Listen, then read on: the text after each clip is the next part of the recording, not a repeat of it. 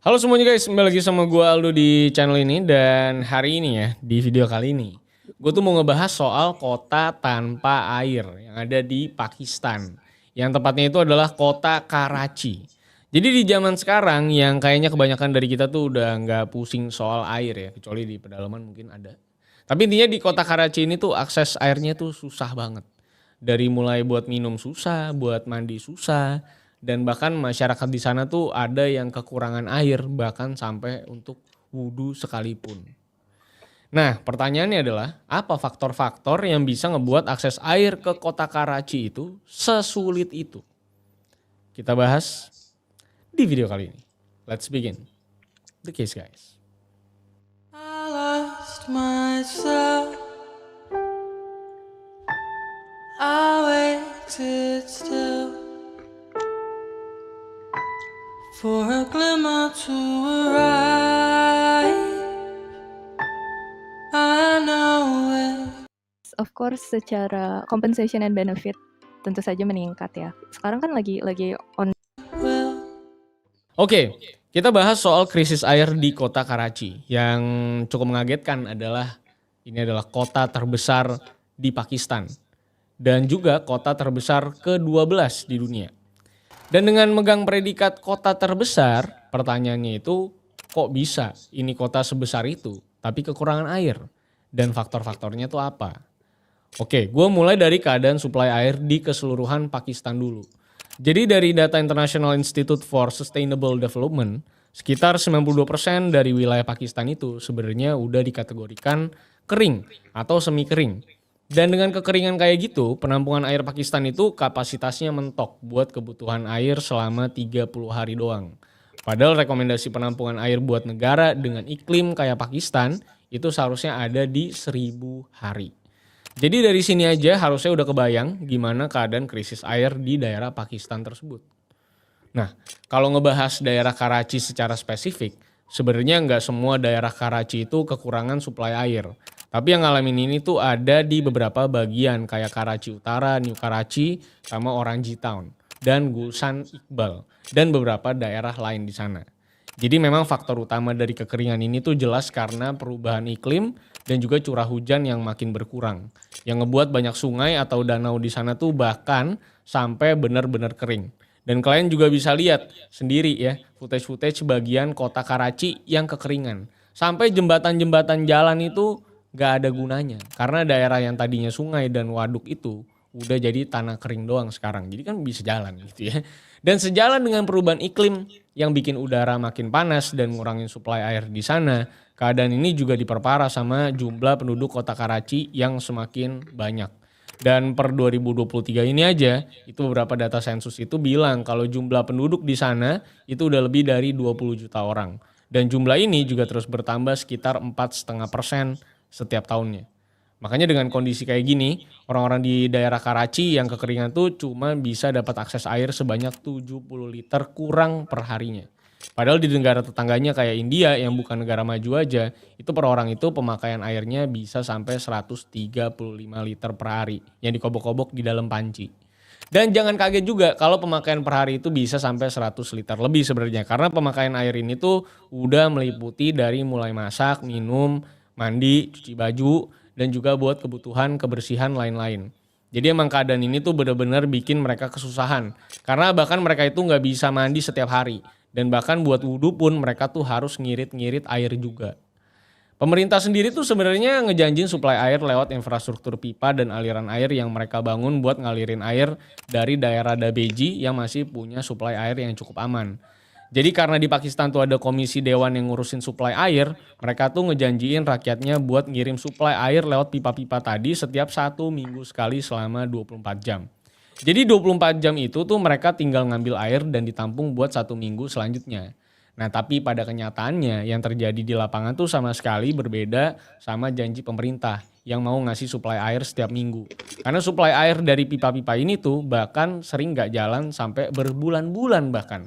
Yang ngebuat mereka nggak bisa ngandelin suplai air dari sana jadinya. Karena semuanya bohong gitu ya. Dan jangankan suplai airnya nggak sampai ke masyarakat yang butuh. Di beberapa daerah aja pipa yang dibangun pemerintah ini tuh nggak sampai ke rumah-rumah warga. Dan kalaupun mereka lagi hoki dan ada air yang ngalir dari pipa-pipa itu, masalah lainnya juga muncul. Karena dengan suplai air resmi yang dikasih pemerintah ini, sering banget air yang keluar itu kotor dan bau. Bahkan kadang-kadang juga ada tanah dan sampah yang keluar dari pipa tersebut. Jadi emang separah itu juga kualitas air yang dikasih pemerintah kepada mereka-mereka ini. Dan selain air yang disuplai lewat pipa-pipa pemerintah tuh kotor dan bisa ngebawa penyakit tentunya, suplai air ini dengan cara ini juga memang tidak efektif. Karena secara nggak langsung mereka juga ngebuang-buang air secara sia-sia. Nah kenapa bisa nggak efektif? Ya karena jarak antara sumber air dan daerah yang ngebutuhin air tuh bener-bener jauh. Bahkan bisa sampai 70 km lebih. Dan dengan jarak sejauh ini, udah sekitar sepertiga dari total air yang dikirim itu habis di jalan. Karena apa? Karena bocor pipa-pipanya. Bahkan sampai bikin kubangan-kubangan gede di tempat yang masih cukup jauh dari tempat tinggal penduduk. Jadi sayang banget. Jadi tiap hari tuh ada aja penduduk yang nongkrong di tempat pipa bocor itu buat mandi dan ngisi jerigen-jerigen buat persediaan air di rumah. Tapi cara masyarakat buat ngedapetin suplai air tuh memang tidak berhenti sampai di sini doang, nunggu-nunggu dari pemerintah atau nungguin air bocor. Karena ternyata di sana juga ada bisnis air yang dijual pakai truk tangki. Jadi sebenarnya bisnis air kayak gini tuh udah ada puluhan tahun di Pakistan. Dan kurang lebih ya sama aja kayak di Indonesia gitu ya. Kan kita juga sering lihat truk yang ada tulisannya air bersih di jalan-jalan gitu untuk kebutuhan sesuatu gitu ya. Jadi awalnya itu sebenarnya bisnis air kayak gini dibolehin sama pemerintah buat ngegantiin suplai air resmi. Waktu pemerintah Pakistan mau ngebangun infrastruktur airnya. Tapi karena semakin kesini tuh ternyata infrastruktur airnya pun juga tidak merata. Pebisnis-pebisnis ini akhirnya malah jadi ngemonopoli suplai air di mayoritas daerah di Pakistan yang lagi kena krisis air.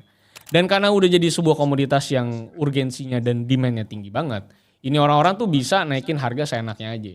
Dari yang tadinya sekitar 500 ribuan rupiah per 8.000 liter, kurang lebih sama kayak di Indo, sampai jadi 4.000 rupiah atau sekitar 1 juta rupiah per 8.000 liternya. Jadi naik 2 kali lipat gitu harganya. Dan kalau misalnya kita yang masih terbilang cukup secara ekonomi di Indonesia masih bisa ngeluarin dana segitu buat kebutuhan air atau bisa dibilang kebutuhan-kebutuhan utama kita. Nah di Pakistan terutama di daerah-daerah yang krisis air itu gak sedikit kepala keluarga yang punya gaji pas-pasan banget. Bahkan gak sampai $200 per bulannya. Atau gak nyampe 3,5 juta. Jadi bisa kebayang gimana susahnya mereka buat beli air doang. Yang bahkan mereka tuh lebih baik beli baju bekas dan ganti baju dibandingkan buat beli air dan mandi karena segitu mahalnya air. Karena ya harga baju bekas jauh lebih murah dibandingkan dengan harga air. Dan balik lagi ke bisnis water tanker tadi, skala bisnis ini tuh bisa dibilang gede banget. Yang per 2017 aja itu udah ada lebih dari 10.000 truk tanker yang kalau ditotalin itu ada sampai 50.000 trip setiap harinya buat nganterin air. Dan per tahunnya itu komoditas ini tuh bisa ngasilin total 42 juta dolar lebih. Yang angkanya itu gokil banget buat perusahaan air doang. Apalagi buat di negara berkembang kayak Pakistan. Ini perusahaan airnya bukan yang BUMN lagi ya, punya swasta gitu. Dan mafia-mafia air ini juga sebenarnya bukan cuman meres orang-orang miskin doang. Tapi juga orang-orang kaya di sana. Karena ternyata cuan mereka tuh sebenarnya bukan dari daerah-daerah miskin. Tapi lebih ke daerah elit yang juga ternyata nggak punya air keran sendiri. Jadi di perumahan-perumahan elit tuh semua penduduknya juga sama-sama beli air dari water tanker kayak gini. Tapi memang jumlahnya itu jauh lebih banyak dibandingkan orang-orang daerah pinggiran yang biasanya itu patungan gitu belinya. Karena di perumahan elit kayak gitu tuh satu rumah itu bisa ngabisin sekitar 1 juta rupiah buat air mereka. Dan itu cuma bertahan selama 3 hari. Kalau di sini 1 juta udah dapat air sebulan lebih gitu ya. Bisa 6 bulan kayak kalau rumah gue ya. Jadi lu bisa bayangin seberapa gedenya ini mafia-mafia yang ngejual air ke perumahan elit. Kalau satu rumah aja itu bisa ngeluarin duit 1 juta setiap 3 hari. Kalian juga sebenarnya gak bakal heran kenapa mereka bisa ngeluarin 1 juta per 3 hari. Karena memang Studies show that if you tap a coworker on the shoulder with a question, it takes 23 minutes to get back to full concentration. It's time to say no to shoulder tapping. rumah-rumahnya tuh pada gede semua. Dan beberapa rumah di sana juga bahkan ada yang punya kolam renang, guys. Di daerah krisis air tapi punya kolam renang, lu bayangin kan, berarti berenangnya pakai air bersih banget tuh ya kayaknya ya. Nah tapi kalau dirunut-runut lagi soal bisnis air ilegal ini, sebenarnya kan pertanyaannya adalah kenapa pebisnis ini bisa sampai ngasilin duit sebanyak itu. Dan dari mana gitu. Ini orang-orang bisa dapat suplai air sampai segitu banyaknya dan diperjualbelikan. Dan jawabannya adalah pencurian. Karena dari banyaknya suplai air yang mereka dapetin, mereka tuh nyolong air dari aliran air resmi pemerintah. yang harusnya itu nyampe ke rumah-rumah warga. Dan gak cuma dari aliran air pemerintah doang. Mereka-mereka ini juga ternyata ngebuka sumur ilegal sendiri yang sebenarnya bisa makin ngurangin jumlah air tanah.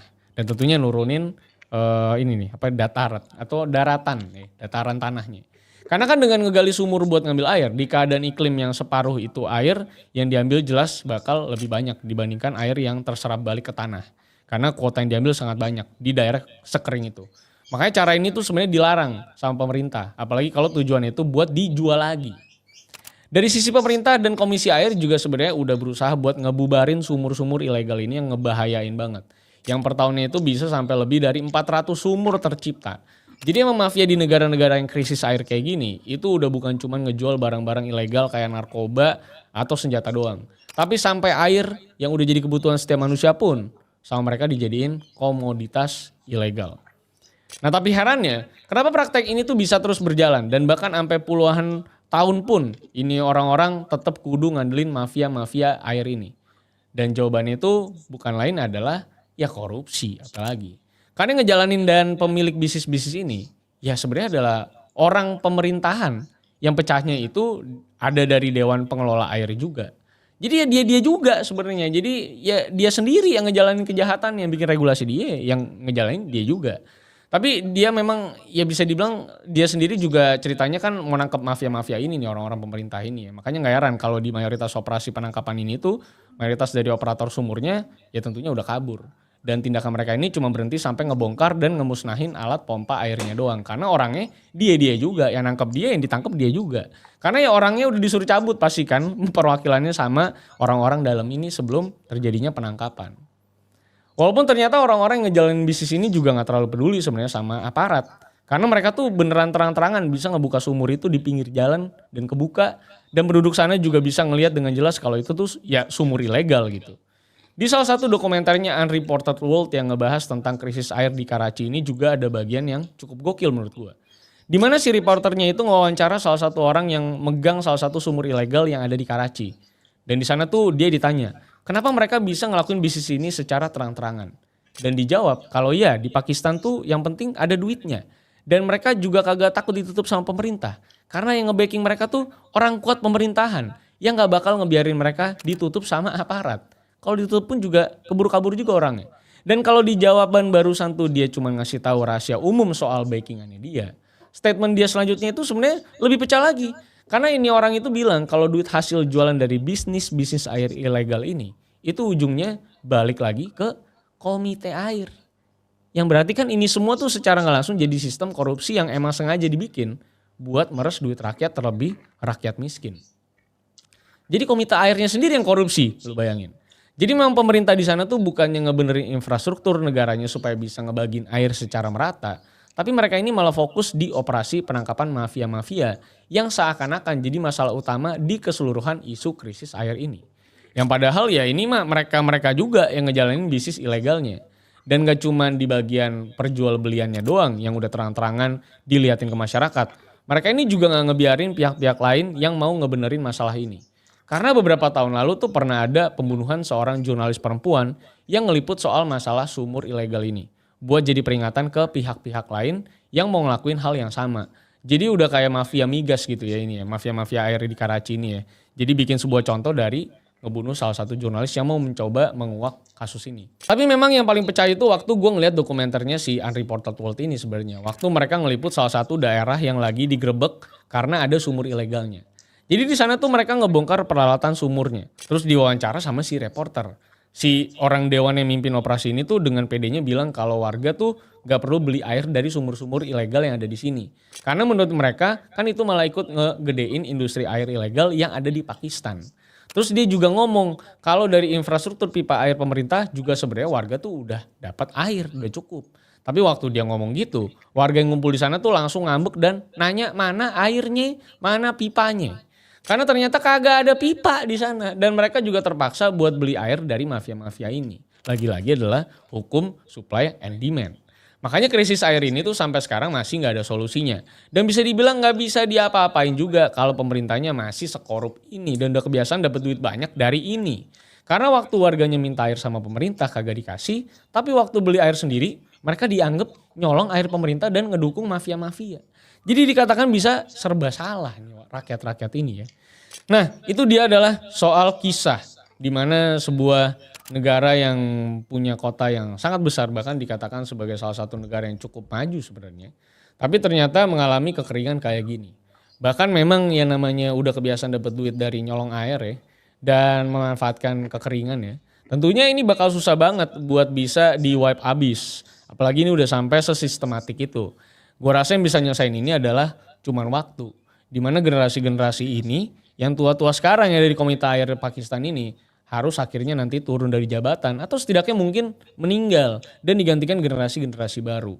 Semoga generasi barunya bisa lebih cepat untuk berada di posisi-posisi jabatan sekarang. Supaya bisa ngebenerin hal ini. Karena ini udah jadi duit yang terlalu besar sih untuk bisa dihindari dan dibongkar sih. Karena sudah terlalu banyak duitnya. Kalian punya pesan? Tentunya tidak, orang Pakistan juga gak ngerti bahasa kita. Tapi kalau kalian punya opini terkait dengan kasus ini, atau mungkin daerah-daerah kalian di Indonesia mungkin ada yang kesulitan air kayak gini, dan kisahnya mungkin sama, bisa drop di kolom komentar. Dan mari kita berdiskusi.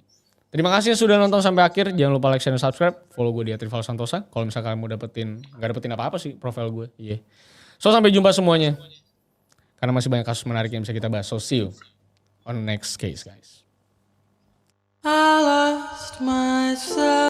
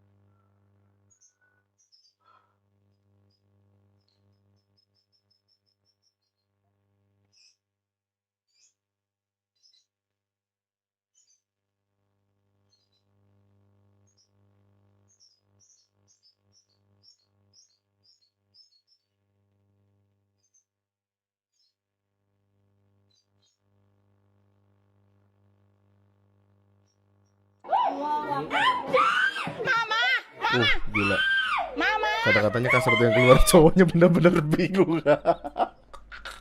Cowoknya tuh, Ben, lu lihat muka cowoknya, Ben, muka cowoknya cengok banget, ngeblank kayak, aduh gimana nih? Aduh, muka cowoknya tuh bener-bener bingung gitu. Aduh, gimana ini? Donasi, peduli Denise hamil tanpa suami. Bawa ayat, janganlah menahan kebaikan, bla bla bla bla bla itu. Ngasih nomor rekening dan kontak person. Oh my god, dia yang berbuat orang lain suruh tanggung jawab. Siang ngemis, malam karaokean sama LC. Anjay. Berita yang sangat mantap sekali.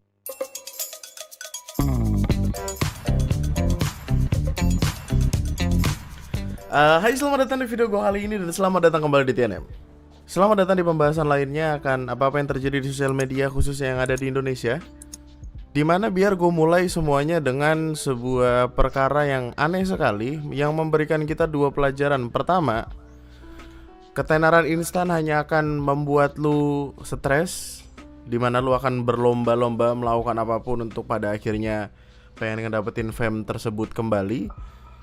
Dan pelajaran lainnya juga adalah tentang perbedaan yang sangat mendasar antara orang-orang di Twitter dan di Instagram. Gue sebenarnya bingung ya mau ngomongin ini atau enggak, tapi ini terlalu tai sih. Maksud gue gini. Jadi lu masih inget Doski kan? Doski ini sempat dimaki-maki sama orang, beberapa tahun yang lalu, tapi kemudian namanya redup, terus dia hadir dengan kontroversi lainnya. Dia sempat ada masuk podcast orang atau siapa gitu. Dan tiba-tiba ngebikin yang namanya donasi, peduli Denise hamil tanpa suami. Bawa ayat, janganlah menahan kebaikan, bla bla bla bla bla itu. Ngasih nomor rekening dan kontak person.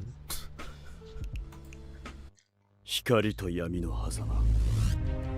Dareka ga kakushi, funushita kyoku.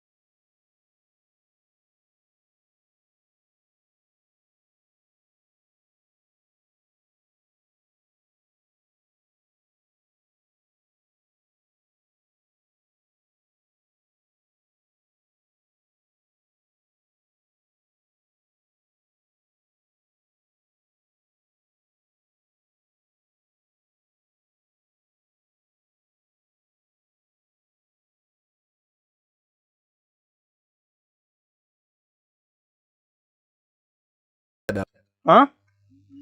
Ada. Makan hak. Lah, perkara ini datang dari orang yang suka ngebikin video-video kayak gini. Orang kaya lagi mau Hmm. makan ayam goreng malam-malam. Kalau ayam goreng orang kaya tuh ya sekali makan ayam 2. Kalau lu berapa? Satu buat. Pertama, ayam goreng gak mahal-mahal banget. Kedua, segimanapun gue bilang gak mahal-mahal banget, pasti di luar sana ada orang yang kepengen banget makan ayam goreng tapi tidak bisa. Ini kan tone deaf gitu kan, maksudnya sebuah kata-kata yang dia keluarkan secara sadar yang bisa saja menyakiti hati seseorang yang tidak mampu gitu kan. Kok lucu gitu orang-orang kayak gini berharap dikasihani dan diberikan donasi untuk let's say anaknya, ketika orang udah ada bayangan konten-konten seperti apa yang dia buat gitu loh. Aneh gak sih? Gue ngeliatnya aneh tau. Terus dia juga perkara donasi dia bilang kayak gini, gak malu lu minta-minta donasi begitu? Kagak lah, yang mau itu harusnya 2 orang. Satu yang mau itu harusnya bapak dari anak gue yang nggak mampu. Mampunya beli narko sama alkohol. Tapi kalau misalkan buat makan bibinya sama bibinya ke dokter dia nggak mau bayar. Itu yang malu harusnya pertama. Yang kedua yang harusnya malu udah orang udah dimintain donasi tapi orang nggak mampu ngasih. Gitu, nggak mampu ngasih marah-marah. Kalau misalkan orang nggak mampu ngasih ya kerja makanya biar bisa kasih donasi. Jalur kerja. Aduh, gue bingung banget, gue masih banget. Dia punya temen gak sih? Dia punya keluarga deket gak sih yang somehow ketika ngelihat dia bikin perkara di WhatsApp gitu, Ade tolong jangan kayak gitu ya gitu. Masa nggak ada sih satupun temennya dia yang berpikiran demikian? Gitu aja kok repot. Jangan karena ketidakmampuan kalian tuh nyalain gua, marah-marahin orang, nggak bagus salah-salahin orang. Makanya kerja gitu loh. Oh my god. Oh my god. Dari sekian banyak orang di luar sana yang membutuhkan, banyak yang bisa sekiranya kita lebih. Gue nggak pengen ngelarang orang untuk berbuat kebaikan. Cuman ada banyak orang di luar sana yang lebih membutuhkan, ya nggak sih?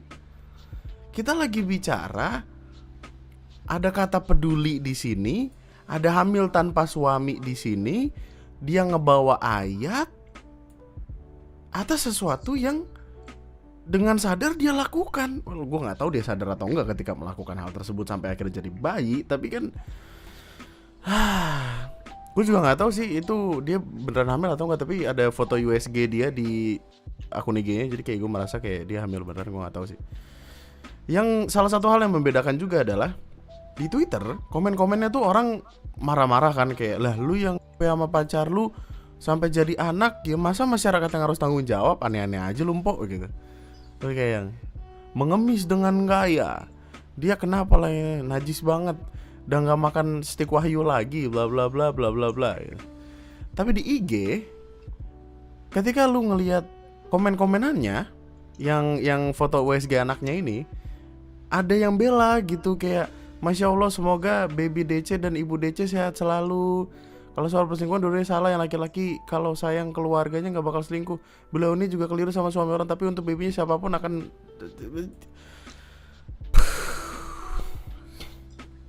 Waduh, ini ada kalimat bagus nih. Giliran gini aja bawa ayat Alkitab, pas nggak inget. Ya. Dia ngatain orang miskin loh. Tapi kok begitu, alah. Emang orang-orang yang kayak kebingungan tentang bagaimana caranya tetap pada fame yang dia inginkan itu kadang kelakuannya menjijikan, men. Bingung banget asli. BTW nih ada video. Ada video yang cukup membingungkan datang dari TikTok.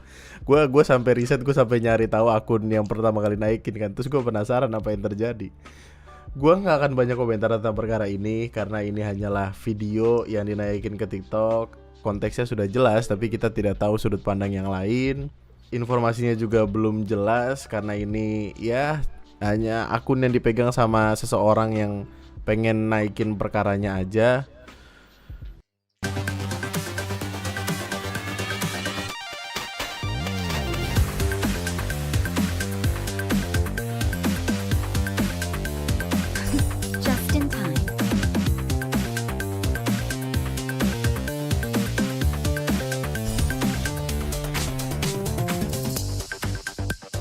This sanctuary is but a vision.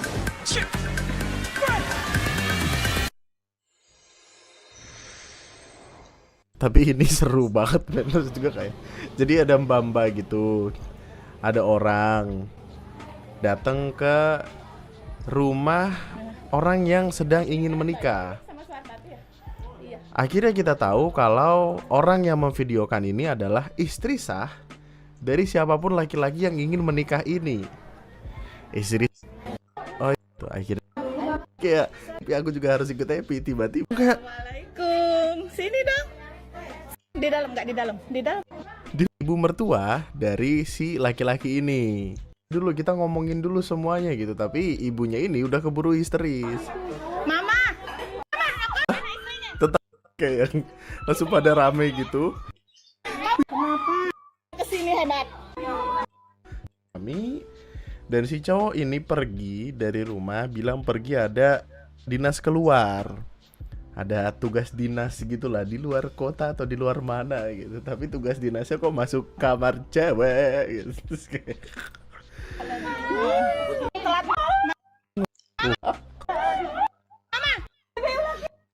Mas ini tapi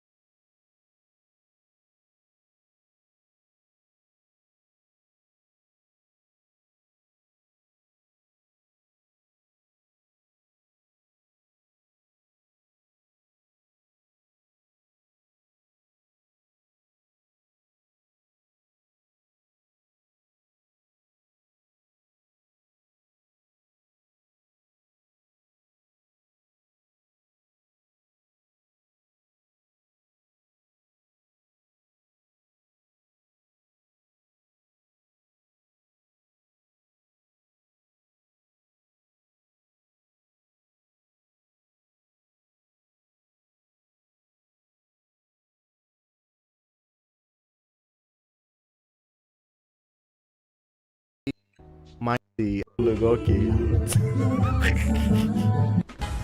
Pengemis di Pati party bagus.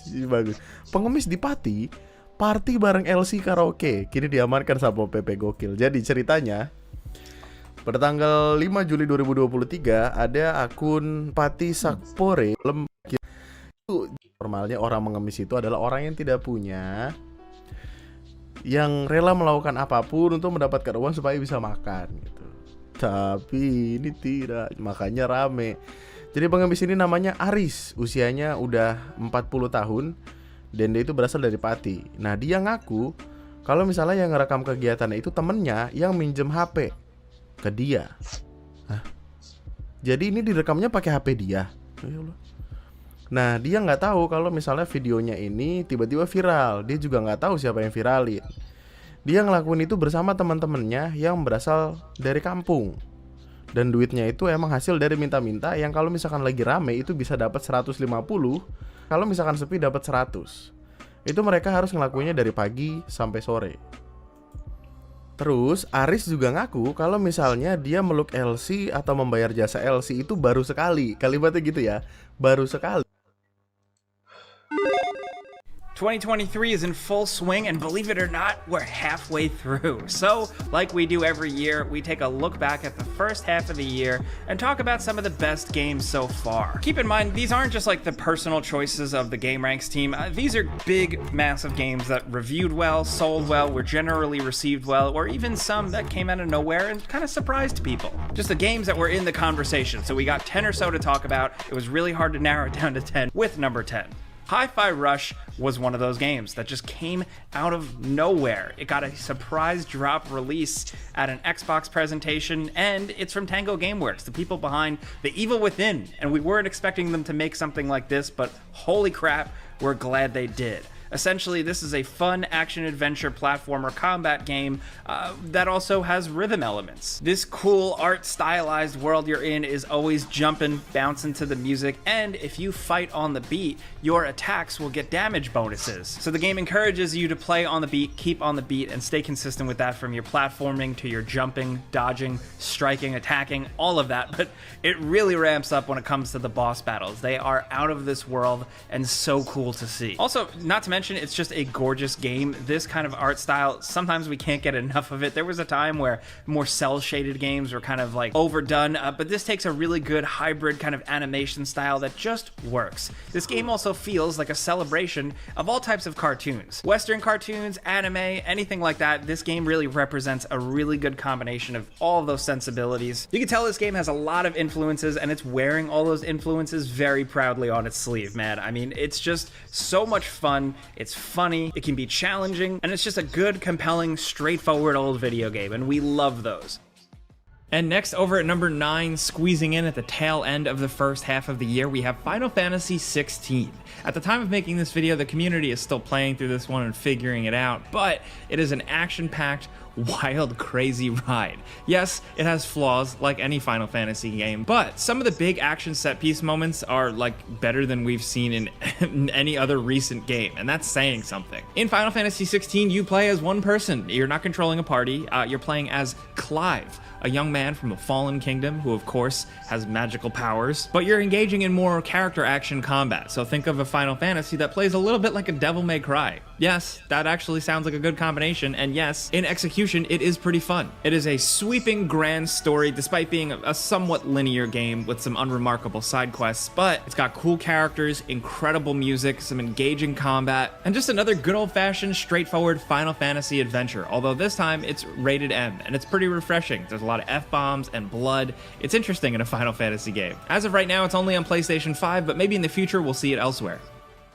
Next, over at number 8, we have Star Wars Jedi Survivor. Essentially, Respawn took Star Wars Jedi Fallen Order and made a big bad sequel with like bigger worlds, way more to do, way more fighting styles, just a lengthier game, and they nailed it. Now, obviously, when it released, the PC port was in a really, really rough spot, but technical issues aside, they made another really good Star Wars game that just kind of gets Star Wars. You're fighting old decommissioned Clone War era battle droids, you're checking out new planets, you're fighting with a blaster and a lightsaber in your hand, or using the crossguard stance as like a heavy attack, and all of it is really satisfying. We get to explore a little bit of Coruscant and engage with a whole big open hub world. I don't necessarily think that the Jedi games needed to shift to open world, but the way they did it here with a cantina that you go back and revisit and talk to some clever characters, it works. There's a lot of satisfying moments for Star Wars fans, I'll just say that without spoiling anything, and Cal Kestis continues to be a bit more of an interesting character. They also do a really, really good job setting it up for another game. I'd love this series to just become a really cool trilogy. Hopefully Respawn can realize that potential, but as of right now, Star Wars Jedi Survivor is great. Next, over at number 7, we have Hogwarts Legacy. Definitely one of the biggest selling games of the year. I mean, it seems like people were really waiting for some big open world and adventure Harry Potter game, and this essentially is what the Doctor ordered. You get to fully explore Hogwarts, find all its secrets, do whatever you want, and take your own created character that you put in whatever house you want and go on a big adventure. You can freely explore around Hogwarts, go to Hogsmeade, all these other little towns, and shoot a lot of bad guys with your wand. I don't know if shooting is the right phrase, but yeah, there is a lot to this game, and we're curious to see if they ever come out with like an expansion for it or add to it in any way. But Hogwarts Legacy is a big, massive, like AAA open world adventure. It comes with all the AAA stuff, of course, but it seems like it's one that has definitely been satisfying fans.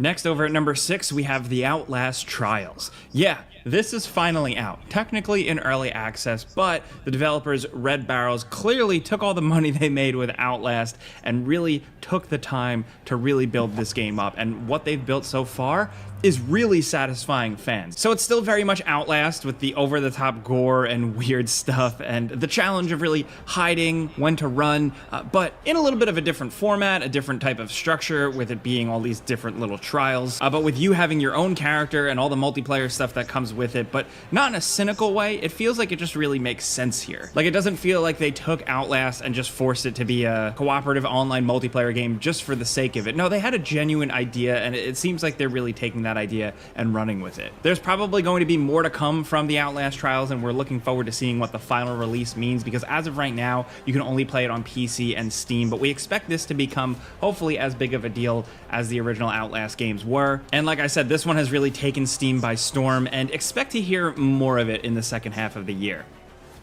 Next, over at number 5, we have Octopath Traveler 2. This game seems to be like the dream come true for JRPG fans. Essentially, they took the potential that the original Octopath Traveler had and really ran with it and blew everything out. A bigger story, a more connected story, more gameplay opportunities, and of course, those incredible visuals that honestly, I can't get enough of. Seriously, those like HD 2D graphics, I love seeing this, and I hope it shows up in more games. Even in different genres would be really cool. But anyway, Octopath Traveler 2 lets you choose from 8 travelers that all have their own unique actions and interactions with people, and there's this whole new cool thing where you can switch between day and night whenever you want, and of course that changes exploration, interaction with different people in towns. The special talent powers for each character is really crazy, and it's just a much bigger game. Way more to explore, you're traveling over water, and it's just dense. There's so much to do, so many weird shenanigans to get into, and then like the music, the voice acting, all of it is top notch. People have been absolutely raving about this one. The user reviews and critic reviews have been great, and it's always nice when everybody's aligned on those types of things. So consider that at the very least an endorsement for Octopath Traveler 2. It seems like everybody really loves it.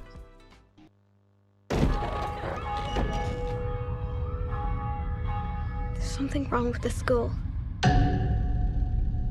Something doesn't feel right.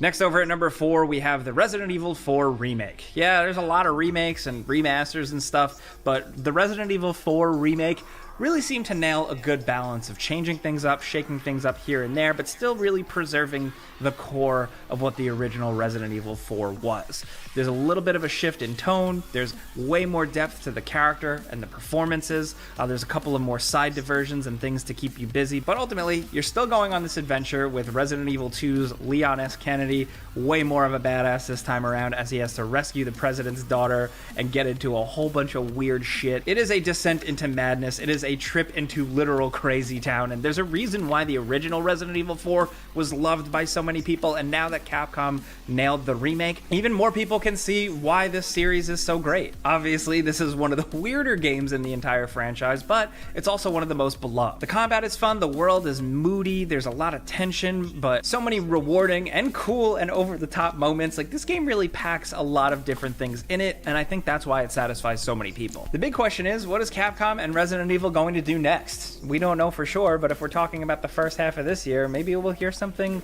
next year. I don't know. Now, down at number 3, if we're talking about Capcom wins, we also have to mention Street Fighter 6. Street Fighter 6 does seem to be a success for the fighting game community, for general casual fighting game fans. It was incredibly well received from the lead up before, the tests, the betas and everything to the final game. I think it's partly because they added so much content here. There's a whole world, a kind of career to progress through for casual fans to work their way through, single player content, then there's all the traditional modes, and a fully fleshed out online mode. They've got great new representations of classic characters with cool looks. There are some interesting new characters added. I mean, what more can you want from a fighting game? As long as it nails all the mechanics, and it seems like they did here, the rest is gravy. There's also multiple control schemes, so more people can get into this series than ever. It's a little bit more accessible, but it is still Street Fighter through and through, and I think that's why people really love this one. Now down to number 2, of course, Diablo 4. Diablo is always an interesting thing, like it's always an evolving thing where people's opinions of it may change over time, and Activision Blizzard could still completely change things with this game, but as of right now, Diablo 4 really kicks ass. It's got so much more of a moody, weird, creepy, gothic tone. Everything is really bleak, and it really just embraces that classic Diablo-ness, but of course, there's so much depth to every character build. Whatever class you choose, there is a ton of different stuff to mess with and kind of tailor your own play style and jump into a like really massive world. I'd say it's almost, before you get a mount, it's like overwhelmingly big. There is so much stuff here, so many dungeons to dive into, and of course you can do it alone or with a friend. It seems like they've really recaptured that Diablo magic here. People are really digging Diablo 4. We were skeptical just because, you know, Activision Blizzard tends to mess things up and they deserve to be scrutinized, but it seems like this is a good one. If you're watching this video at the time of us putting it out, like, a lot of people are still working through this game and deciding for themselves, but it is a big hit. It seems like people are really loving it, and we certainly are too. Now down to number 1, probably one of the biggest releases of the year so far, and it might pop up on a lot of people's Game of the Year list. It's The Legend of Zelda: Tears of the Kingdom. This is just a bigger, crazier version of Breath of the Wild, and I don't mean that as a bad thing. Tears of the Kingdom is absolutely immense, from a whole level of sky islands up above Hyrule to the depths below Hyrule, a whole massive cavernous area to explore. This game is bigger in so many words, but also mechanically. Puzzles, environmental interactions are all so much more complex now thanks to the ability to build stuff, a bunch of different new abilities, to really mess around with the physics system and experiment. They really took some of the stuff that people were doing in Breath of the Wild and ran with it here. That being said, there's also a really good emphasis on some story and some narrative, and I mean, this isn't a spoiler or anything, you've seen it everywhere, but Ganondorf is in it, and that is also very cool. We're simple here at GameRanks, that's it, but seriously, Tears of the Kingdom is really cool. Those are some of the best games of the first half of 2023, but of course there's more than 10. We had to mention a couple of other bonus ones, like a Dragon Ishin. This spin-off of the main Yakuza or Like a Dragon franchise is really cool. Throwing it back to a much older time in Japan's history, with new characters, new fighting styles, and swords. I mean, come on. Then of course also Sons of the Forest, released on PC, and it seems like people really dug it. It's not the longest game by any means as of right now, but people have been waiting for a new Forest game for a long time, and this one finally dropping in early access definitely was a big deal. We have another one that came out of left field. It's a little game called Dredge. This is a game where you just kind of drive around in a little boat and you dig up mysterious treasures, and that's it. It sounds really simple, right? But this game absolutely took over Steam, and people fell in love with it very quickly thanks to its very addictive loop. You have to pilot your little boat out into the mysterious depths, hoping that you can do enough in time before the sun goes down, and then unknown horrors will start to pop up. Yes, there's some mystery to this game, but there's the whole fishing and dredging mini games which require little fun button prompts, and then whatever you get, be it trash or actual fish, you have to manage in a kind of Resident Evil 4 attache case style inventory system. And the Dead Space remake, which didn't really change too much, but added some really gorgeous visuals and just tiny alterations here and there that really just make the original Dead Space a little bit better, but it already was a fantastic game top to bottom, and they didn't screw it up. Good job, EA. Also, Metroid Prime Remastered. This is just a gorgeous new up-resing and tweaking of the original Metroid Prime, and it's absolutely gorgeous to this day and still worth playing if you never did. It's a simple, gorgeous, atmospheric, challenging first-person shooter, but with some GameCube-era charm to it. And humanity. If you're looking for something a little bit different, a little bit more creative, this game really thought outside the box, and you can play it just as it is, or on PlayStation VR, which is a nice bonus. We're gonna completely shift gears and talk about a game called Pizza Tower. This thing came out of nowhere and completely took over Steam, and for good reason. It's a really fun, over-the-top Wario Land style 2D action platformer. You are this crazy chef progressing through levels, doing all kinds of shenanigans. The music absolutely kicks ass, and the whole thing is just kind of inspired by 90s cartoons. It gives like Ren and Stimpy, Beavis and Butthead, anything on Nickelodeon at the time. Like, it just gives all of those vibes and it nails it. But those are 10 or so games from 2023 so far, the first half. Of course, we have the rest of the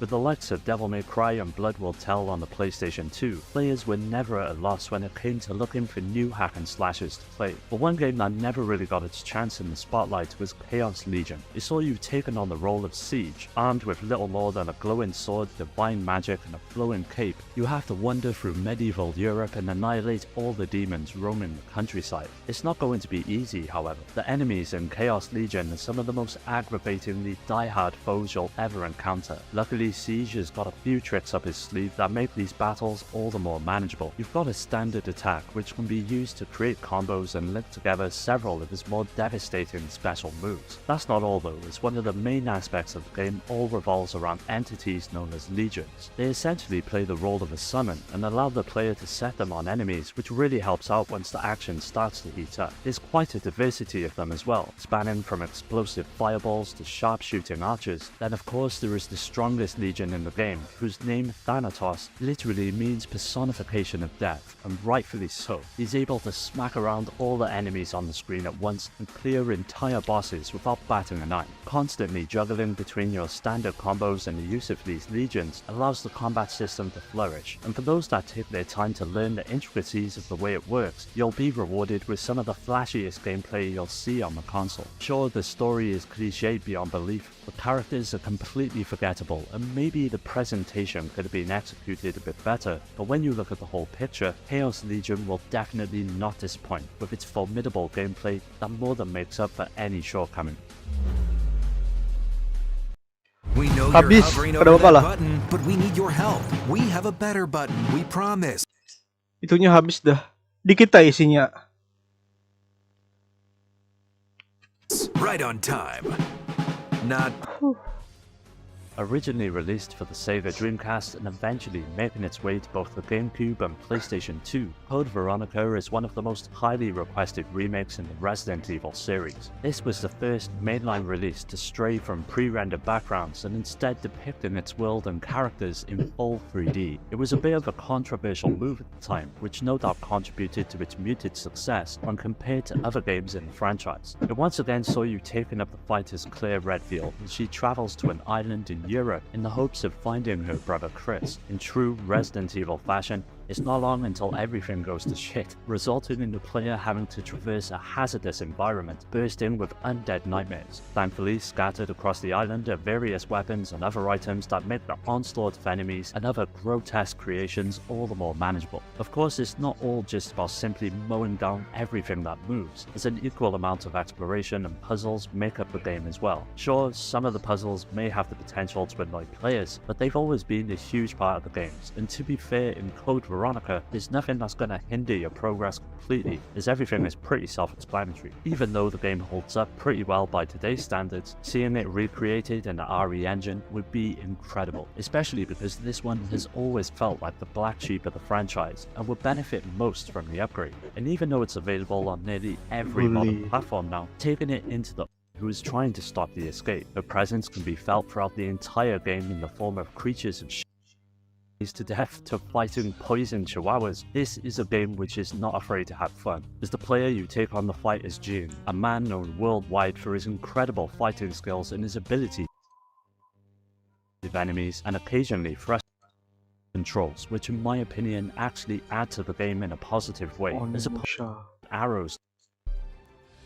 Mortal Kombat has always been one of the most popular fighting series, with many games spanning from the Super Nintendo right up to this day on the PlayStation 5. As with most long-standing franchises, there's always a few games which dared to try something different, and even though they missed the mark a couple of times, Shaolin Monks got it right and proved that there was life in the series outside of the fighting game genre. It's essentially a beat-em-up that takes place after the events of the first game and sees Liu Kang and Kung Lao teaming up to combat the forces of Outworld. The game has a free-form combo system that allows any attack mapped to any button to be combined in any way, and also allows special moves to be linked in as well. These combos are only limited by your imagination, and can range from just on-ground fighting to juggling the enemy in the air, to jumping on top and throwing them into spikes and other environmental hazards. While you're performing all these combos, you are constantly earning experience to upgrade your character. You can purchase new combos, new special moves, and new variations of a certain special attack. For instance, for Kung Lao, you start out with his normal half throw, but can choose to upgrade it so you can spin it around your body as a shield. It's these little touches that make Shaolin Monks combat so rewarding and an absolute blast to play. In true Mortal Kombat fashion, the game is bursting with secrets and unlockable content such as extra modes, and even a way to play through the game as other Mortal Kombat characters you might have encountered throughout the story. To sum it up, this is a great game which can keep you entertained for a long time. If you're a fan of Devil May Cry, God of War, or even if you just like Mortal Kombat, this is definitely a game for you.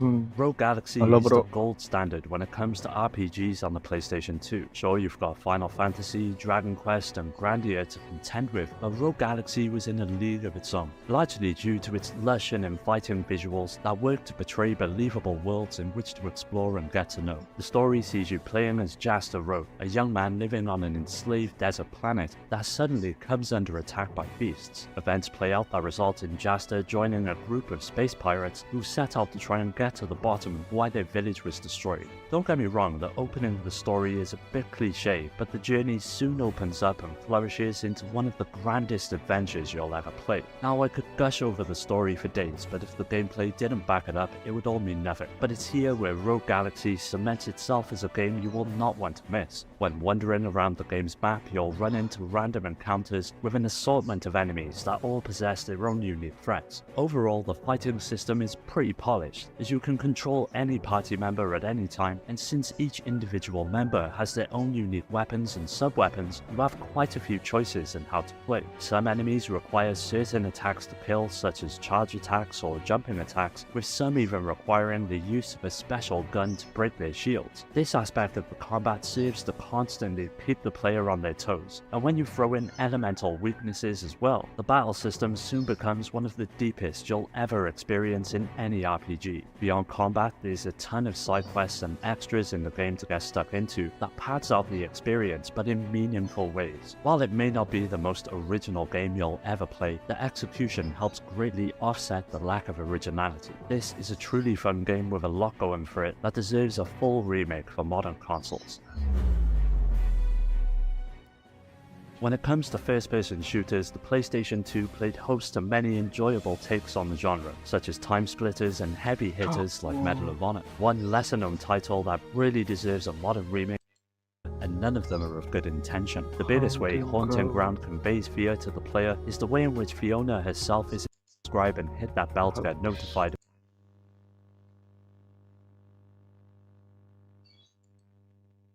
Habis.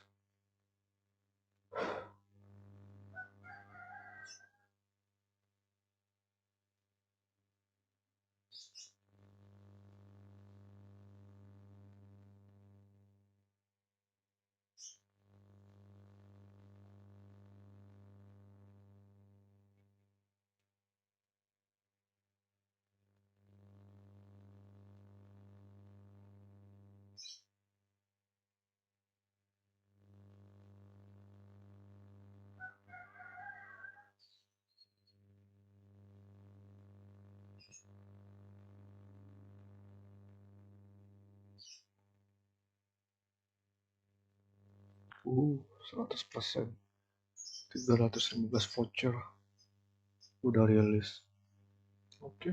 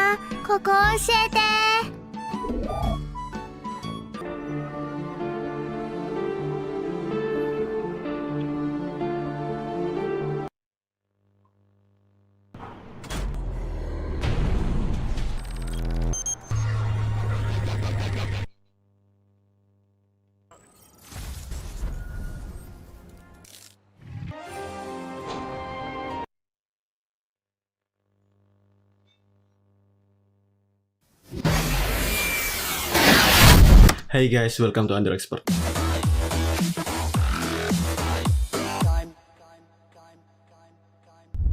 Lu sadar gak sih kalau makin kesini, game-game ukurannya makin gede, mapnya makin luas, filenya makin besar, dan makin banyak waktu untuk ditamatin. Dulu pas zamannya PS1 dan PS2, mayoritas game bergenre linear single player yang mengutamakan story dengan durasi waktu namatin ya sekitar belasan jam lah ya. Tapi pas zamannya PS3, game bergenre open world mulai banyak mendominasi market. Coba lu search aja list game terbaik yang rilis di era ini. Pasti bakal banyak game open world yang masuk list tersebut dan tentunya dengan durasi waktu gameplay yang lebih panjang daripada generasi sebelumnya. GTA 4, GTA 5, Red Dead Redemption, Skyrim, Far Cry 3, Fallout 3, Fallout New Vegas, Arkham City, dan masih banyak game lainnya. Seiring dengan perkembangan zaman dan teknologi, developer game mampu membuat game yang lebih besar dengan map yang lebih luas. Hal ini tentu saja membuat genre open world menjadi tren gaming untuk beberapa tahun ke depan. Banyak game open world yang rilis pada era ini. Bahkan game-game terbaik pada era ini, mayoritas adalah game open world. Banyaknya game open world yang rilis setiap tahun, tentunya akan membuat market saturation yang membuat genre open world lama-lama kerasa boring dan gak kreatif. Ya, emang sih masih ada beberapa game open world yang layak disebut masterpiece. Game yang open world-nya kerasa hidup. Game yang mekanik open world-nya digunakan secara bijak. Gak cuma untuk nambah durasi gameplay. Tapi apa sih yang membuat game open world layak disebut masterpiece? Dan sisanya adalah game ampas? Di video analisis kali ini, gue akan mencoba untuk membedah genre open world. Dan disclaimer, video ini adalah opini personal gue tentang game open world dan kenapa gue mulai bosen mainin genre game ini. Jadi kalau lu gak setuju dengan pendapat gue ya fair-fair aja sih. Mungkin lu bisa berdiskusi di kolom komentar di bawah. Oke, in my opinion, unsur terpenting dari game open world adalah mapnya. Dan akhir-akhir ini, sepertinya para developer game lebih mementingkan map gede untuk gimmick gamenya. Red Dead Redemption 2 punya map yang lebih gede dari game sebelumnya, 75 km persegi. Elden Ring, 79 km persegi. Breath of the Wild, 86 km persegi. Assassin's Creed Valhalla, 100 km persegi. Cyberpunk 2077, 110 km persegi. Kadang map besar juga ada benefitnya, terutama game yang lebih mengandalkan eksplorasi seperti Breath of the Wild. Tapi seperti kata Uncle Ben, remember, with big map comes big responsibility. Apa sih faedahnya map gede tapi mostly isinya kosong? Apa sih faedahnya map gede tapi gak fun untuk dieksplor? Apa sih faedahnya map gede tapi kerasa lifeless? Itulah beberapa problem game open world akhir-akhir ini. Developer game serasa lebih mementingkan kuantitas daripada kualitas. Saat mapsnya terasa lebih gede, dunianya terasa lebih kosong. Dan kebanyakan developer mengisi kekosongan tersebut dengan filler-filler objektif. Contoh terbaiknya adalah Assassin's Creed Unity. Sebagian fans Assassin's Creed menganggap Unity adalah game yang underrated. Tapi bagi gue sendiri, Unity adalah game yang mid. Story-nya basically adalah ciplakan dari Assassin's Creed 2, tapi versi Paris. Dan dunianya isinya kebanyakan filler. Mapnya padat banget dengan filler objektif yang gak ada gunanya. Apakah filler tersebut untuk nambah story? Enggak. Apakah dunianya lebih fun untuk dieksplor? Enggak. Tujuannya filler tersebut cuma untuk nambah durasi gameplay. Cuma untuk ngabisin waktu lu. Tapi ada gak sih game open world yang isinya gak cuma filler doang? Ada. Red Dead Redemption 2. Sejak GTA 4, Rockstar menambah fitur unik dalam game open world-nya, yaitu Random Encounter.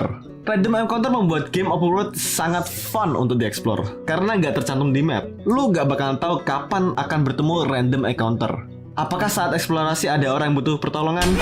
Atau apakah lu akan dibegal?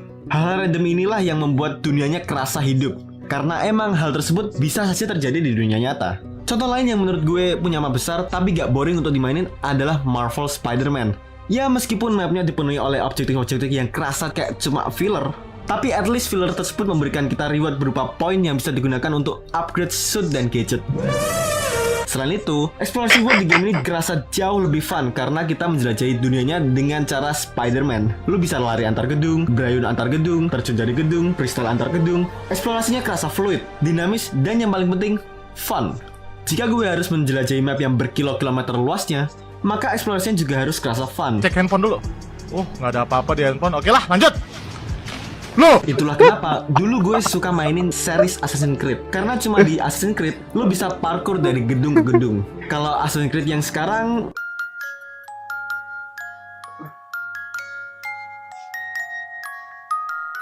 cara eksplorasinya sama seperti kebanyakan game open world. Dan kalau eksplorasinya boring kayak gini, ya mayoritas orang bakal lebih prefer untuk melakukan fast travel. Dan kalau lu lebih sering menggunakan fast travel daripada menjelajahi dunianya, berarti emang ada yang salah dengan mapnya. Karena in my opinion, fast travel adalah jawaban dari map yang terlalu gede. Saking gede mapnya, sampai-sampai lu milih nge-skip untuk menjelajahi dunianya karena eksplorasinya kerasa boring. Jalan dari poin A ke poin B serasa kayak sebuah tugas daripada sebuah hiburan. Itulah kenapa gue lebih prefer map kecil tapi isinya padat daripada map besar tapi isinya hampa. Contohnya seperti series Yakuza, kecuali Yakuza 7. Map di series Yakuza kecil. Daripada membawakan map segede kota, map di game Yakuza hanyalah segede distrik yang terinspirasi dari distrik di Jepang. Meskipun mapnya kecil, tapi isinya padat banget. Ada arcade, restoran, bar, karaoke, bowling, gym, Indomaret, balapan Tamiya yang membuat dunianya benar-benar terasa hidup. Yes, emang game ini juga punya fast travel. Tapi dari 7 game Yakuza yang pernah gue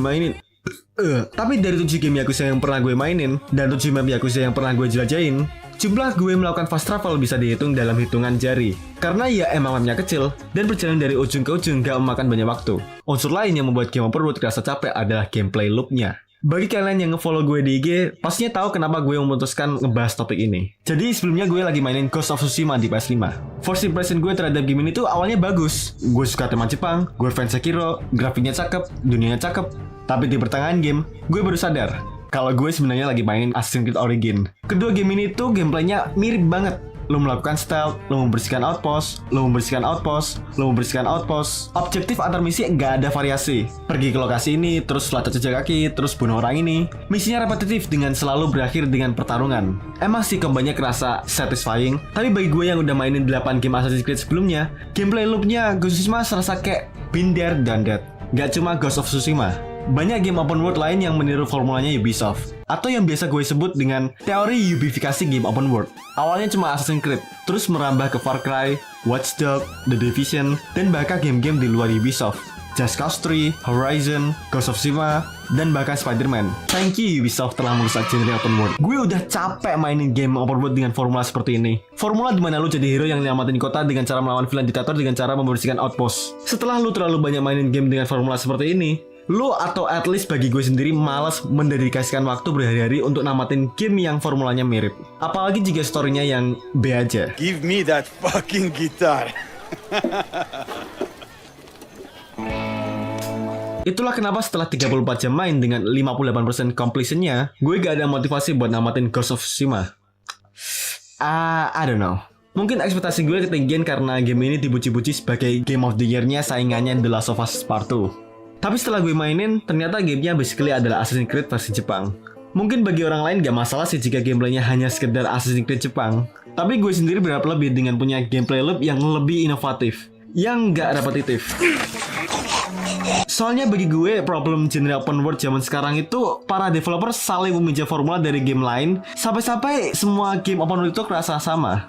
Namun di sisi lain, story juga berperan penting dalam game open world. Karena jika story-nya nggak bagus, maka player juga akan malas untuk ngelanjutin gamenya. Sulit untuk menghabiskan waktu 40 jam lebih jika kita nggak connect dengan karakternya, nggak peduli dengan apa yang terjadi di dalam game. Ngapain kita harus ngabisin waktu berjam-jam setiap hari selama sebulan jika mapnya kegedean, dunianya hampa, gameplaynya monoton, dan storynya gak menarik?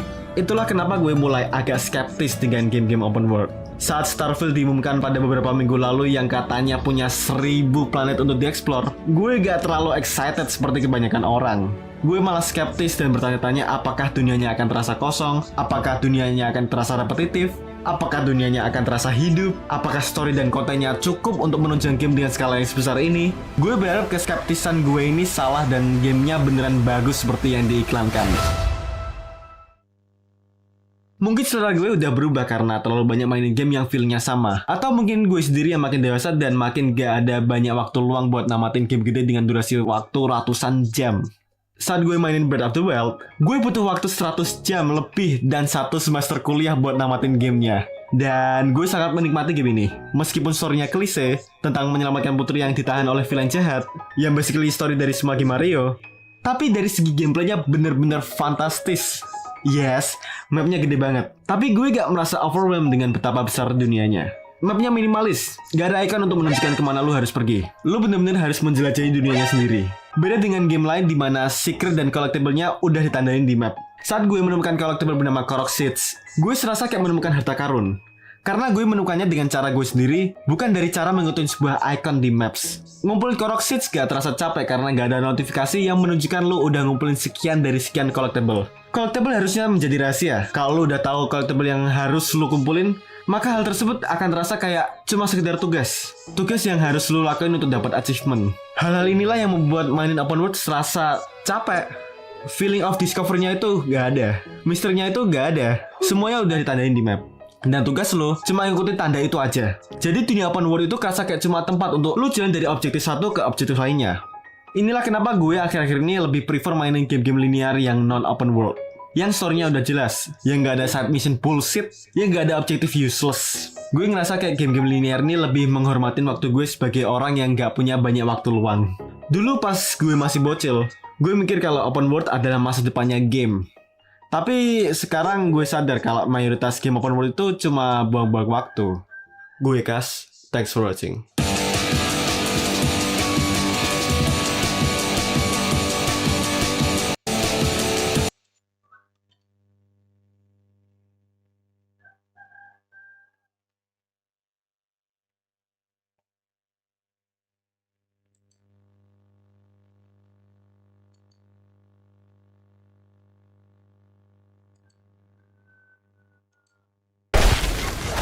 Time to prepare.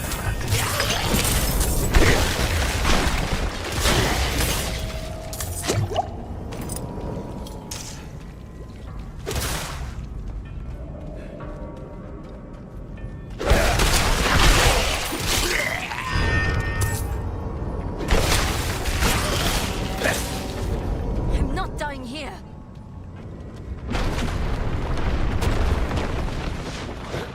Over there. An opening. Go!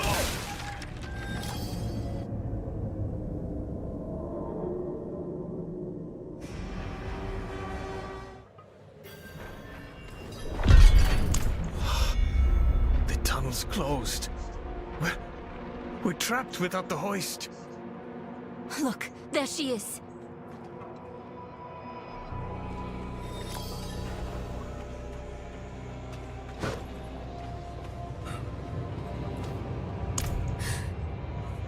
Statue.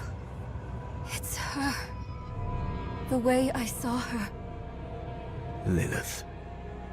We need to find my mother.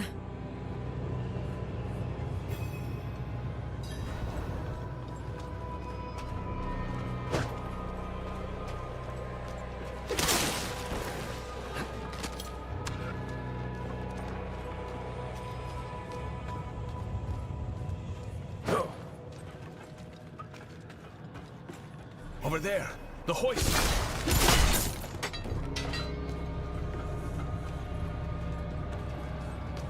At last, I'll ride out.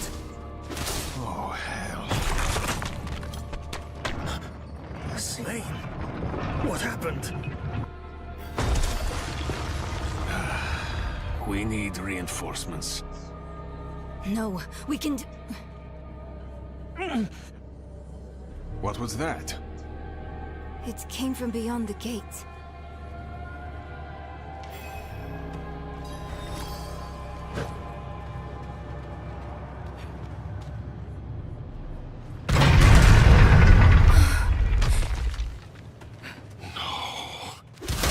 The escort. They're all dead.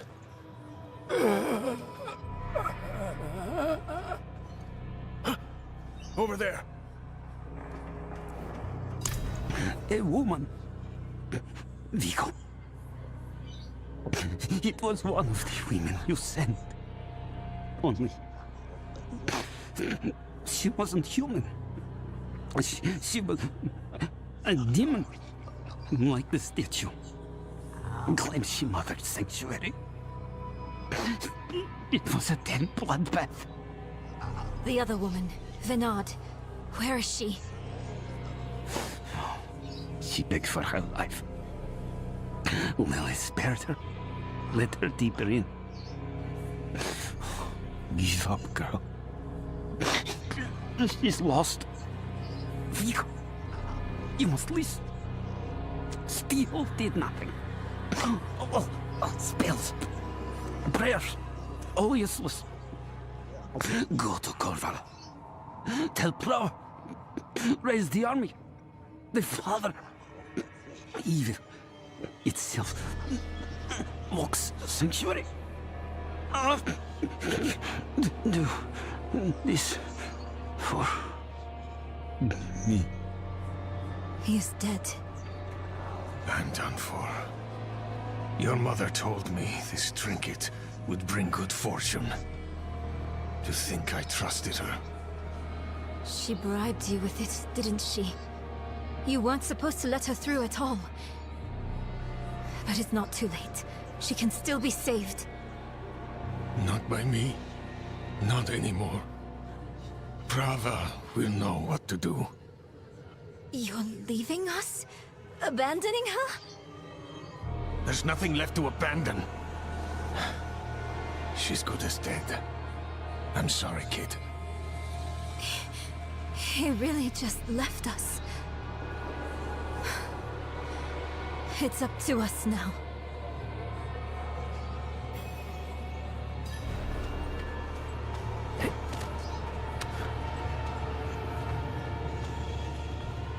Lilith can't be too far.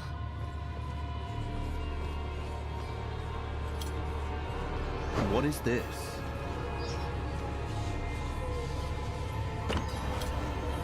How your mind races. Yes, I am Lilith, mother of sanctuary. Daughter of hatred. I have what you seek. You hunger for knowledge. You dragged your child all over sanctuary in pursuit of it. No, I taught her how to survive. Is that what you want to believe? Drop the act. You have questions. I have answers. I know the fabric of the cosmos. Everything I've read has warned me against you. You've read so much, yet know so little. Will you accept my offer? I don't know. Will you let me try? I want to try. Your mother is alive. She came this way with Lilith. How can you be sure? Sometimes I see visions of the past. I saw them. What? How? Lilith's petals. Her blood was fed to me once.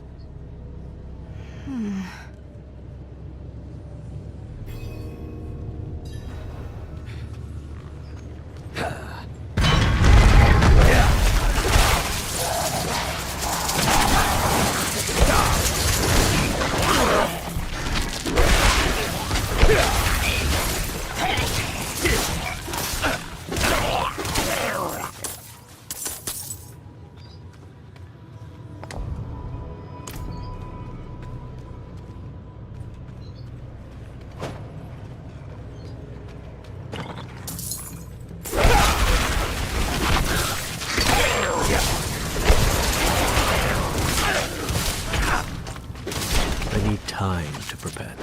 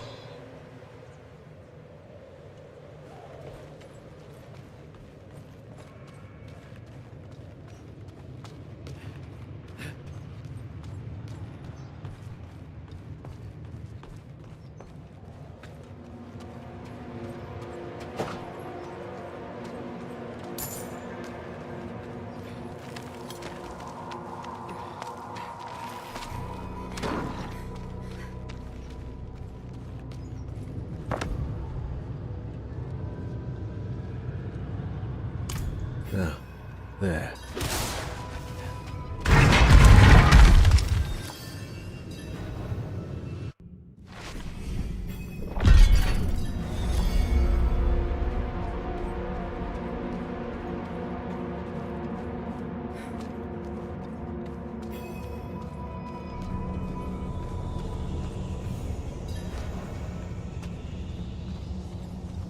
So curious. You are eager to know why you were spared. Yes. Do you have faith in me? I want to. Good. For now, all you need know is that we are going to meet my son. Rathma, the first necromancer. He is that, and more. He is the key to my plans. It sounds like they're searching for Lilith's son, Rathma. Together. Mother, what are you thinking?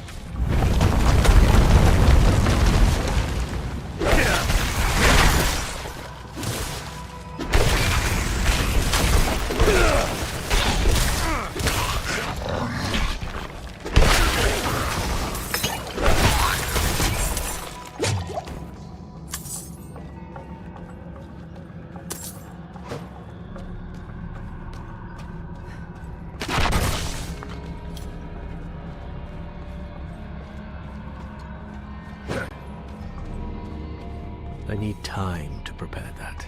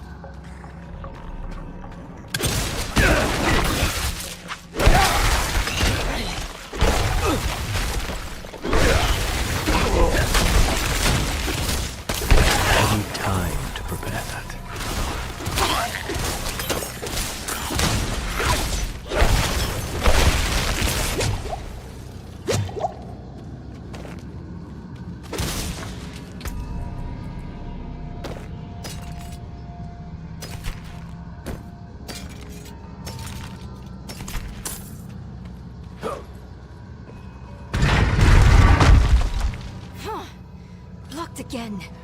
Does Lilith know we're coming?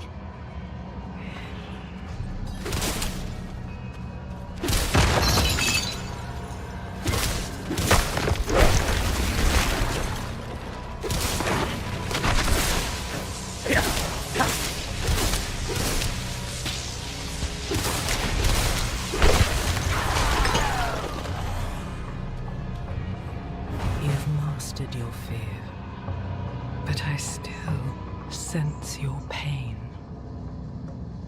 You miss your daughter. My magpie. She's scared right now.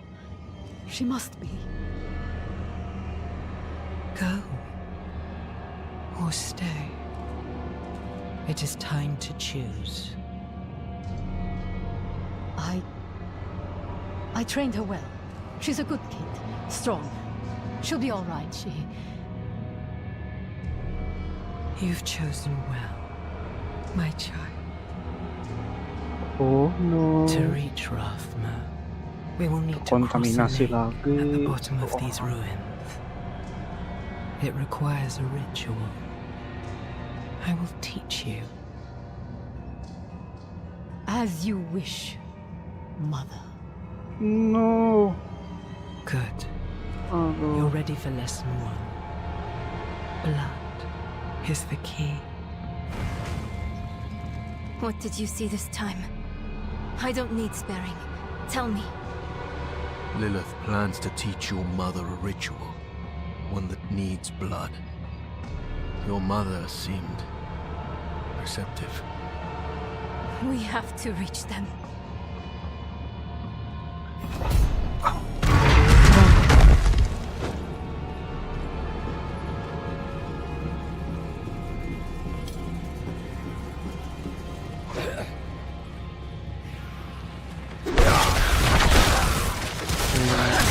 Demon,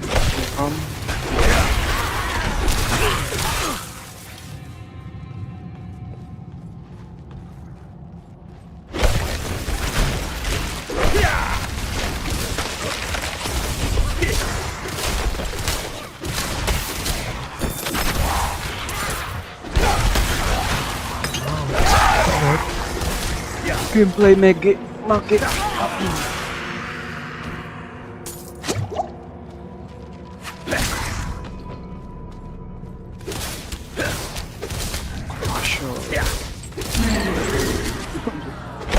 sebelum menyerang. Gede badan, lambat jadinya.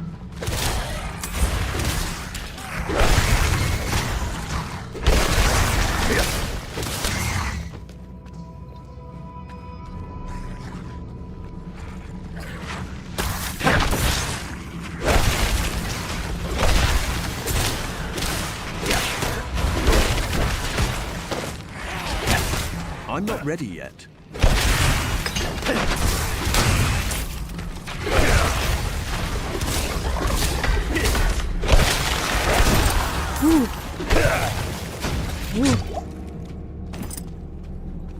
Keren.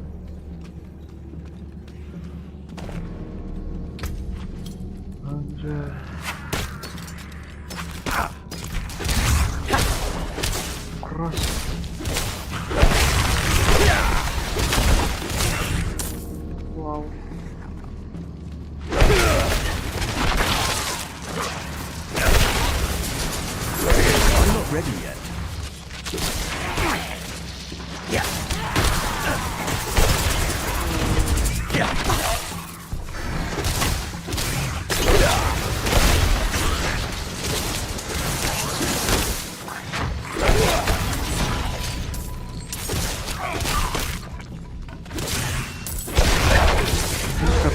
sih menurutku daripada PS.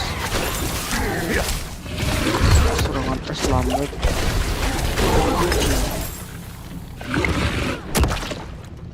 Kalau petir bisa nyambar-nyambar.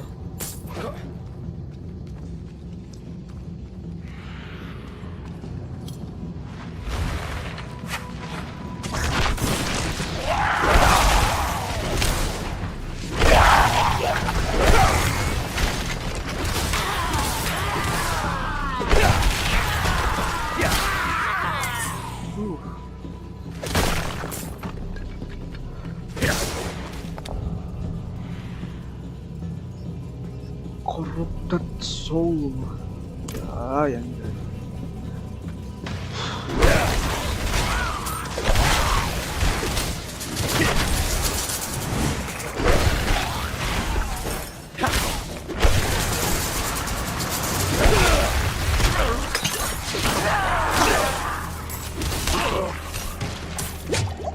panas.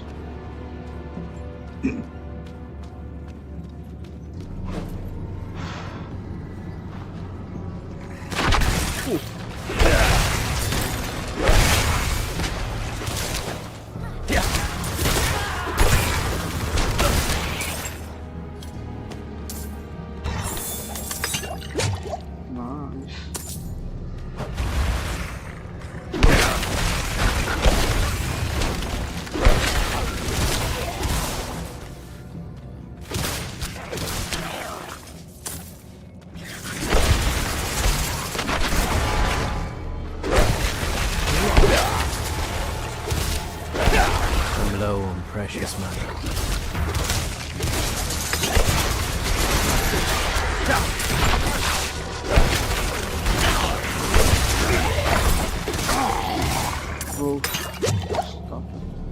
My bags are full.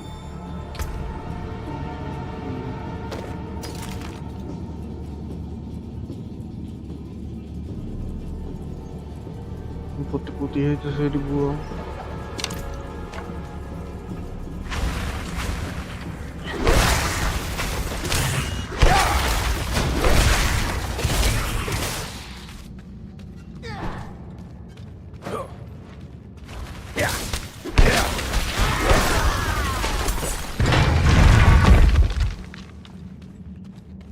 This barrier.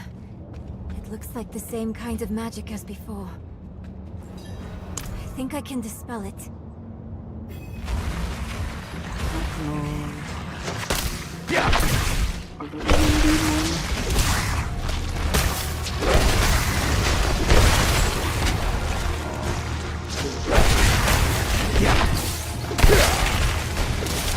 I'm out of mana.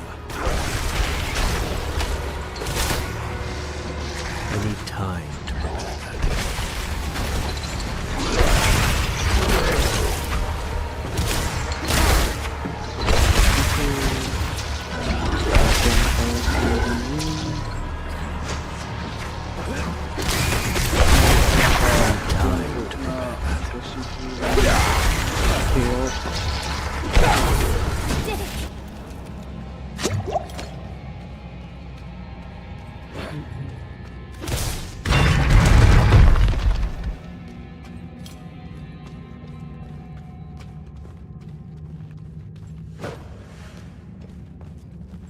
Casting spell shield.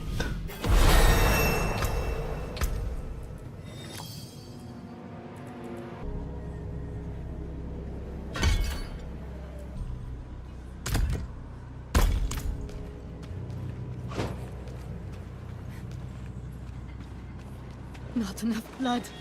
Never enough blood. I will follow you to the ends of Sanctuary, Mother. A priest. He must be. There she is.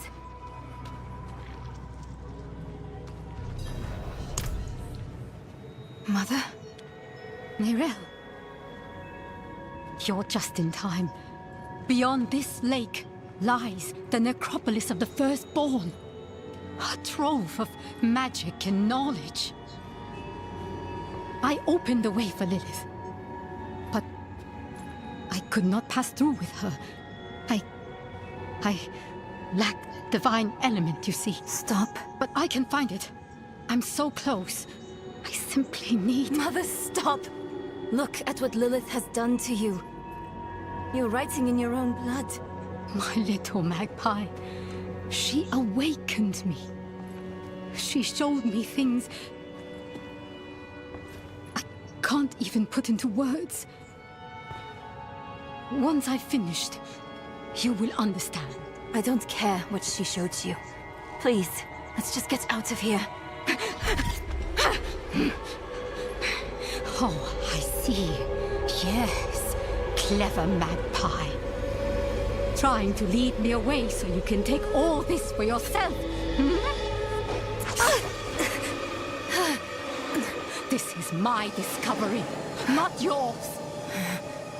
I will finish these runes with your blood! You must stop this! Look at the gift she's given me.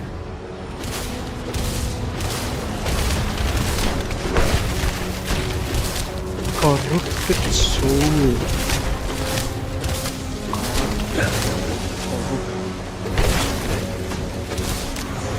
Jiwa-jiwa korup, anjoy.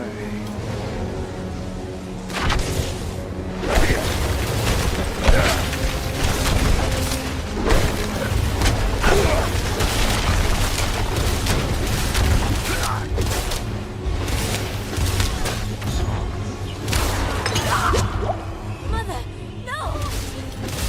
You won't take what's mine.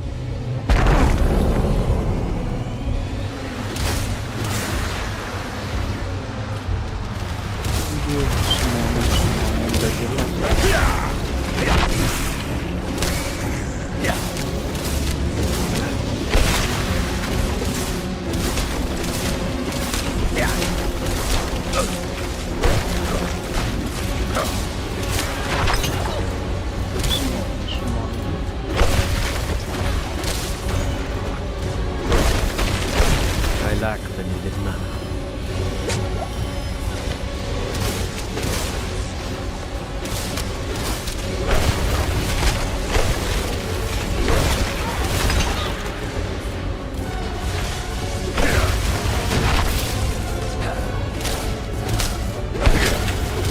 I'm not ready yet.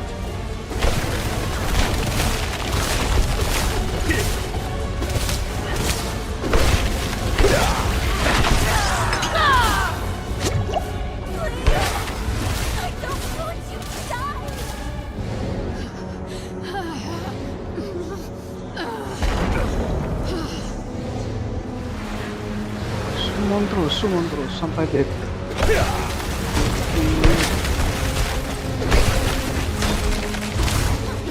I'm not ready yet. Wajar. Satu kampung. Aduh. I'm not ready yet. Mampus coy. Hit block.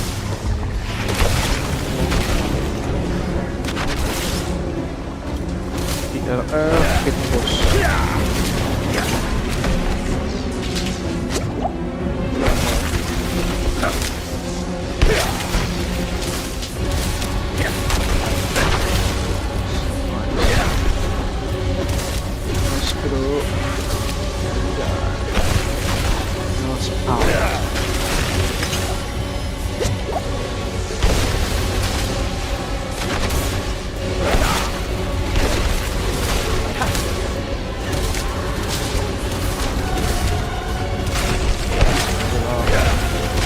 I'm not ready yet.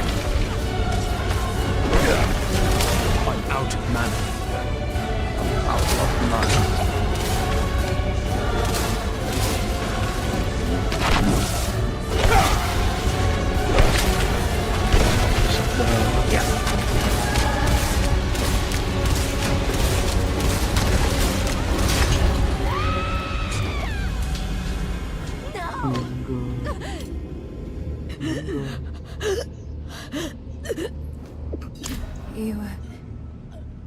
You were protecting me.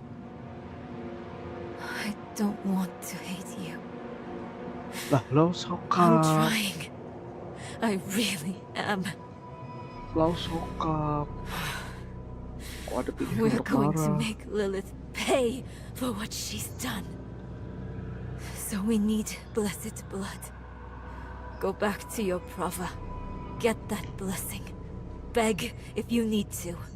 Whatever it takes. Lah, kok My nyuruh-nyuruh mother si bocah started this kematian? damn ritual. I'm going to finish it. Meet me in the Mistral Woods. Why there? The Horadrim hid a vault there. Finding it was her life's work. So much for that. Maybe it will help with the ritual. If not, at least I can bury her where she'd want. I need time. I'm sorry. Just leave me.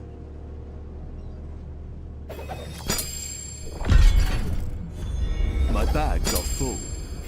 My bag are full.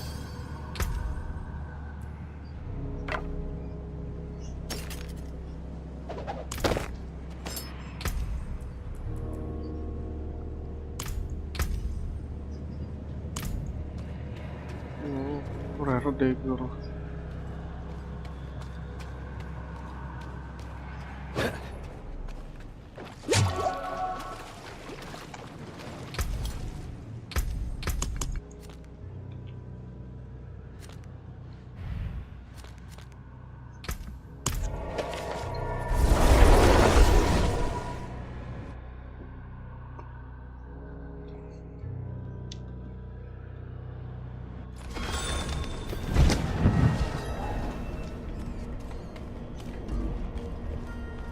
You need something forged?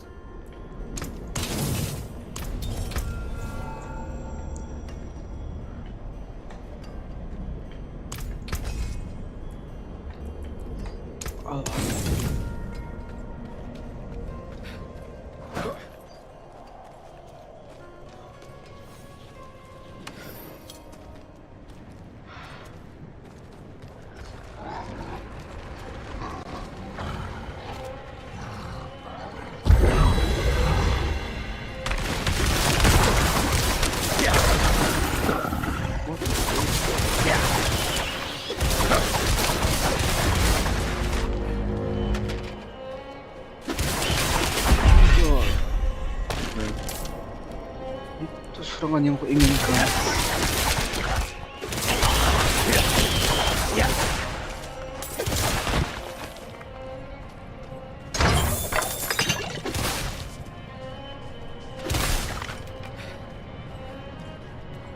Itu skill atau apa ya?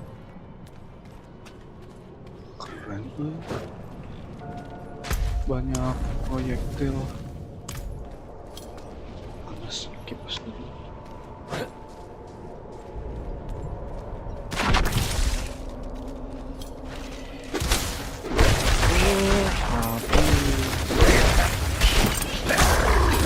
Balik ke asal.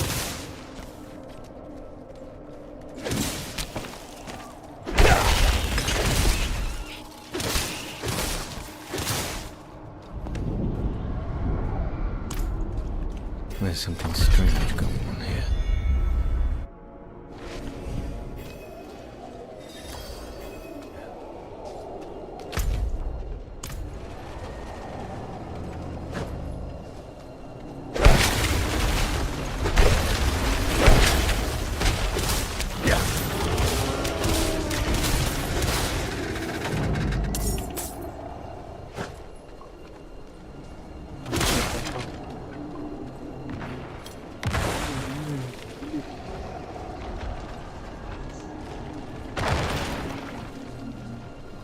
Aku bang dilewatin bang. Bunuhin kan lumayan XP itu. Ada panutan. Ada pentom. Ada bayang-bayang.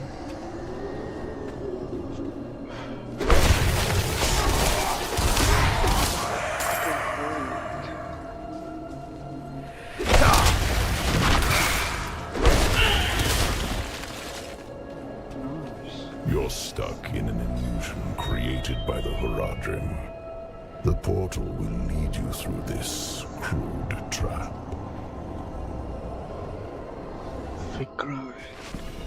Relax. No harm will come to you here.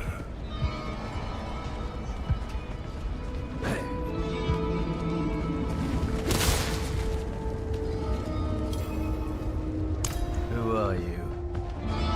An admirer of sorts.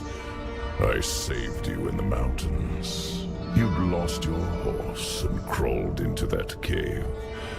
Would have frozen to death if not for me. Why are you helping me? Oh, it's very simple. You want to stop Lilith, and I want you to succeed. But you'll never do that by following the Haradrim.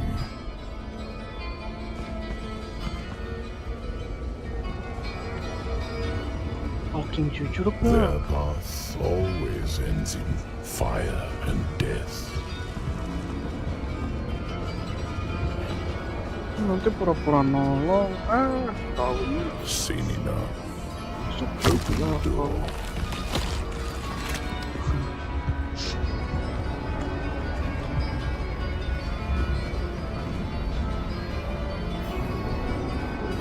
Why are you telling me all this? To warn you. A day will come when the Haradrim stumble. Don't be there when they do. The portal will lead you to that little girl you're looking for.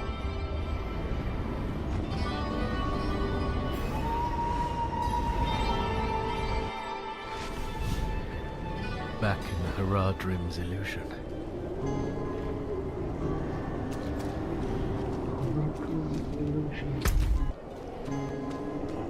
Nyrel. There you are. I think I've lost my way.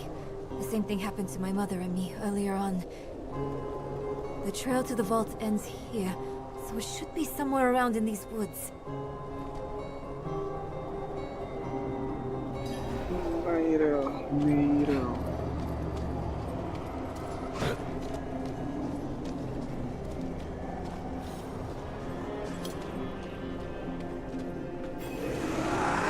Someone toying with us. This is a maze. Now this. What's that supposed to be?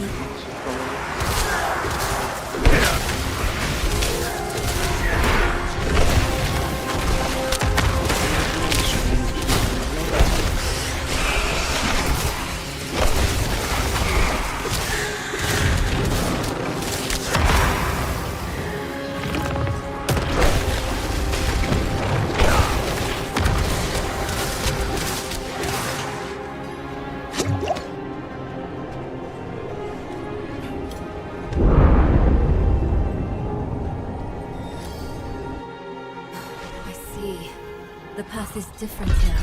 The statue was the source of an illusion. We must be close.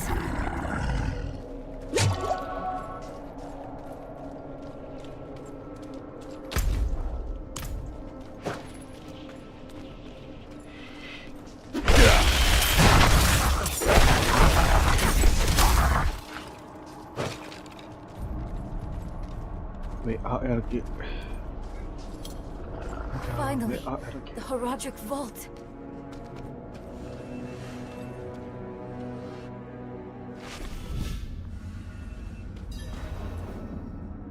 Not what I expected. But let's not give up hope. All we need is one book, one spell, to help us cross the Black Lake and stop Lilith.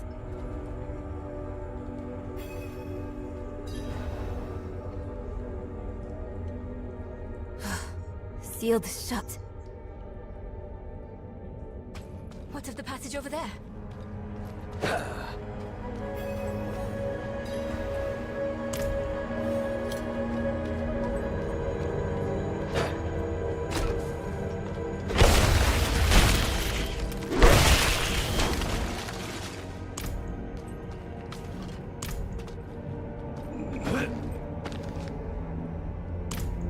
I need time to prepare.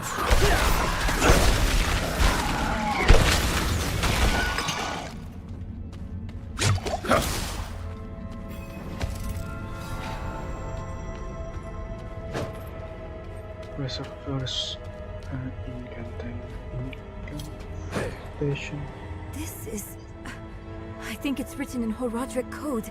And here, the same symbol on the door. I have an idea.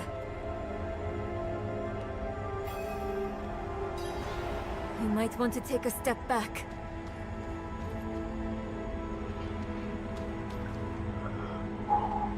Chaspith Chat.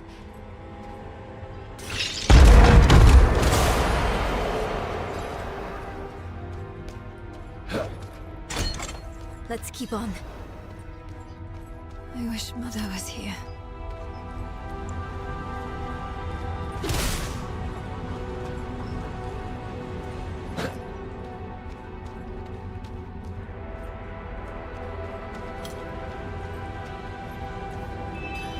It's the same seal as before. Should be easy enough to break it again. But why would someone use it here? One way to find out. Of course. One We way can't to let anything find stop our out. pursuit of Lilith. I'll open the door, and if we split up, we'll work faster that way. Only if you stay on this side of the door. Faster that way. Fine. What am I looking for? Don't you know? A book, a scroll, or anything that will help us cross the Black Lake. Chespith Chat!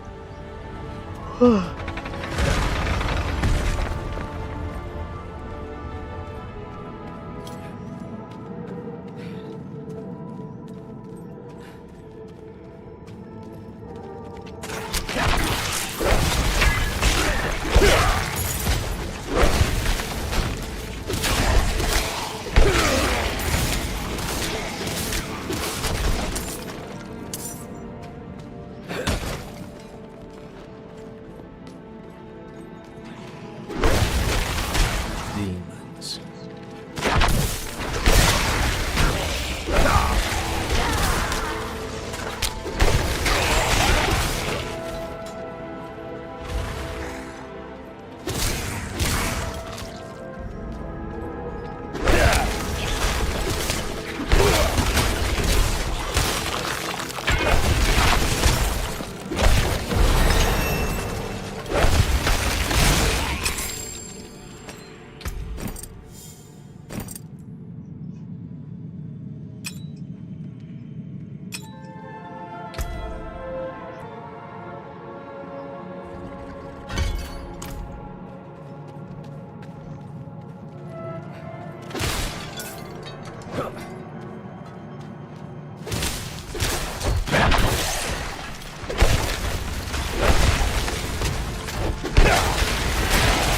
I lack the needed mana.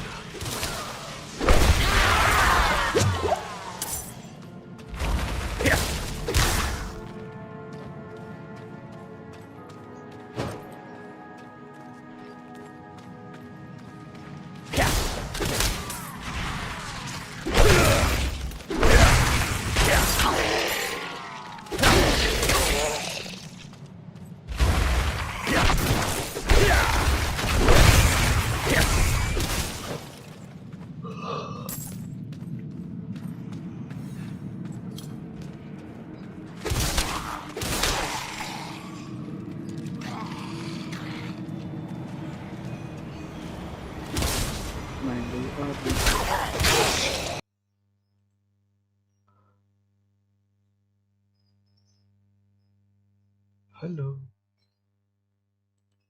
Main bentar.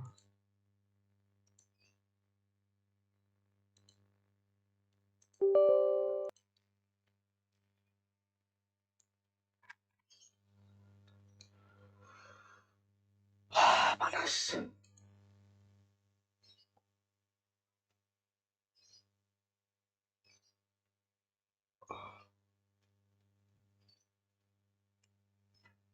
Bentar.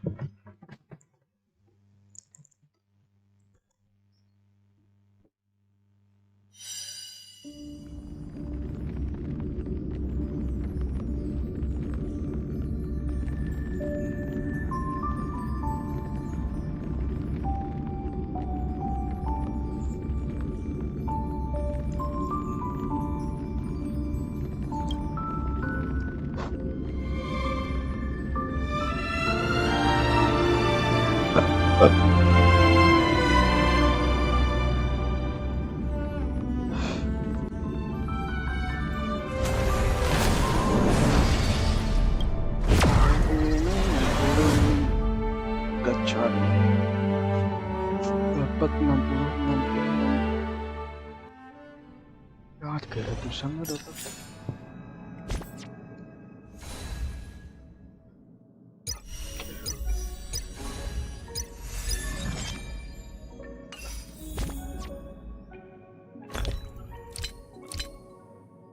Udah dapat.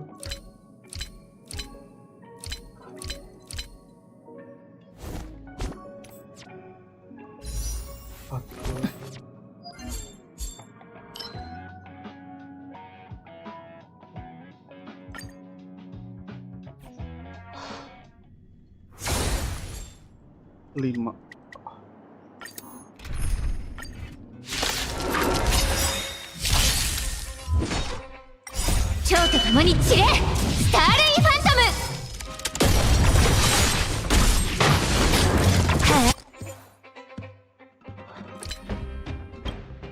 Manual.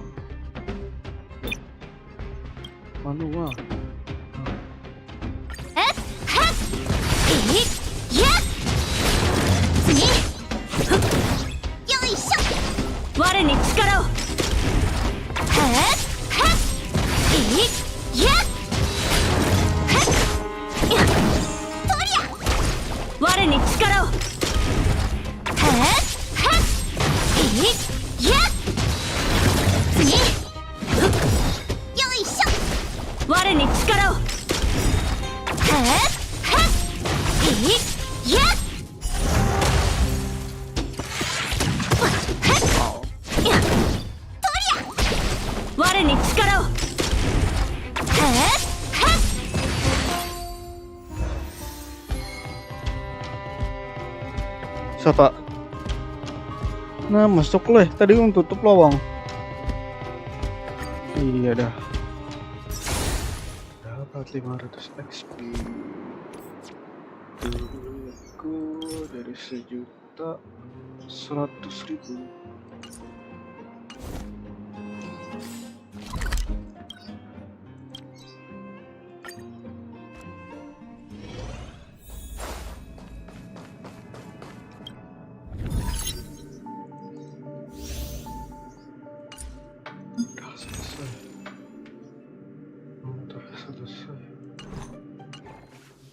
Nice.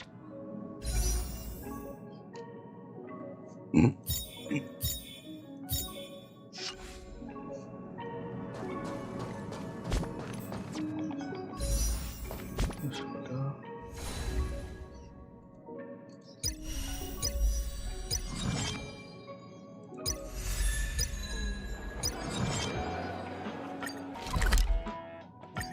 Teleport. 忘却の庭には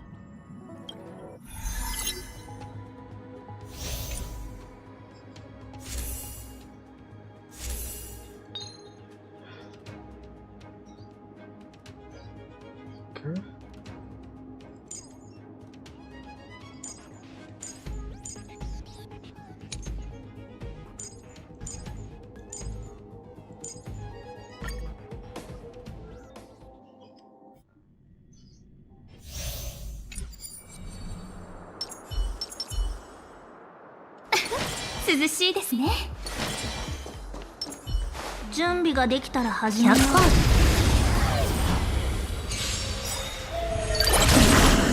めんどくさいやつ。千の珍奇を持って鼓舞を。一心同期。しつこい。やっ楽にしてあげる。蝶と共に散れ。スターレイファントム。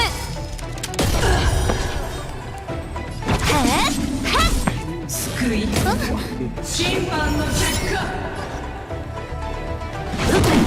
罪分おやすみ客をもてなさないと諸悪退散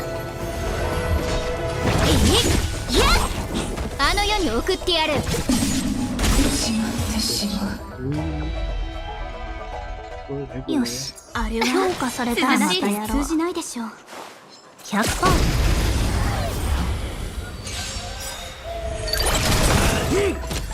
めんどくさいやつ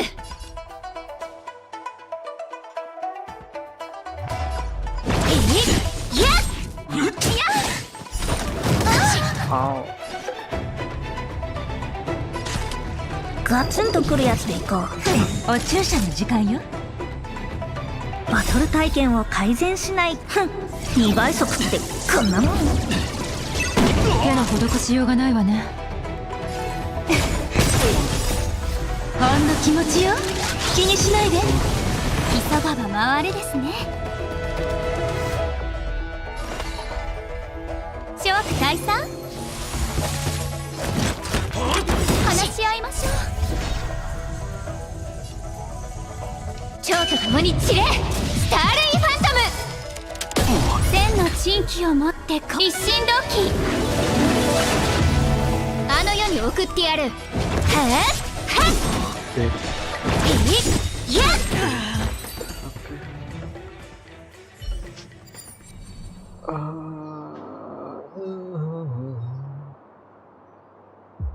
Ke atasin lah mukaku menghalangi. ふむ。 Muka ay menghalangi. すべてわかりました。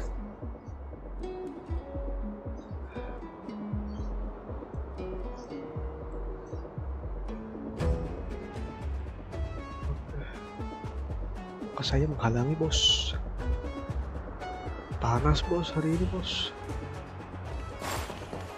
敵を分析してから判断しましょう。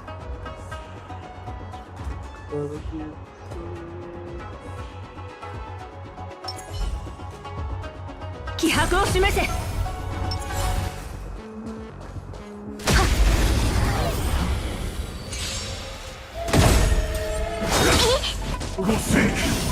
頭に血が上ったか。よいしょ。我に力を。騒ぎを起こしたくはない。敵ターゲットを確認。おや。敵データ収集完了。捕獲マーク起動。愉快な反撃の時間です。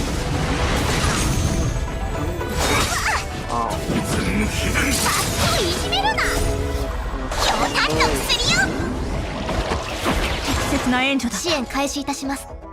まだ立ち上がりますか。直してやろうか。とりゃ。代価を払ってもらう。我に力を。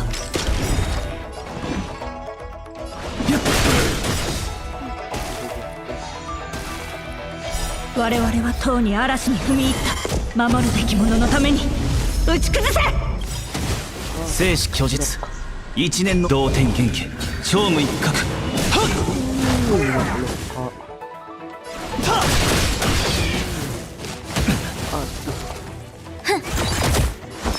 いしょ。避けられない一戦。我に力を。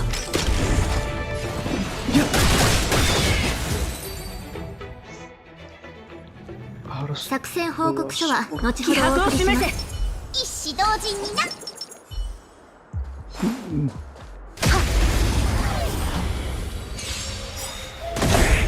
頭に血が上ったか。血が上ったか。とりゃ。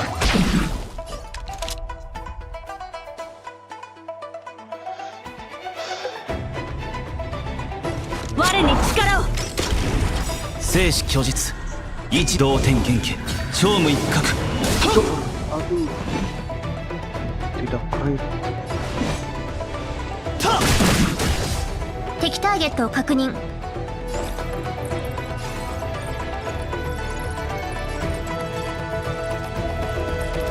おや。捕獲マーク起動。愉快な反撃の時間です。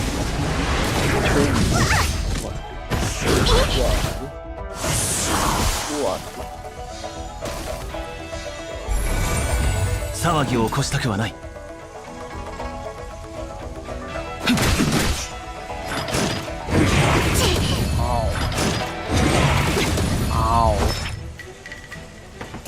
いしょ。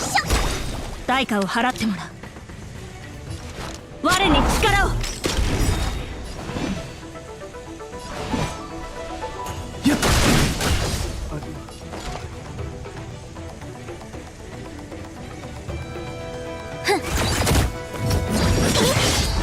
見せてや Iya.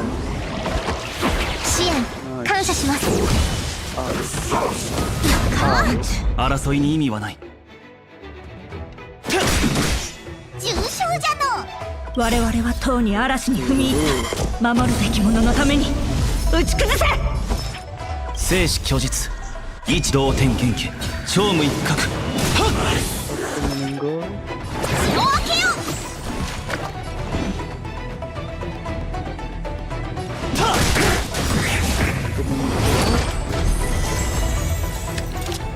我に力を。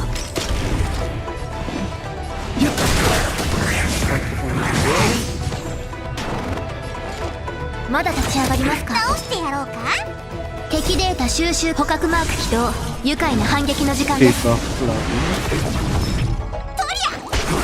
避けられない一戦。我に力を。騒ぎを起こす。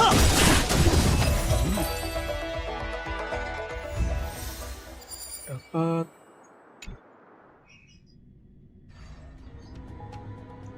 Dapat 60. 15 masih mudah lah. Kagak ada ya. Nah, ada ini. Oke lah.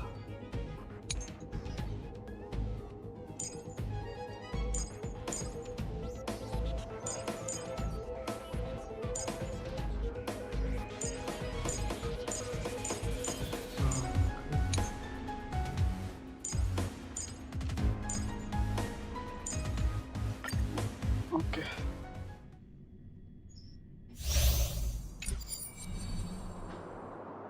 気迫を示せ。命に関わることじゃ用心せよ。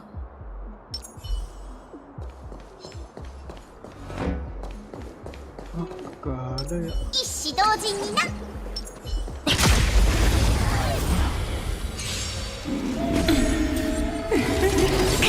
Au. Au. よいしょ。代価を払ってもらう。我に力を。争いに意味はない。支援開始いたします。と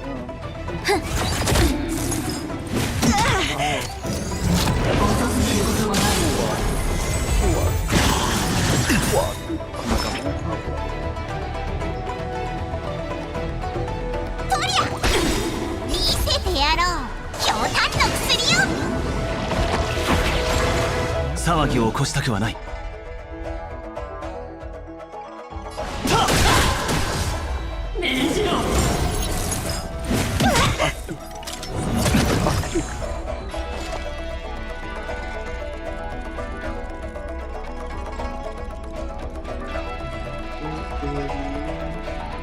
まだ立ち上がりますか。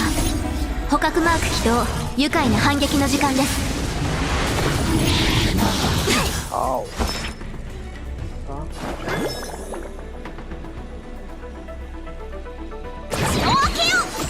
安心しろ。避けられない一戦。我に力を。我々はとうに嵐に踏み入った。守るべき者のために打ち崩せ。争いに意味はない。同天元家、超無一角。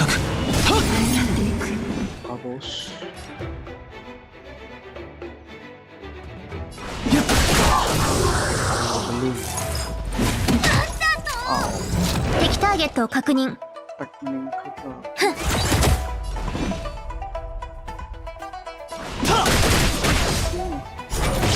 代価を払ってもらう。我に力を。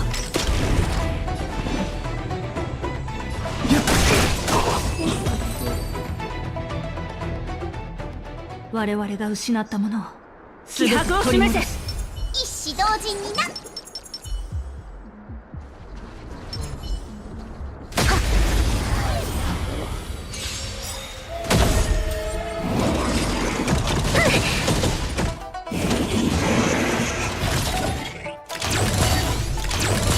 頭に血が上ったか。よいしょ。避けられない一戦。我に力を。騒ぎを起こしたくはない。生死虚実、異動点元気超無一角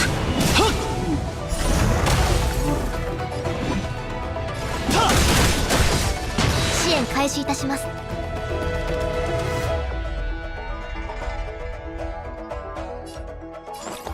おや敵データ収集捕獲マーク起動。愉快な反撃の時間です。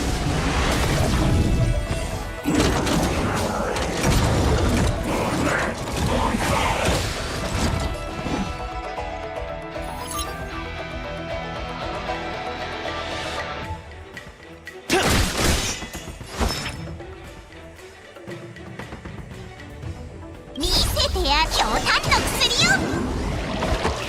支援感謝します。我に力を。騒ぎを起こしたくはない。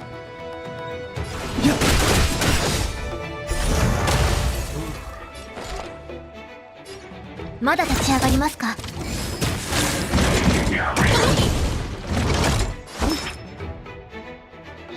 いしょ。代価を払ってもらう。我に力を。争いに意味はない。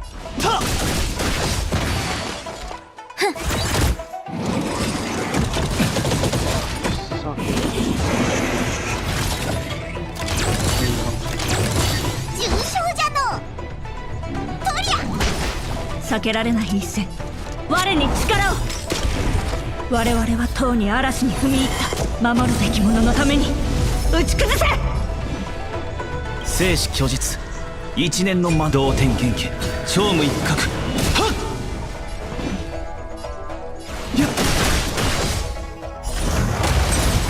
こちら側が優勢です。まだ立ち上がりますか。敵データ収集捕獲マーク起動。愉快な反撃の時間です。Kaget gede banget mukanya. Halo bro Alan. Halo bro Alan. Apa kabar bro? 直してやろうか。Miss you bro Alan. Lama tak mampir kamu. Hehehe. Sibuk kah bro? 動かぬ上に。よいしょ。 Sekarang lagi main game apa aja? 見せてやろう強炭の薬よ。支援感謝します。代価を払ってもらう。我に力を。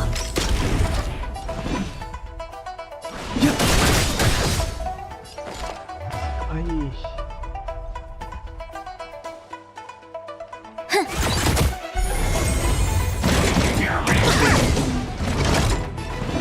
Baru ingat PW YouTube ini. Banyak punya akun YouTube. Wah, anjay. 避けられない一戦。我に力を。生死虚実同点元気超無一角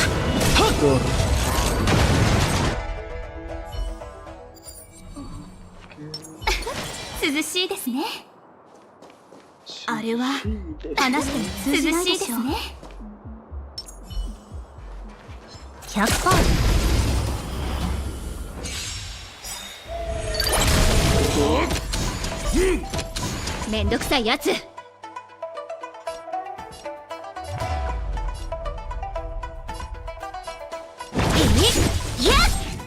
ada damage. 無駄な抵抗だ。へえ、リポップした。ガツンとくるやつでいこう。ふん、2倍速ってこんなもん。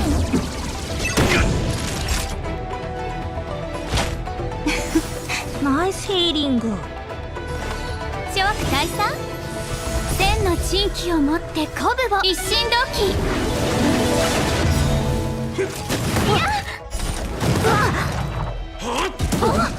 楽にしてあげる。蝶と共に散れ。スターレインファントム。Hilang kau. 次。 Hilang kau. Hilang kau. よし、強化されたらまたやろう。涼しいですね涼しいですねは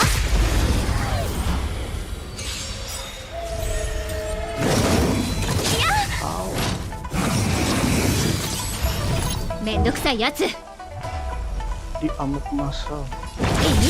いや Belum dead. ガツンとくるやつでいこうお注射の時間よ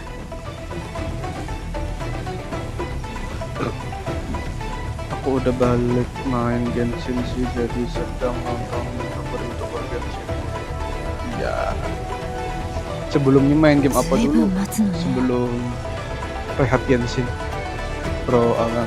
おやすみ客をもてなす間にほんの気持ちよ気にしないで Tuh, 和をもって尊しとなす bak 諸悪退散 lagi. 千の珍奇をもって鼓舞を一心同期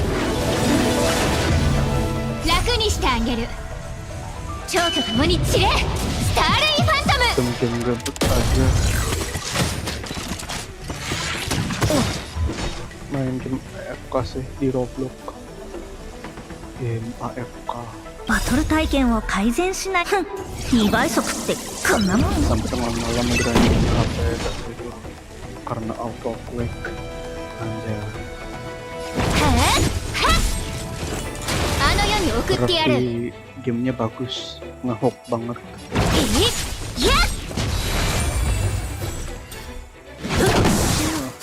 Mbakmu. 悪い子ね Padahal 次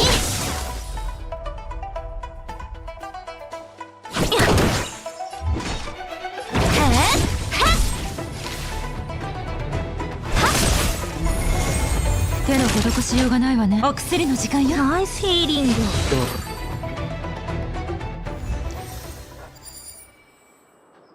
event baru udah kelar bro. Aku masih males untuk memulai event baru. Ambil dulu.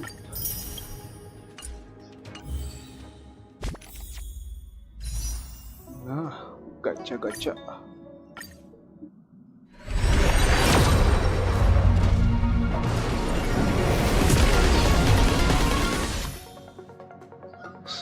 Belum dapat sih.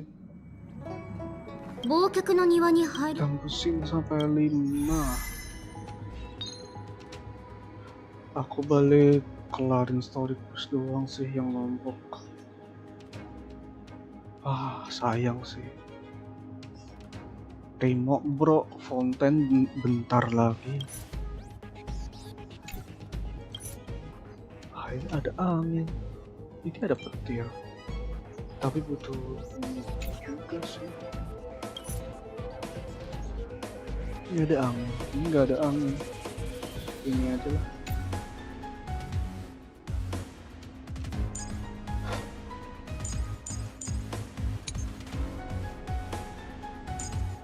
Hmm, 3.6 sama 3.7 sama sekali nggak aku mainin. Wow, lama ya. Ini balik karena bentar lagi Fontaine mau siap-siap. Iya, bentar lagi Fontaine. Mau gacha apa? Arkon kah? Arkon? Itu kah? Mau gacha siapa? Si Vocalor.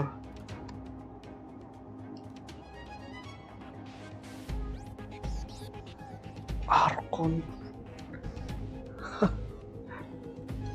Istilah Arkon coy.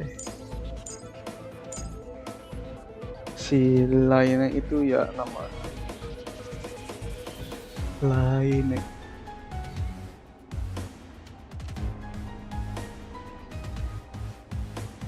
Kurang tahu ajarin coding apa bro Kirito? Bro Itwan coding apa?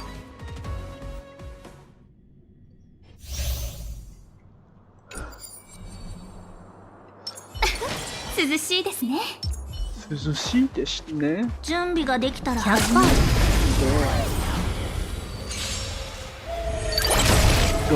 めんどくさいやつ。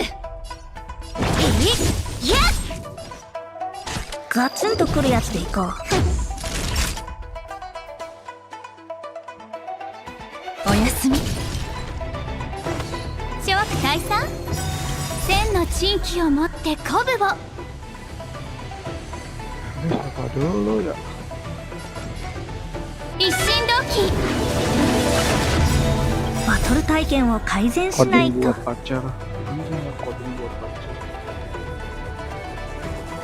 Oh, kamu ngajarin pacarmu coding. 2倍速ってこんなもん。 Jurusan komputer kah pacarmu kuliah? 楽にしてあげる。蝶と共に散れ。スターレイファント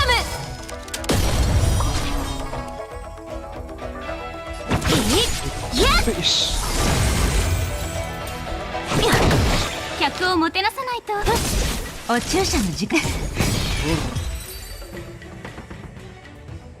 よし、強化されたらまたやろう。涼しいですね。話しても通じないでしょう。100%。めんどくさいやつ。へえ、リポップした。ガツンとくるやつでいこう。千の珍奇を持って一心同期。悪い子ね。バトル体験を改善しない。2倍速ってこんなもん。 Aku kalau main Starel お注射の時間 dapat よ。 ID 80 sih. Dulu pernah login terus langsung hapus. Sayang bro. Tapi ya kalau おやすみ。 suka yang 一気に片付け gimana? ましょう。諸悪退散。覚えておきなさい。鬱陶しいわね。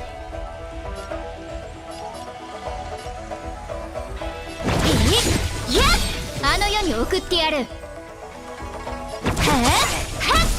楽にしてあげ。蝶と共に散れ。スターレイファントム。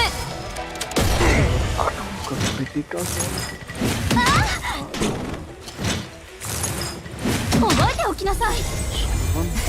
間に合ったよ。ほんの気持ちよ。気にしないで。急がば回れですね。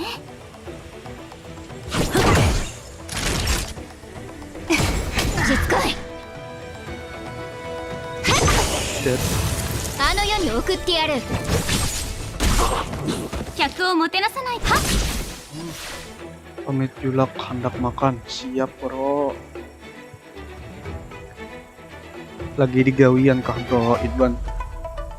Atau lagi gani pacar tadi teh? Emang dari awal gak pengen main game sih? Cukup game berat Genshin aja.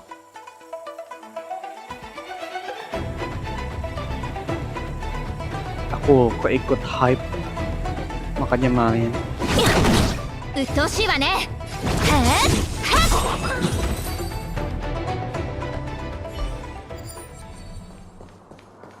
敵を分析してから判断しましょう。気迫を示せ。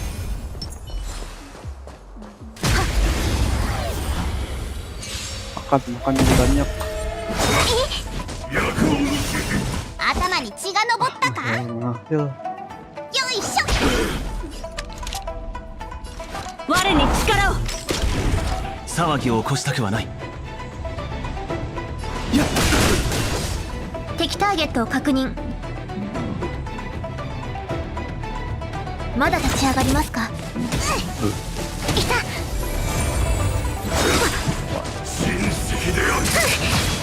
敵データ収集完了。捕獲マーク起動。愉快な反撃の時間です。直してやろうか。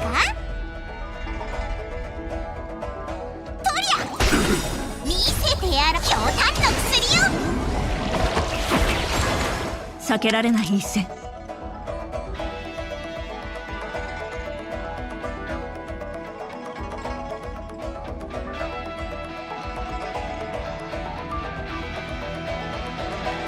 我に力を。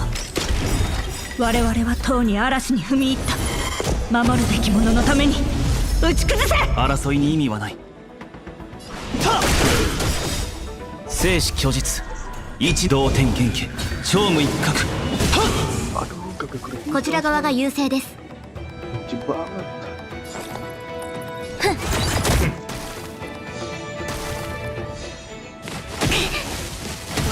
騒ぎを起こしたくはない。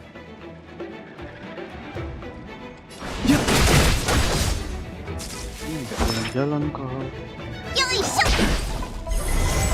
代価を払ってもらう。我に力を。争いに意味はない。敵ターゲットを確認。まだ立ち上がりますか？重傷ゾリア。避けられない一戦。我に力を。騒ぎを起こしたくはない。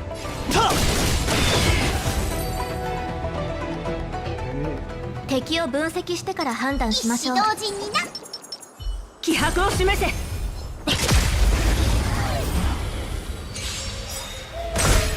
頭に血が上ったか？よ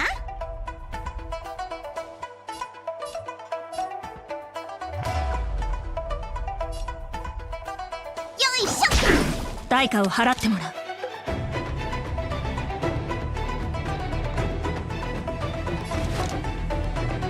我に力を。争いに意味はない。生死虚実、一同点元家、超無一角。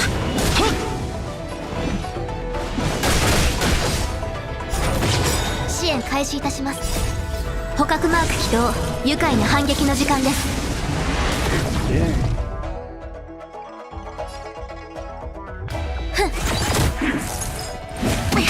面倒なことに。見せてやる。強炭の薬よ。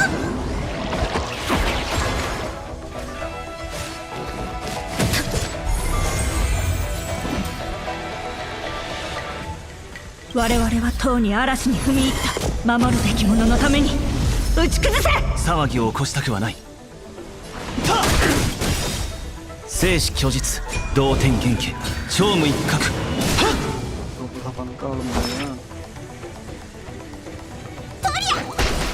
避けられない一戦。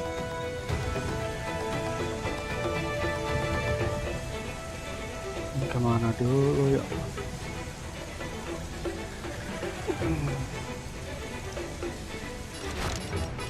我に力を。おや？ Wah, kagak bisa bilang.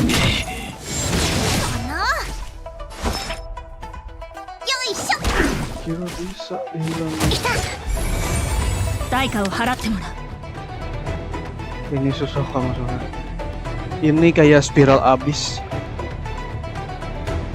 Spiral abis di Genshin. 戦局を決める重要な一歩。 Soalnya gamenya baru rilis beberapa bulan. Dan harus bikin 8 karakter jadi gitu. Susah. Sama kayak Genshin lah. 我に力を。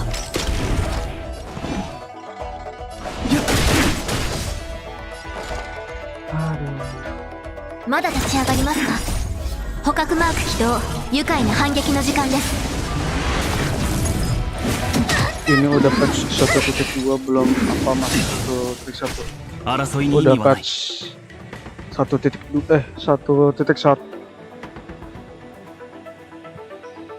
Bentar.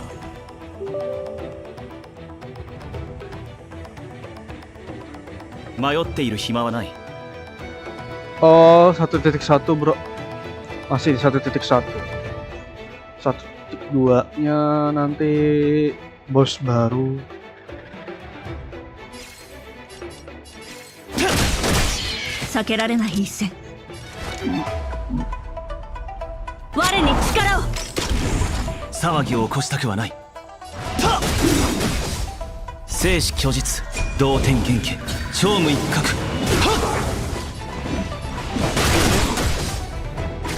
支援開始いたします。よ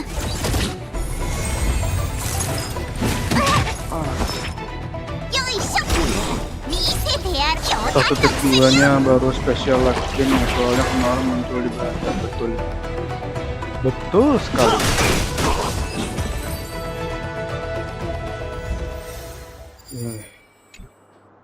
Oke.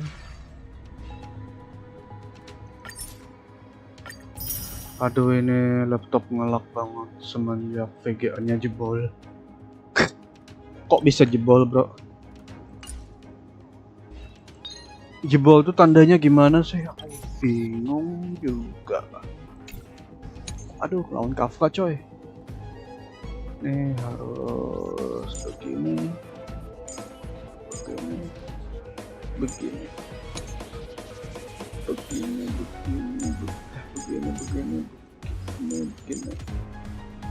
Salah. Betul.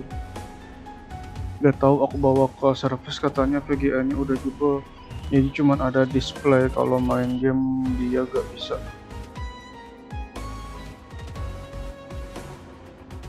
Ini untung masih bisa nyala sama internetan.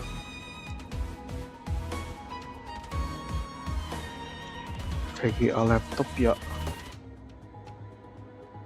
Susah sih VGA laptop.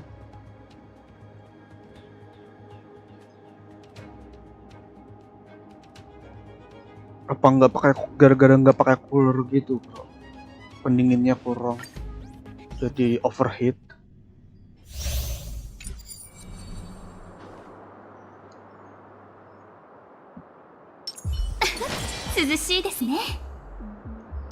Aku nggak terlalu paham dunia laptop panas.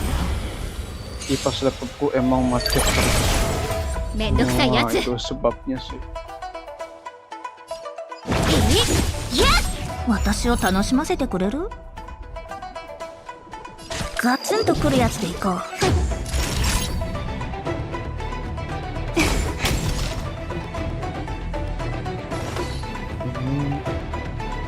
Maklum faktor umur udah 10 tahun ini.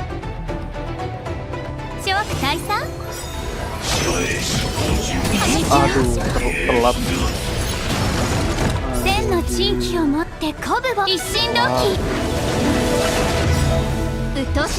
Pengen punya komputer gak dibolehin aku. Wah, susah sih.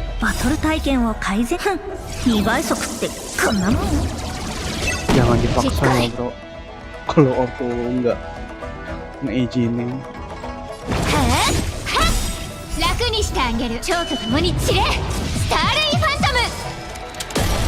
Aduh,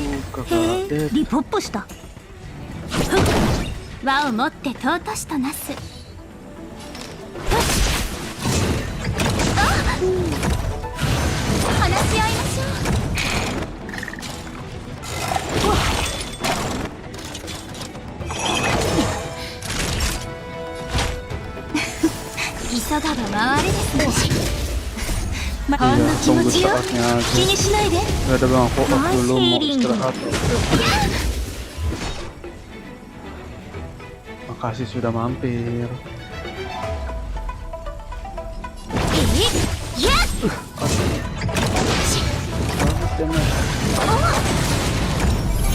Sengaja banget.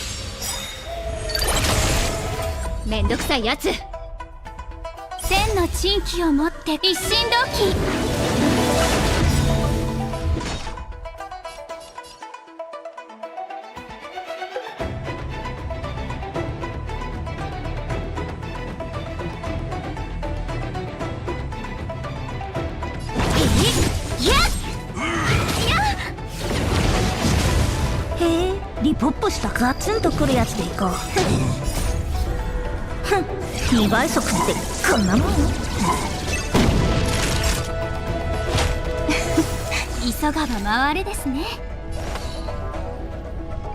諸悪退散。しつこい。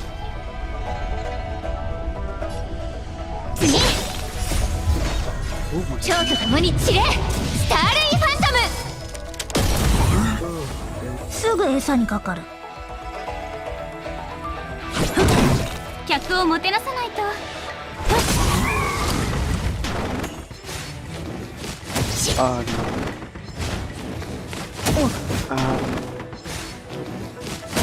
お注射の時間よ。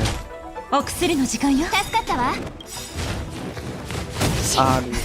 間にほんの気持ちよ。気にしないで。急がば回れですね。うっとうしいわね。あの世に送ってやる。あの世に送ってやる。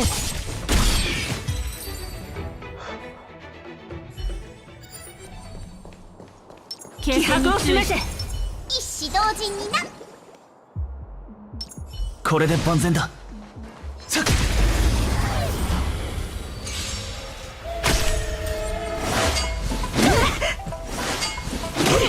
準備はいい？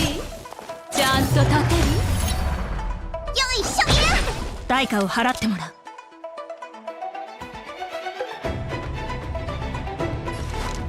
我に力を。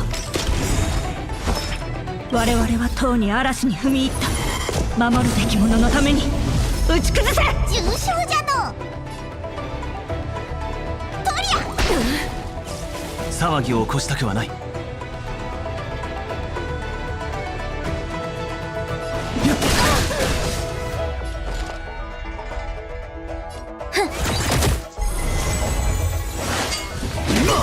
さようなら。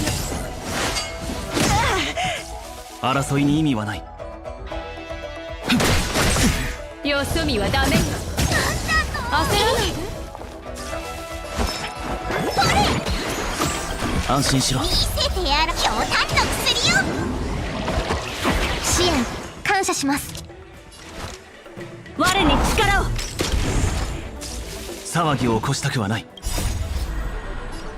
同点元気超無一角。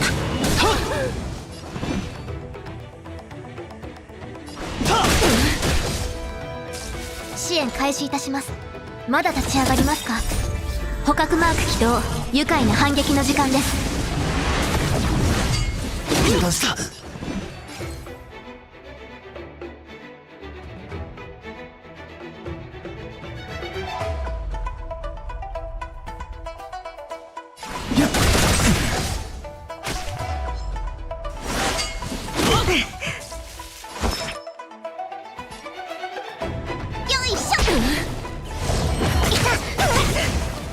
足元に気をつけ。止めるわけには。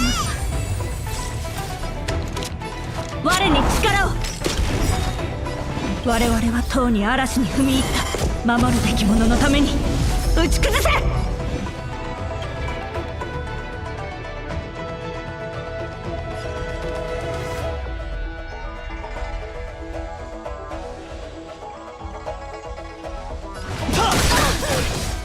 生死虚実同点元気超無一角。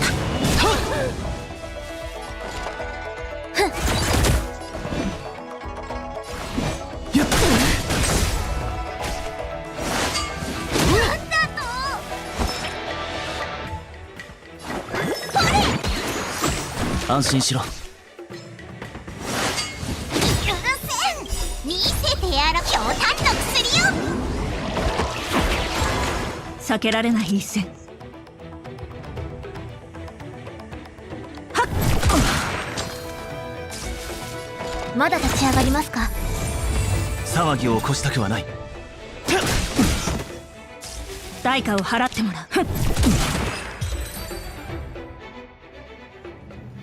過ぎ去ったことは重要ではない。気迫を示せ。一子同時にな。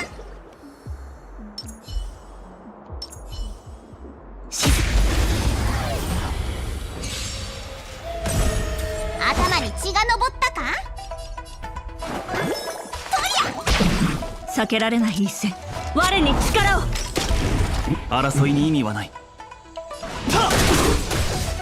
敵ターゲットを確認。敵データ収集捕獲マーク起動。愉快な反撃の時間です。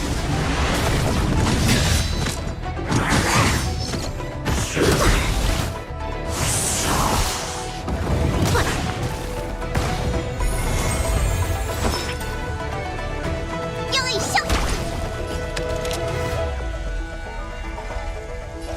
我に力を。騒ぎを起こしたくはない。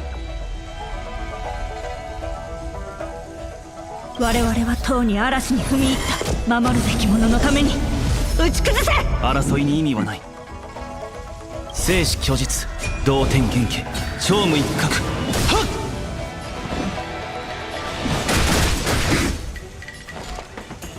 まだ立ち上がりますか。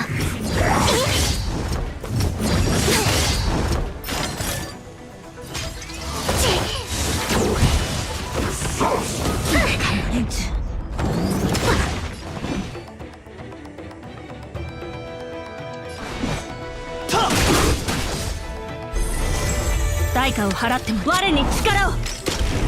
争いに意味はない。こちら側が優勢です。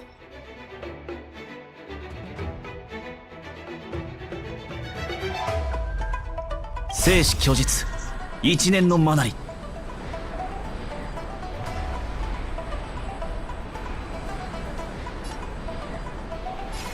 同点原型、超無一角。はっ。支援開始いたします。騒ぎを起こしたくはない。たっ。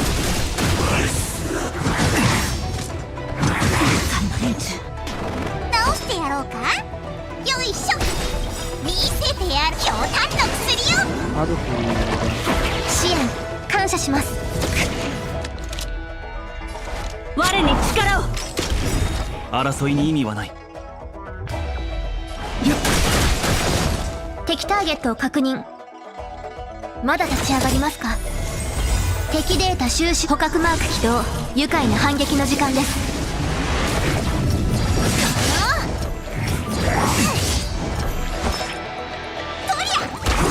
避けられない一戦。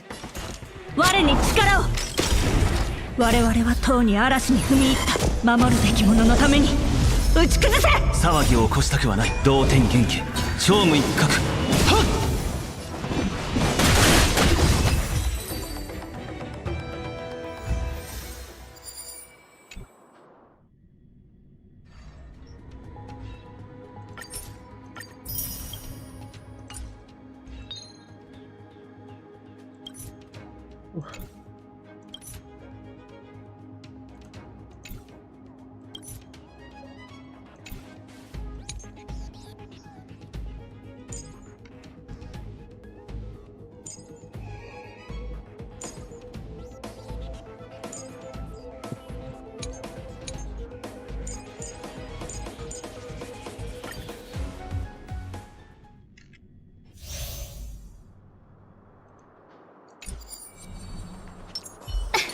涼しいですね。話しても通じないでしょう。100%。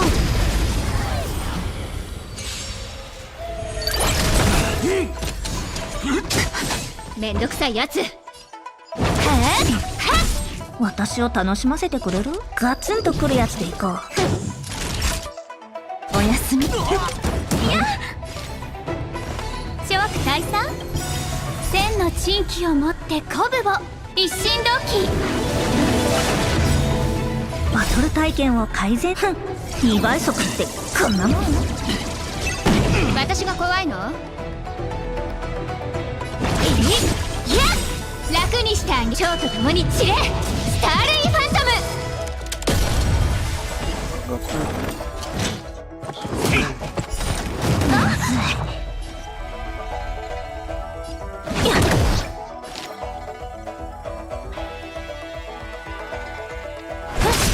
お注射の時間よ。お薬の時間よ。ナイスヒーリング。ほんの気持ちよ。気にしないで。急がば回れですね。ついてこい。ここにあり。うっとうしいわね。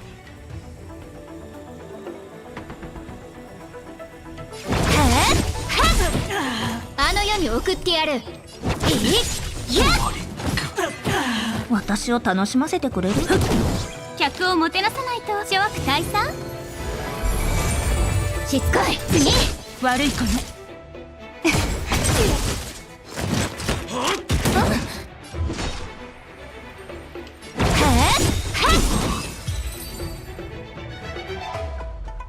よし。評価されたらまた話しても通じないでしょう。100%。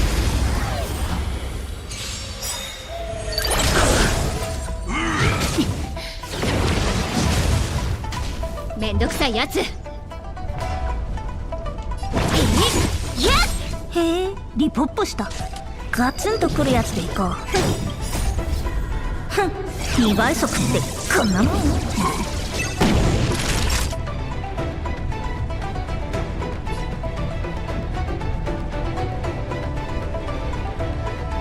おやすみ。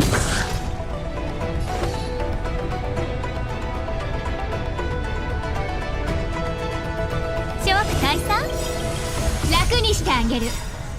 蝶と共に散れ。スターレイファントム。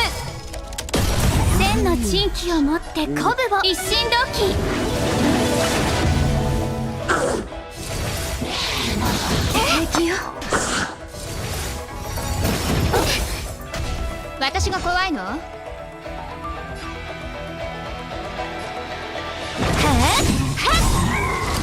あの世に送ってやる。楽にしてあげる。蝶と共に散れ。スターレイファント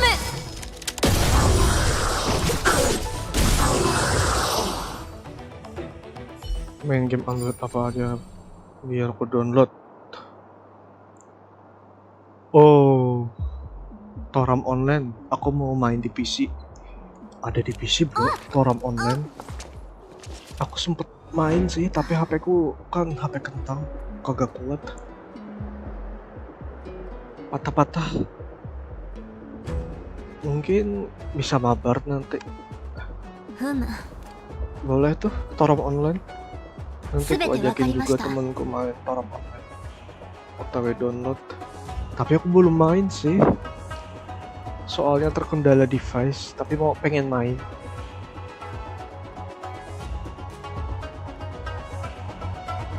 Apa ya?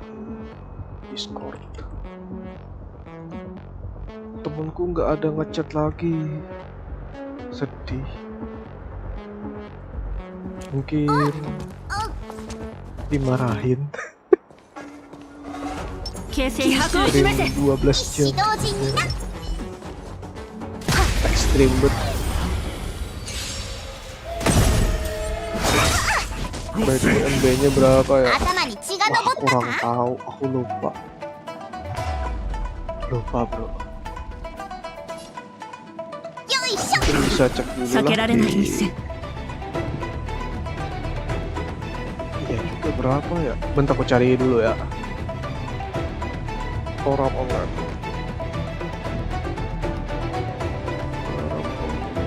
Senkyukuを決める重要な一歩。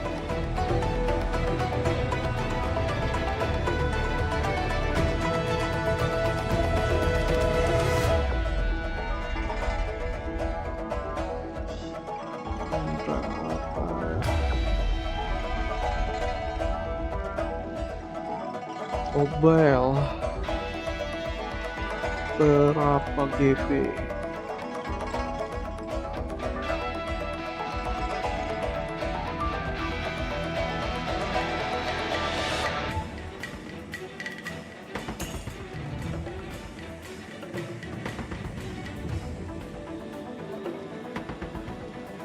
Aduh, berapa GB ya?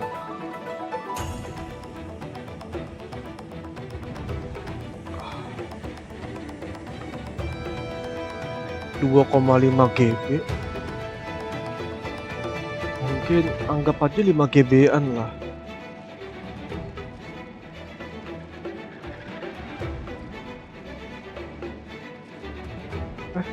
Tunggu.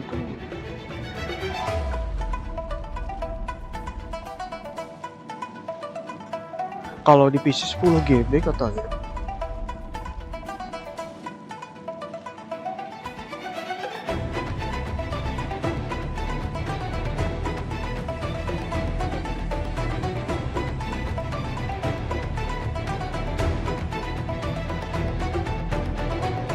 ngalangin mukaku, ngalangin karakter.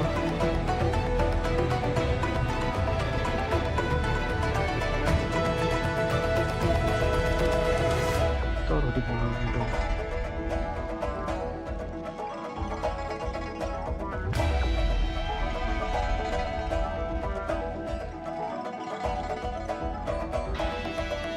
Gak terlalu besar. 我に力を。騒ぎを起こしたくはない。敵ターゲットを確認。おや Oh, bisa dihilangin baknya.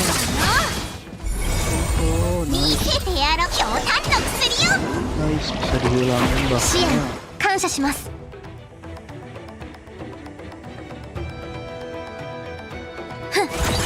敵データ収集か捕獲マーク起動。愉快な反撃の時間です。重傷じゃの。よいしょ。避けられない一戦。我に力を。争いに意味はない。生死虚実、同点元気、超無一角。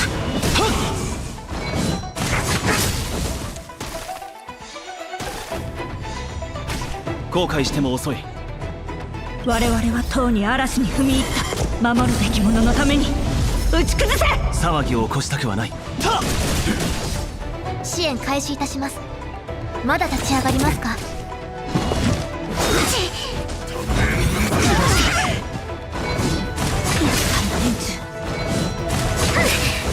直してやろうか。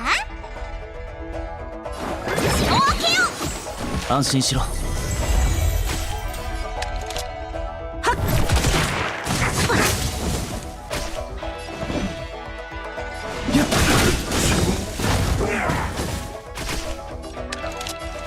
我に力を。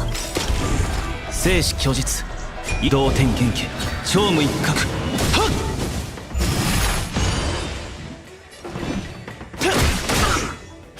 敵ターゲットを確認。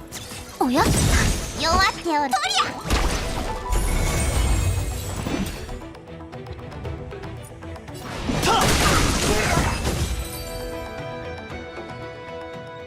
作戦報告書は後ほどお送りします。一子同時にな。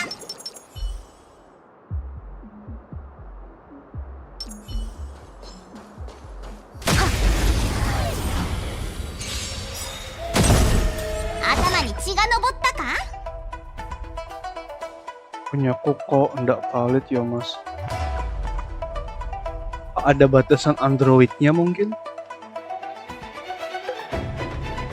Kamu pakai Android berapa? 動かぬ上にしゃべらぬの。だるまさんが転んだ。Android berapa?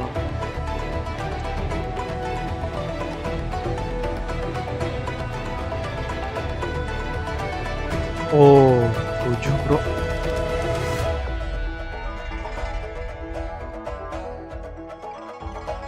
Operasi Android 7 atau lebih tinggi.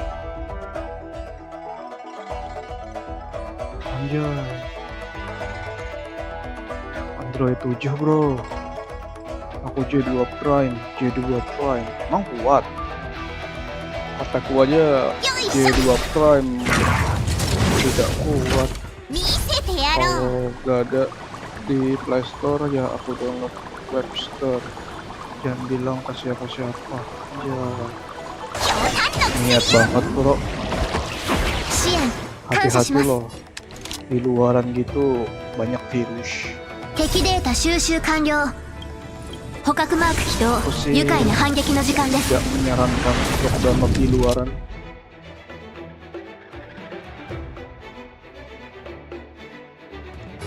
我に力を。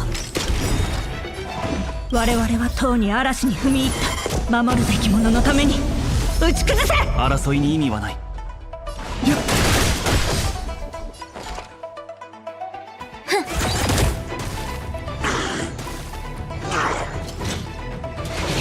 倒れるわけには。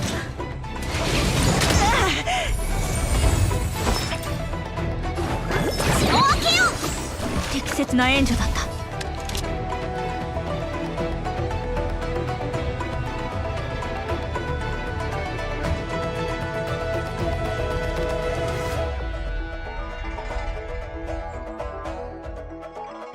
戦局を決める重要な一歩。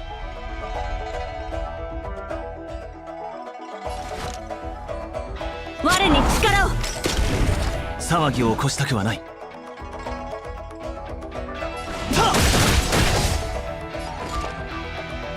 まだ立ち上がりますか？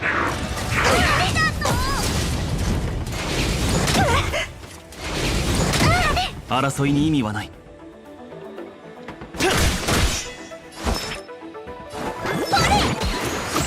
適切な援助だった。我に力を。我々はとうに嵐に踏み入った。守るべき者のために打ち崩せ。生死虚実、同点原型、超無一角。はっ。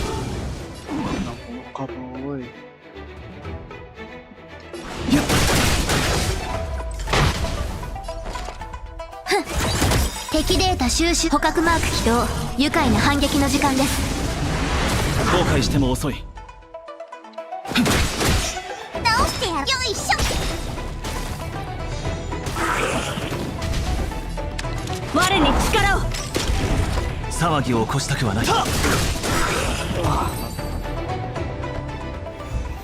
Tangan berhasil ya. Sudah tembus 5 nih. Yang 6 aku masih mikir. Susah jinggo. 190 gaji sekali. D5. Hoak.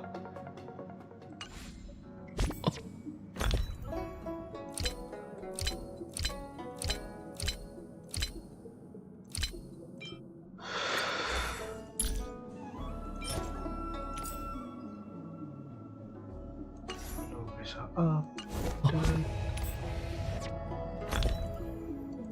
Buat apa dong? Udah disimpan aja berarti.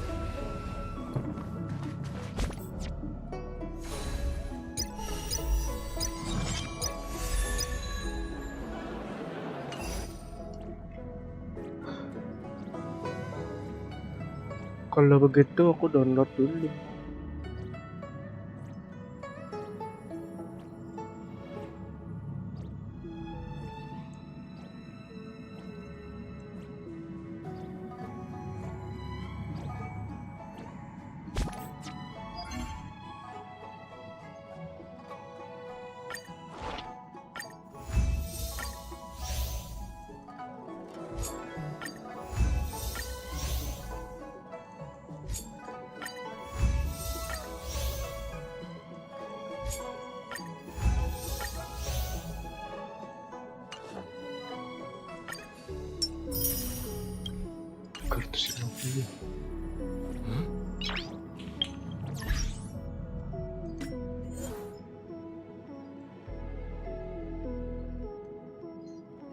Ih, 5 jam yang lalu orangnya online.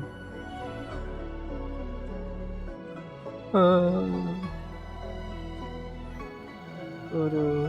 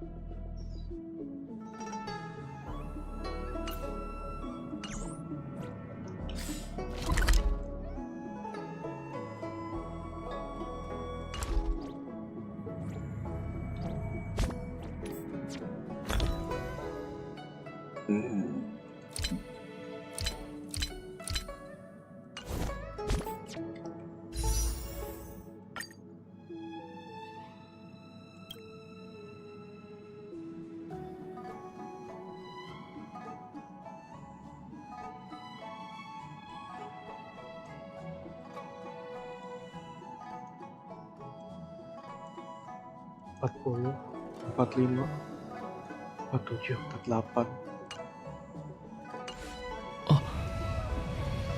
Nanti ambil hasil apa ya? Cup atau blade? Mungkin ambil blade aja deh.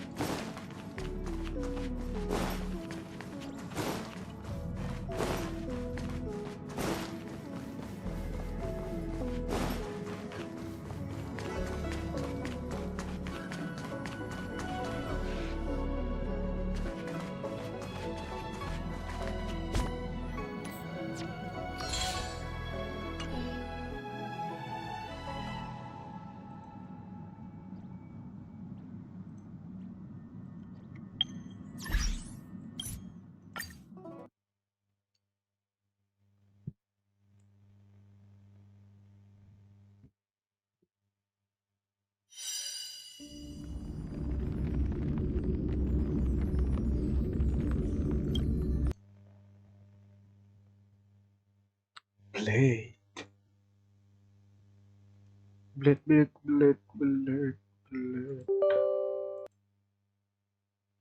Cancel bentar. Panas bro.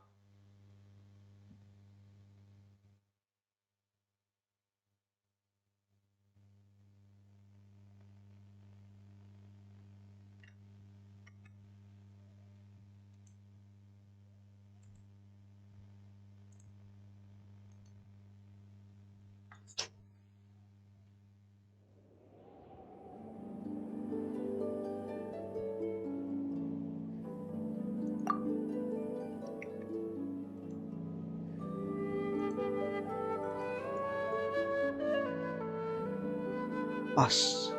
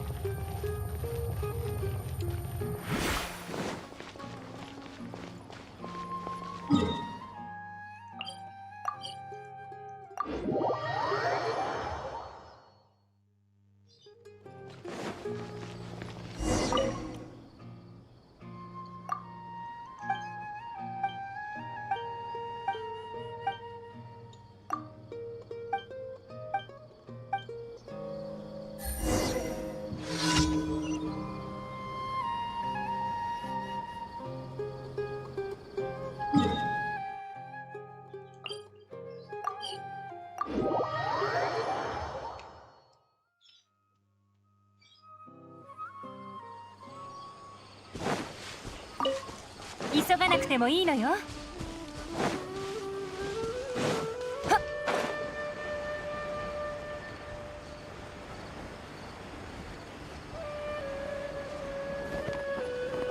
よし。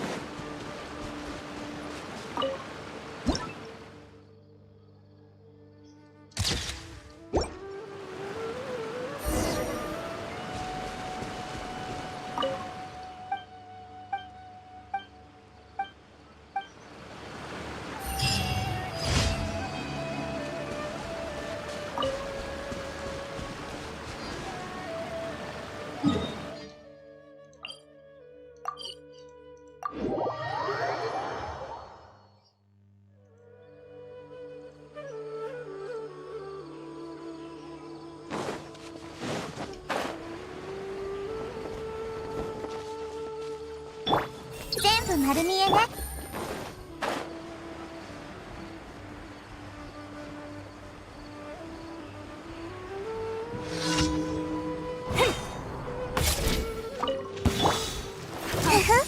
遊んであげようか。しっかり立ってな。おとなしくしな。手をつなぎましょう。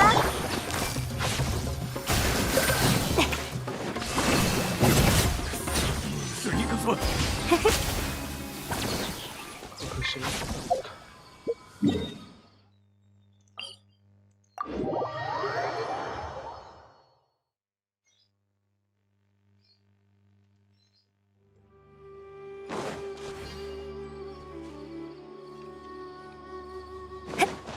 それ。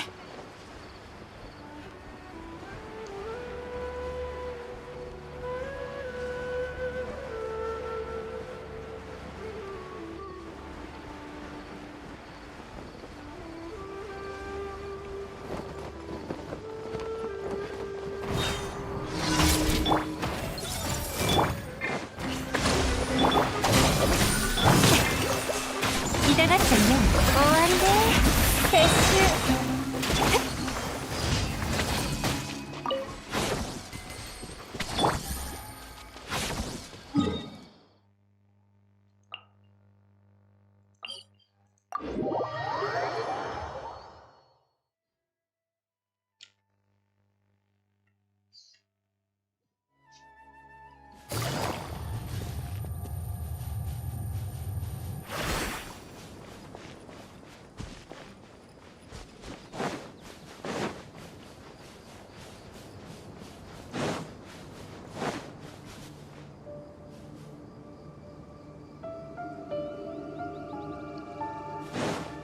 急がなくてもいいのよ。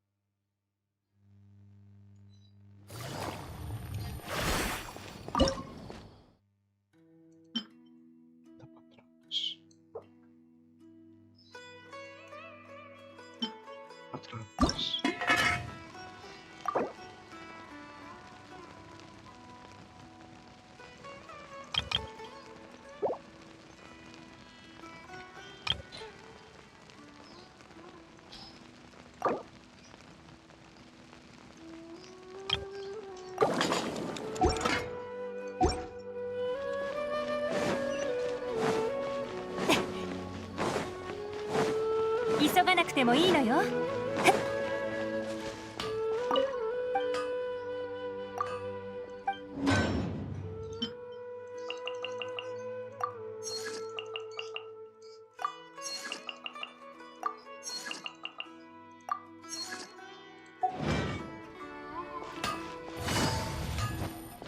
Oh?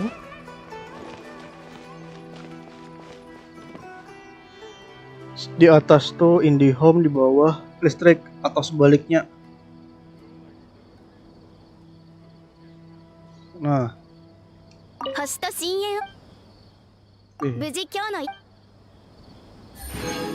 Oke, itu Pang, di kantor pos tuh.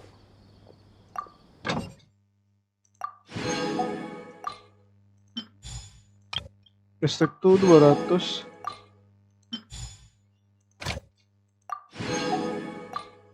Apanya, kilowattnya? Lihat Pang.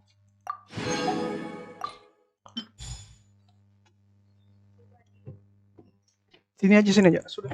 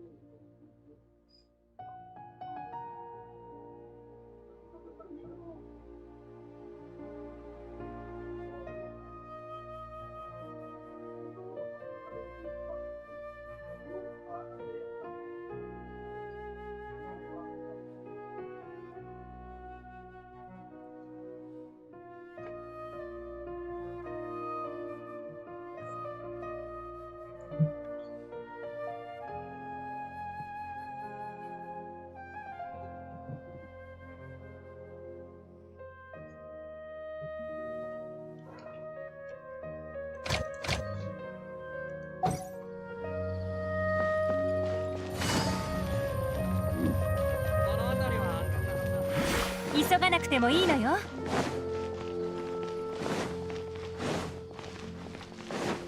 急がなくてもいいのよ。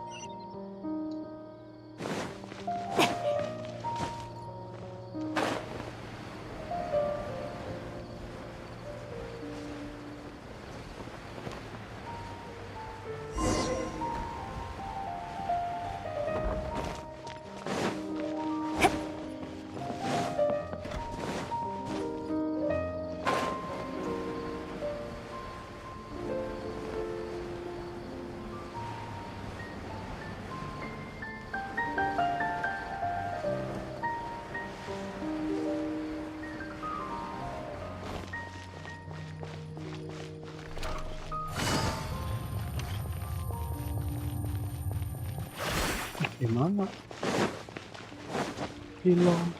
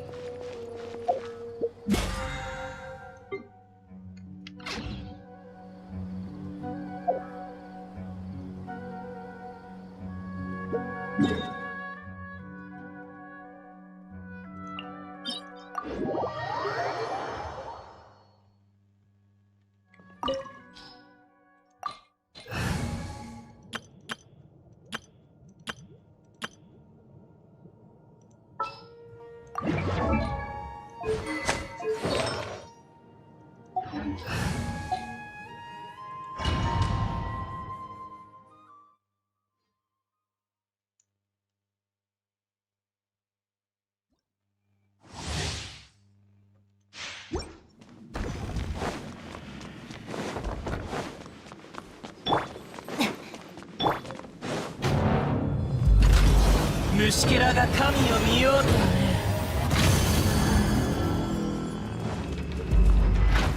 剣女盤石。諦めて。はっ、くくめつ。おさわり禁止。へい。はっ。岩山八九。瑠璃のように落ちなさい。渦潮よ。逆まく時。風よ。部外者禁止。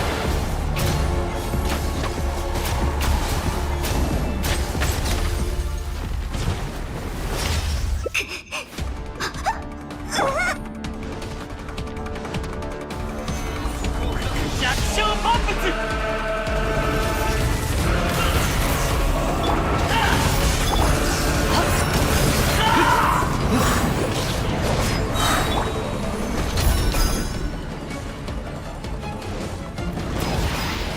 剣女盤石。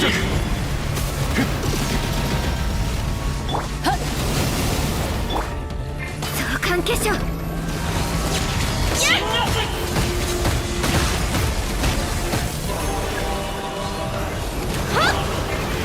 難攻不落。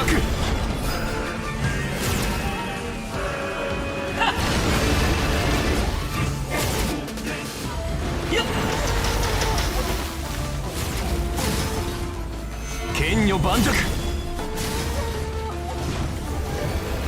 初装浄化。いざ。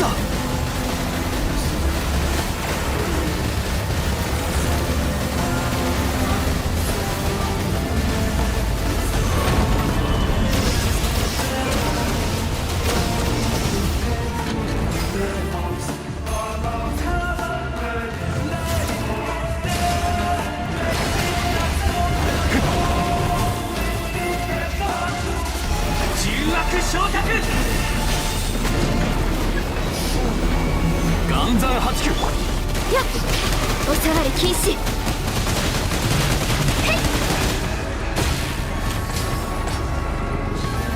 やっ。へい。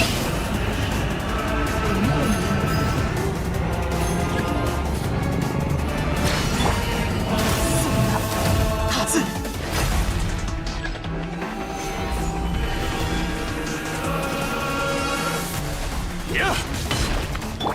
部外者禁止。岩王帝君のために。風の歌、雲のは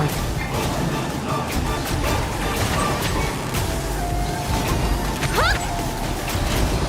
やっ。また失う。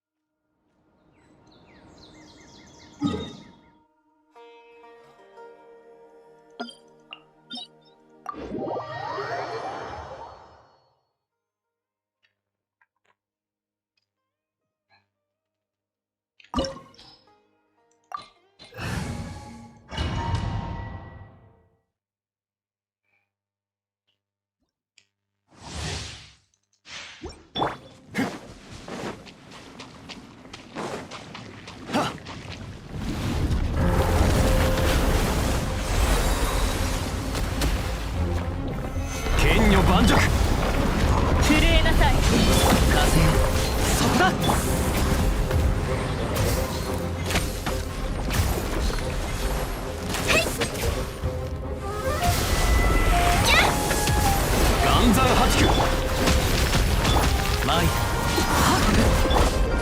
禁止。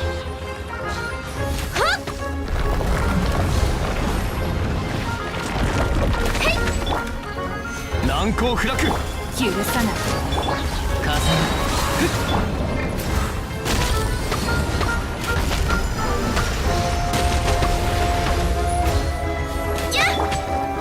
剣女盤石。諦めて。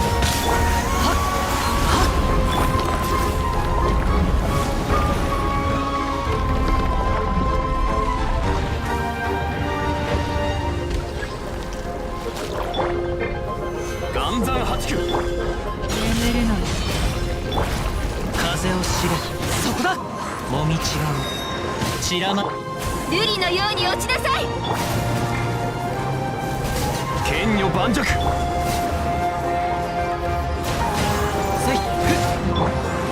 許さない。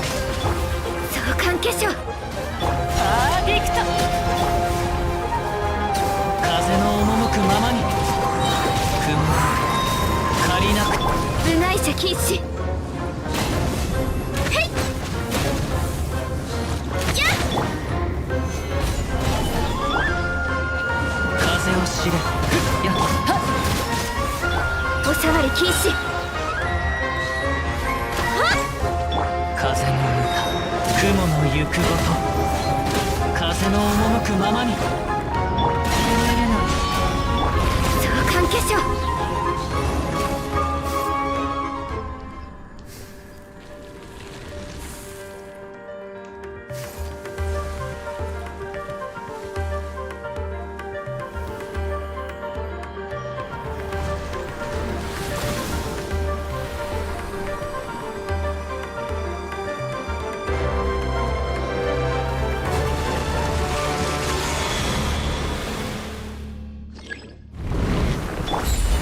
岩山八九。許さない。それは雲なく借り。この仕事は排除するべきですね。へい。やっ。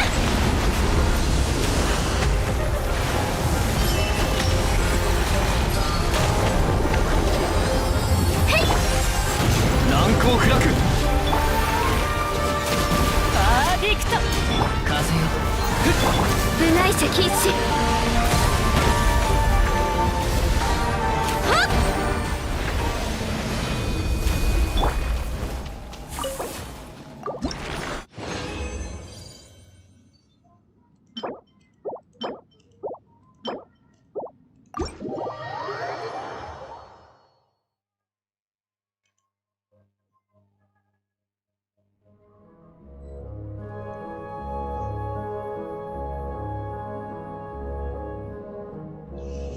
Aduh, selesai.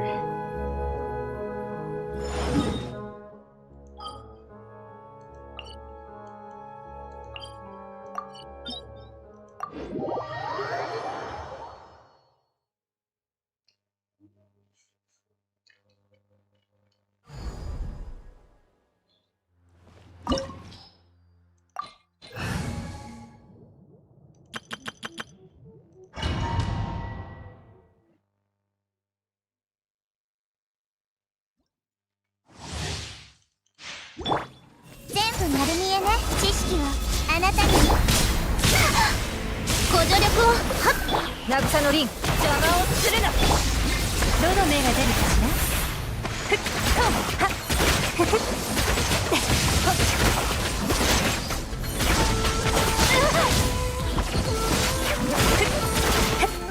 ダメ。捕まえた。ソーランの憩い。この目で属性を見届けましょう。役払い。終わりね。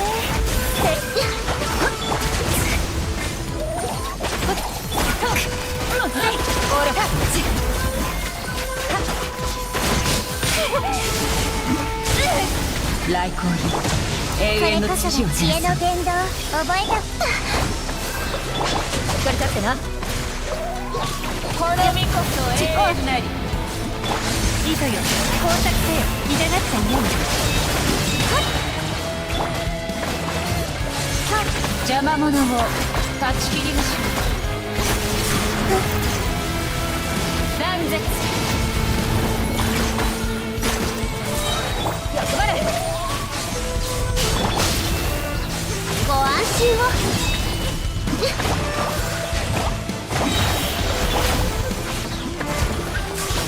永劫に伏せ。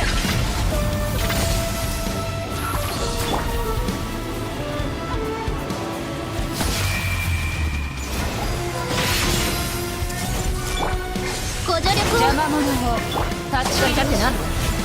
かかれ。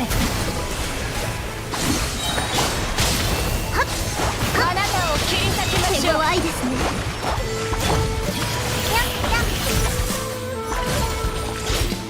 戦時の戒め。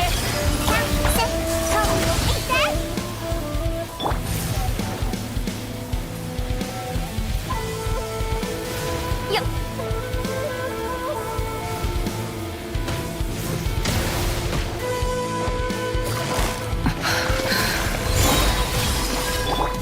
ご安心を。どの目が出るか。あれ狂いなさい。永遠はなかったのですね。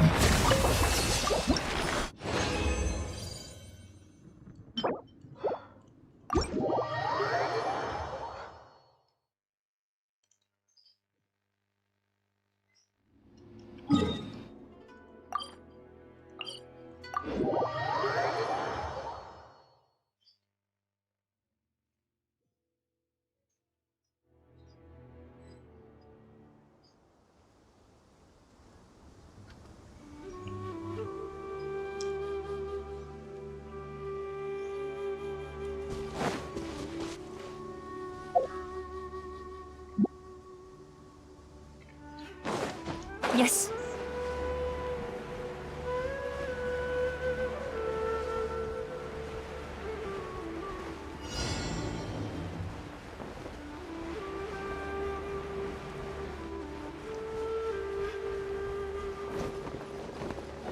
よっ。痛がっちゃいないの。騒乱の憩い。欲張れ。とたやっ。嫌いバチよ。やっ。せい。へい。やっ。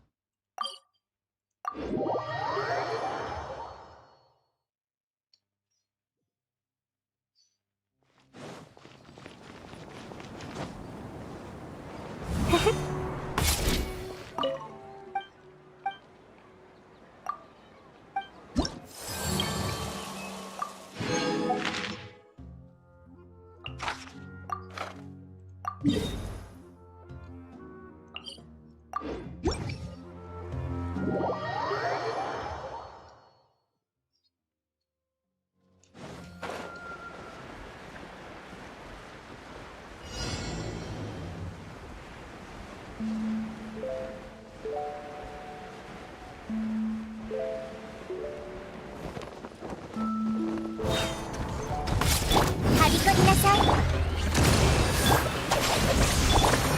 捕まえた。糸よ、工作せよ。深海の加護。はっ。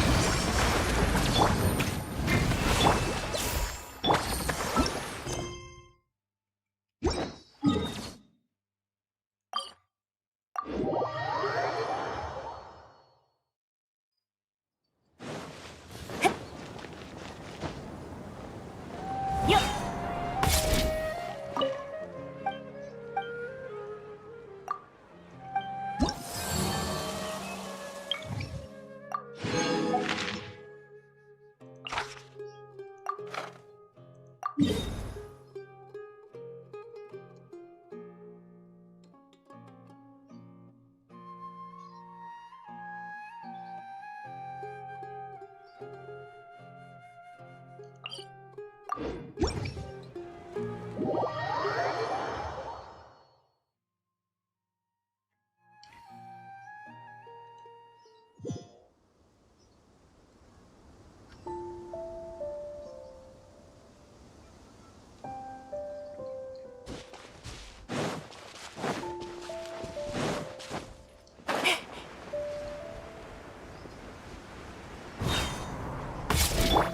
全部丸見えねこれ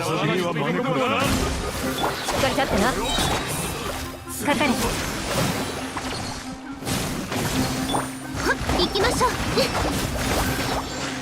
っはっはっはっやっふっはっはっ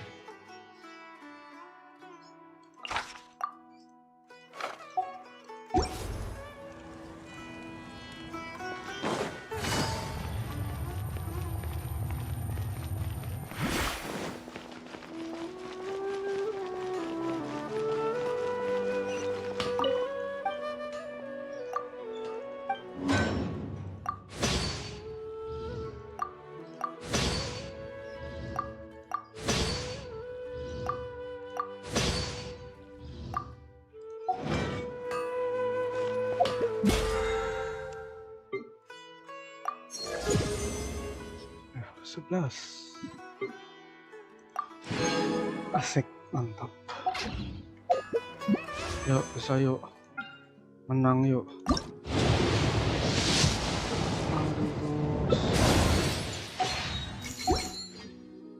Tidak ada harapan.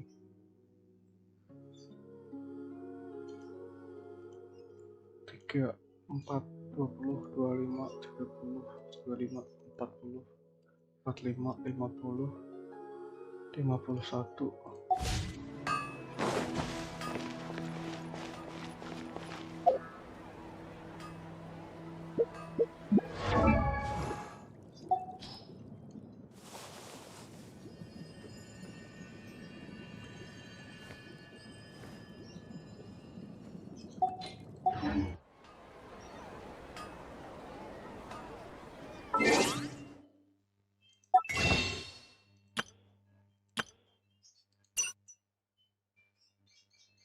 Satu hari lagi, masih lama.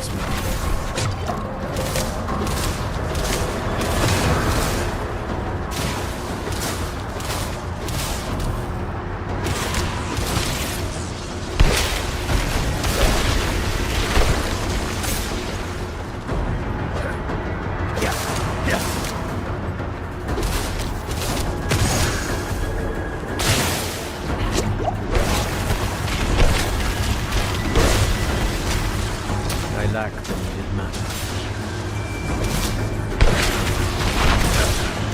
I'm not ready yet.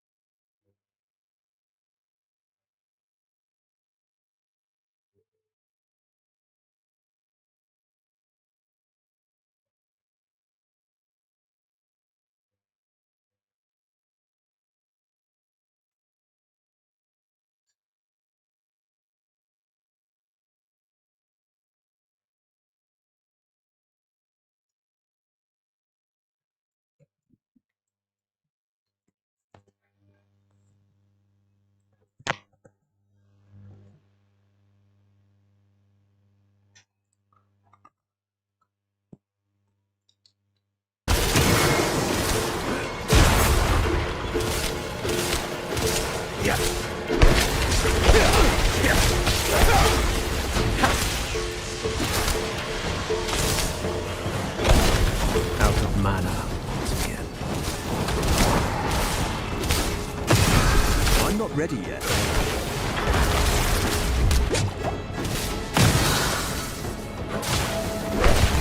Mau gigi putih hanya dalam 2 minggu?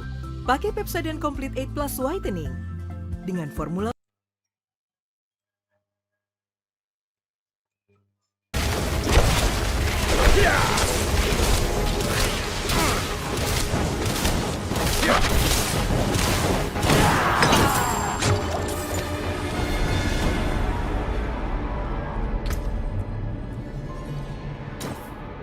Why was that demon guarding that book? I should take this back to Neyrel.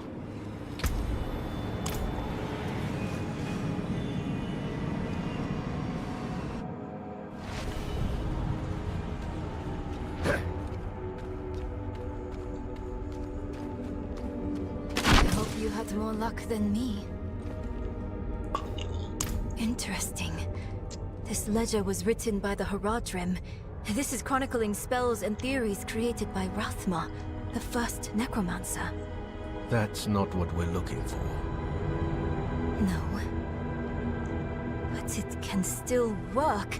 There must be a spell in this book we can use to bring my mother back. She knows the ritual to cross the Black Lake. Are you sure that's a good idea? It's all we have. My mother will help us through.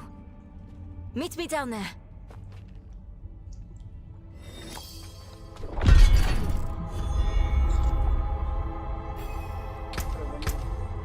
Ada kawa, gangguan. Kamu sudah gangguan.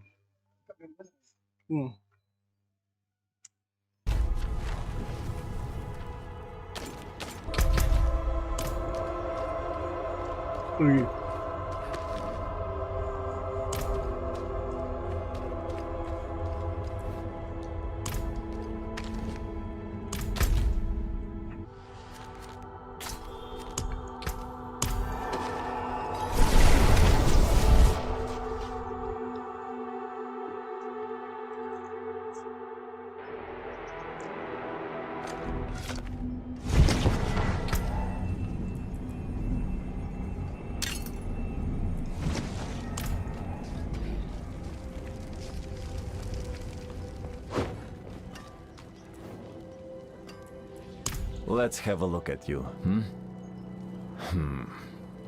Buckles need reinforcing.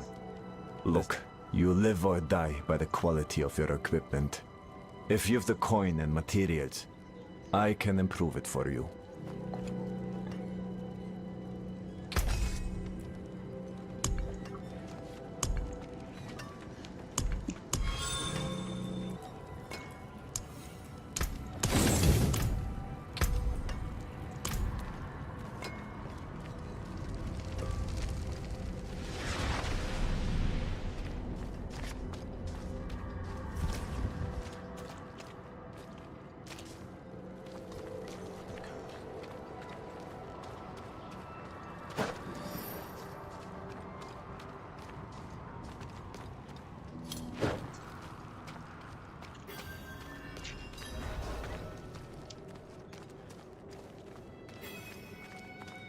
See that the kitchen is ready for tomorrow's service.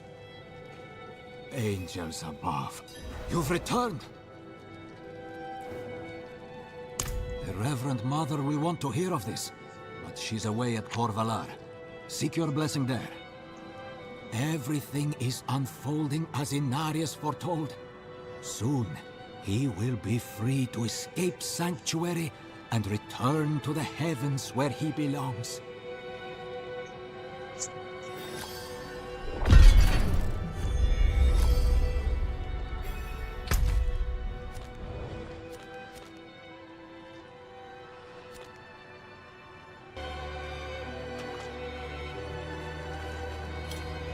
I cannot do that here.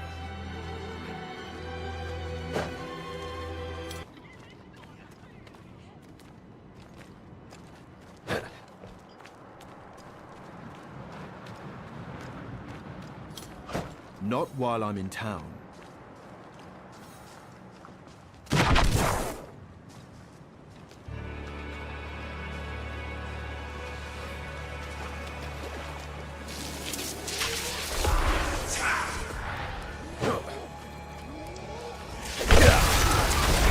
I'm not ready yet. I lack the needed mana.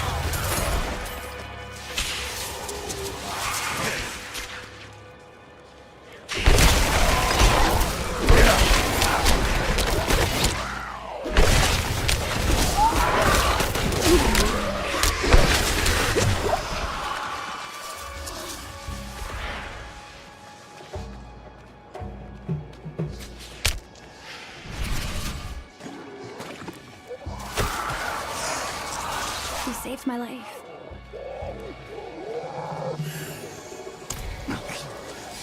Listen carefully. I haven't much time. One of our men, Lord Evitus, was felled in the ancient city beneath the mountain. We carried his body to the ossuary, but he arose, thirsting Apa, Mak?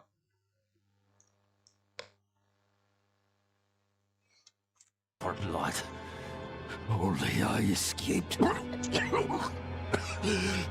Please, you must slay him.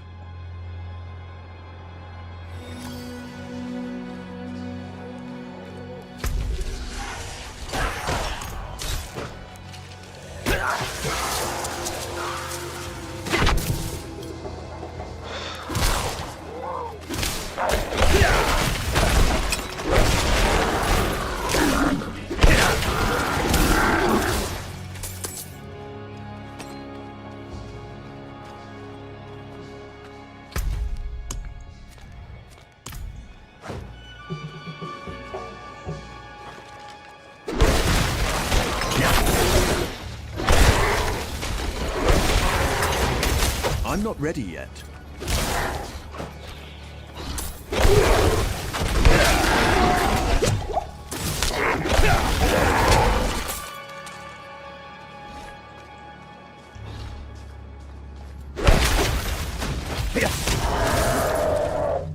Critical.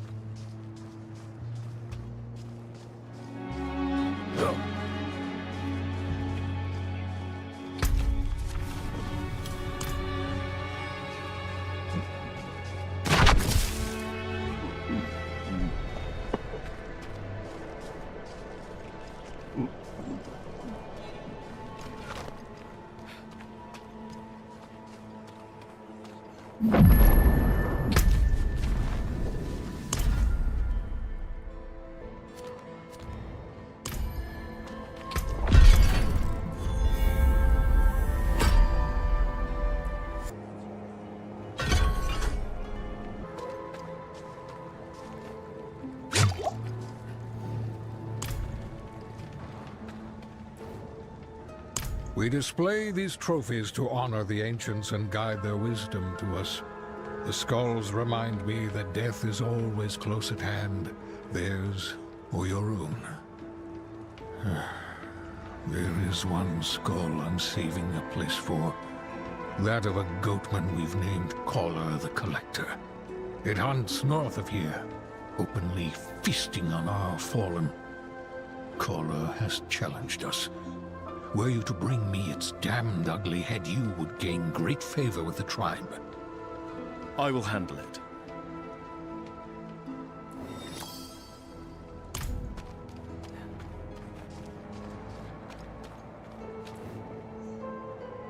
You want an audience with our chieftain? Earn it. Slay our enemies. Hunt the Khazra of the Ice Clan who stalk this mountain. Break their bodies and bring their shattered bones back as tribute. Then, maybe the chieftain will acknowledge you. Our chieftain heard the call of the ancients, and so we answered. Our destiny awaits us beneath the mountain, and no man or beast will stand in our way.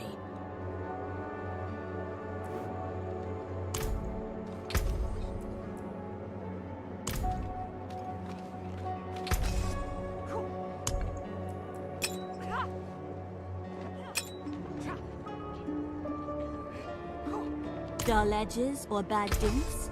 You know where to find me. It's fall apart quick. Here you go.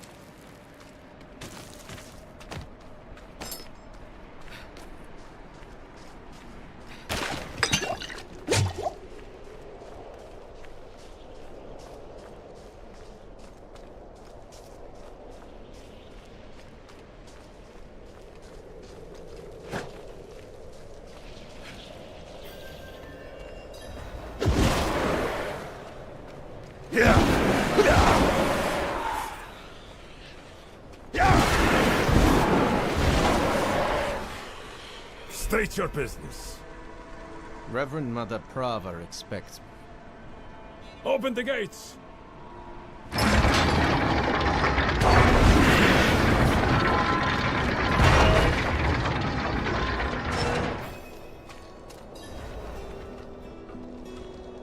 You were good soldiers. Worked hard. Fought hard. Drank hard too. Brothers. Sisters.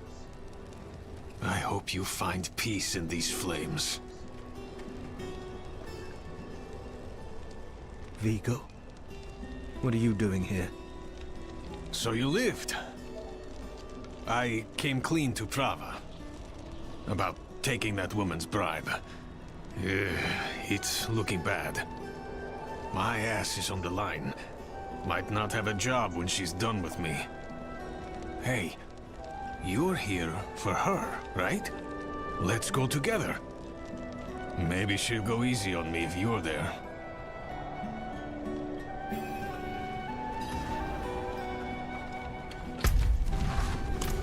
Not many could bear your sins. Not while I'm in town. Hold. She's expecting us. Here we go. Good luck. Have the new watch commander replace the forces we lost at the mine. So, you've returned. Vigo here tells me you were braver than he. First, you will be made worthy of a blessing. A holy war cannot be won with faithless troops. Make no mistake, this war is holy. Lilith has brought the eternal conflict to Sanctuary, and Inarius will deliver us as writ in prophecy. Until then, we have our parts to play. Make a pilgrimage to the Alabaster Monastery. Cleanse your spirit. Then we may discuss a blessing.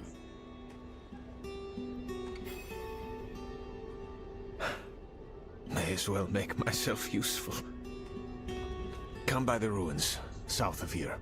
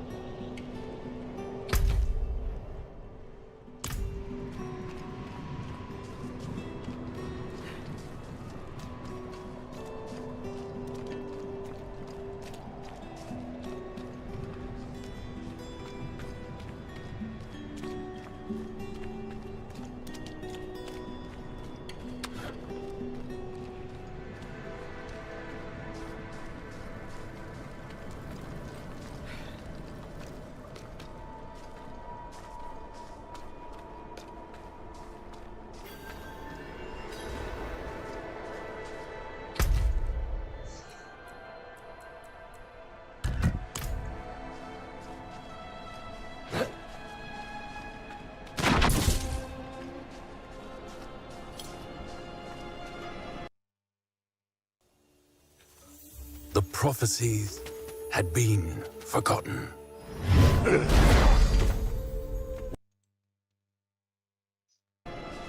Hail. There's a shrine west of here. Bears a relic. I'm told it takes on your sin, weighs you down, body and soul, beats the hell out of you. It'll cleanse you, prepare you to stand before the Father. I hope you don't have many regrets, friend. This kind of thing is a lot deadlier for some than others. Watch out, all right? I'll find you at the end.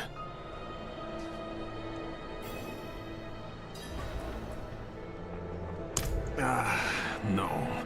I'm not ready. Not by a long shot. Even if I could survive the trail, there's no telling what would happen in the end. You, though, you have a solid chance.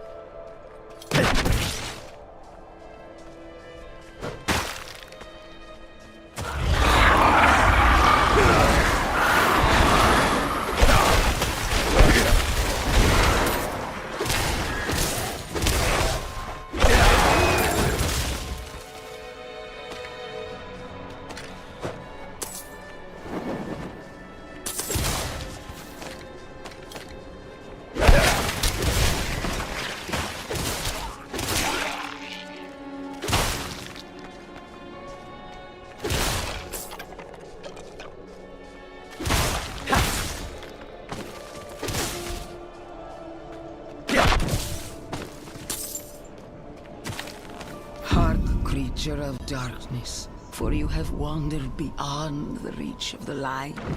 Lift your sins, breathe deep the cold air. The path to redemption lies before you. If you have the faith, walk it.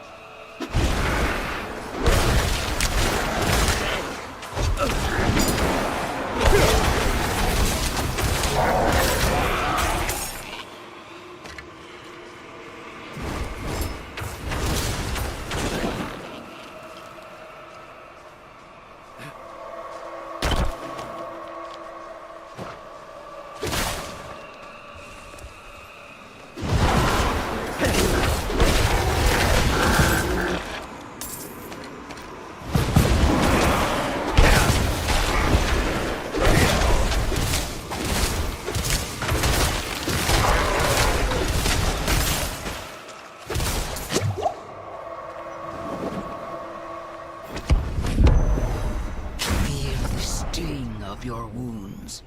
Let the ice into your bones. Welcome your pain.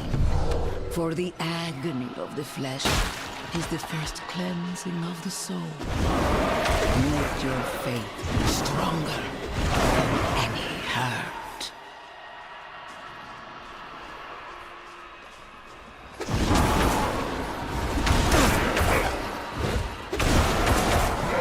I need time.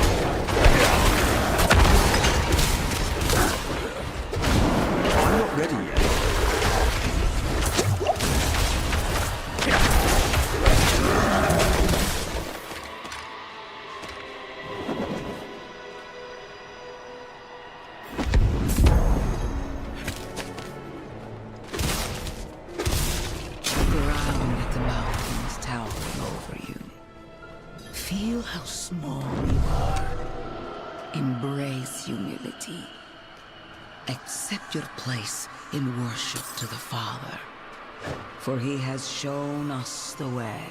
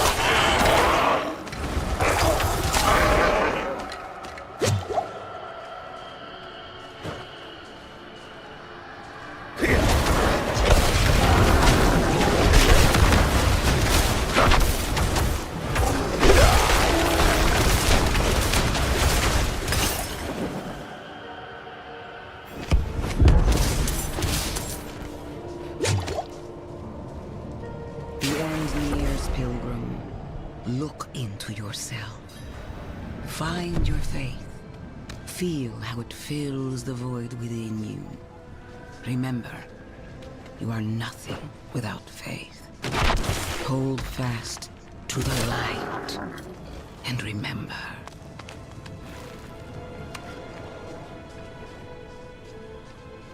Yeah.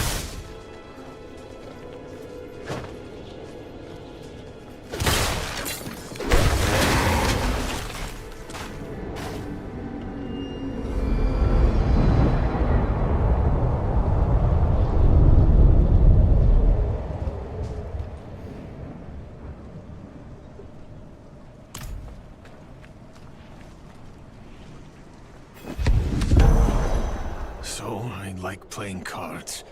Doesn't make me a sinner. But that bribe... Good soldiers died on account of what I did. Is that the kind of man I am?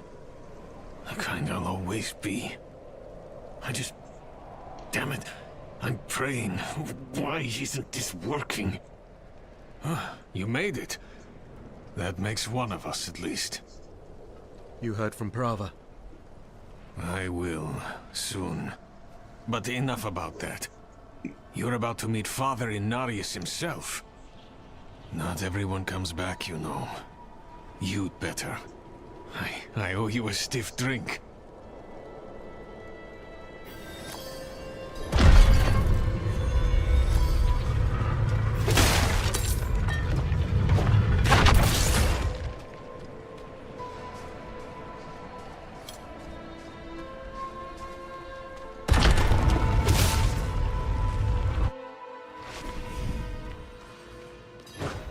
Kneel before him, and remember, you are small, wonderfully small.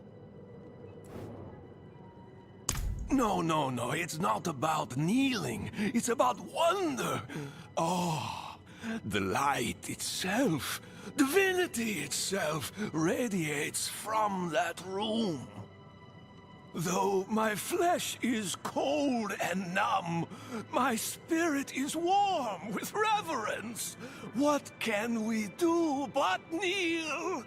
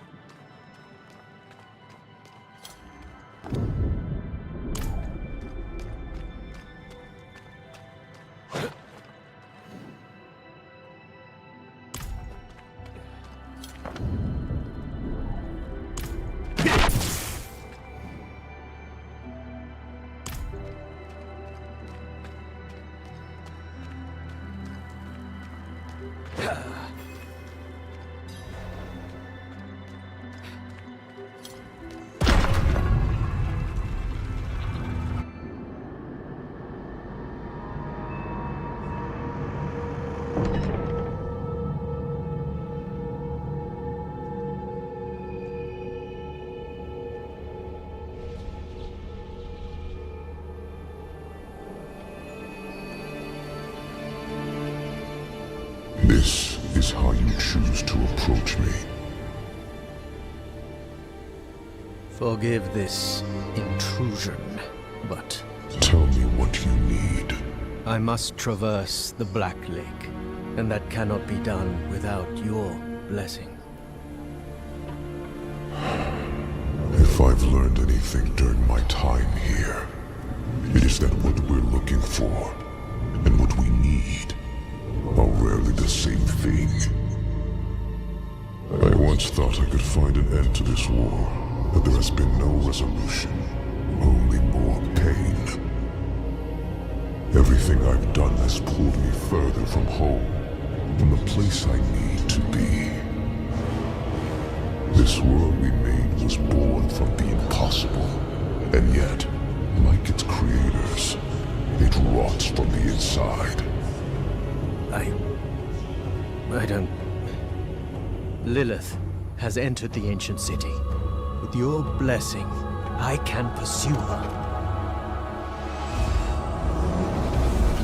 Your kind are weak, and this world has been wasted on the crusades of the unworthy. I can stop her.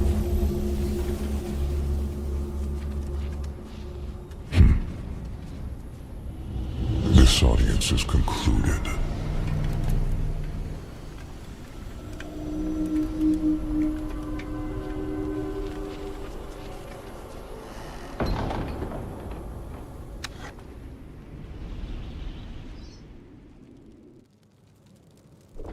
Back to Corvair.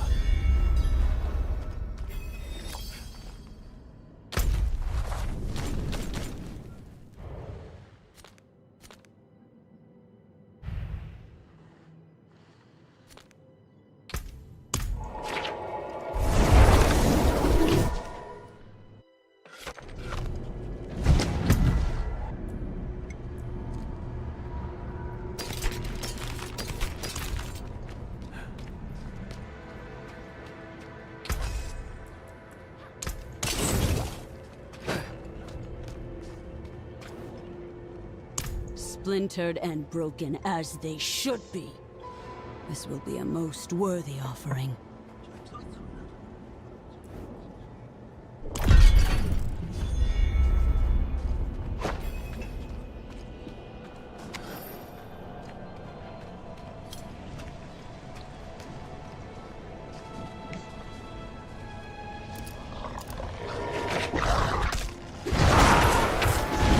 I'm not ready yet.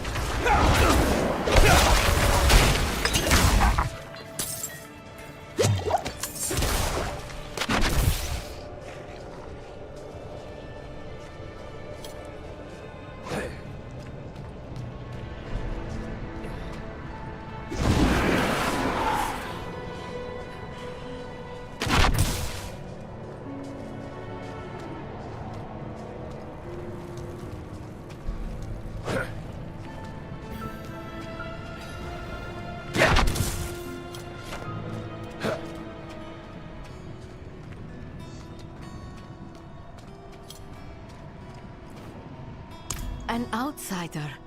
I could use your help. A dying knight mistook me for his confessor. He spoke of sacrilegious things. He said his party of knights found a secret to life eternal. A red chalice. Said the bishop leading them ordered them to drink of it. Deep.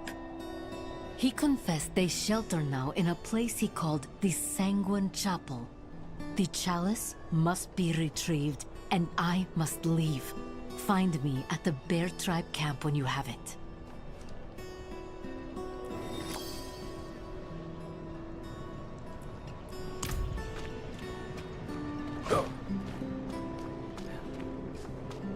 Panado Extra. Cepat redakan sakit kepala dan nyeri yang mengganggu.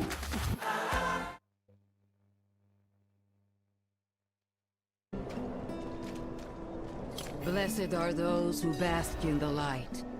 Let our faith be our armor against the encroaching darkness. Ah, you've returned. Come, let us speak inside, out of the cold.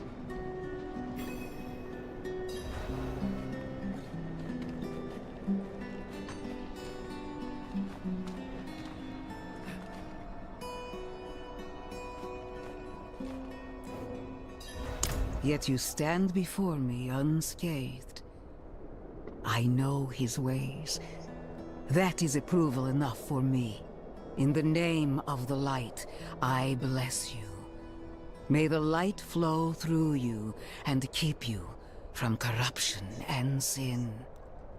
Our victory is prophesied in the heavens.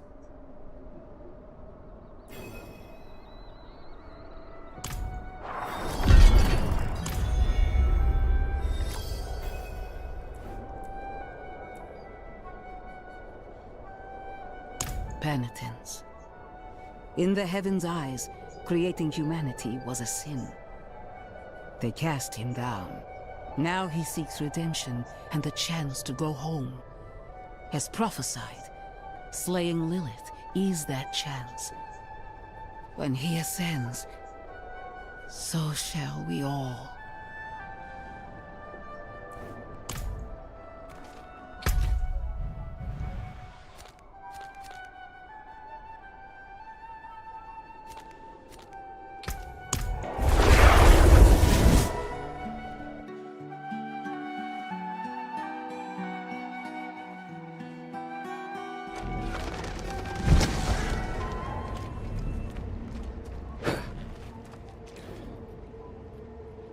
I provide a steady supply of, shall we say, specimens for the clergy nearby.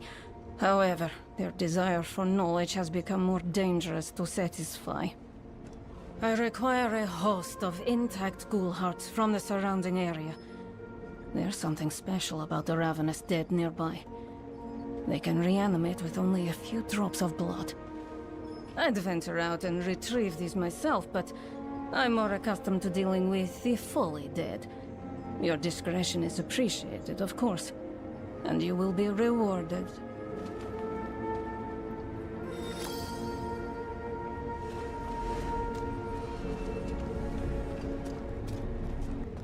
I cannot do that here. We keep our stables clean, dry, and warm.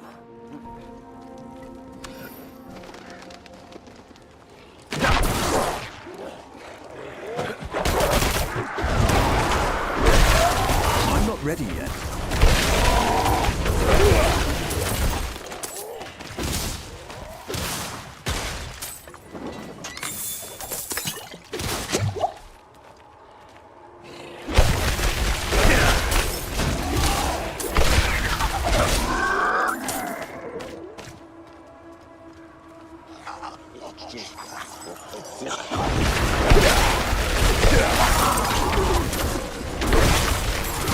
Out of mana once again.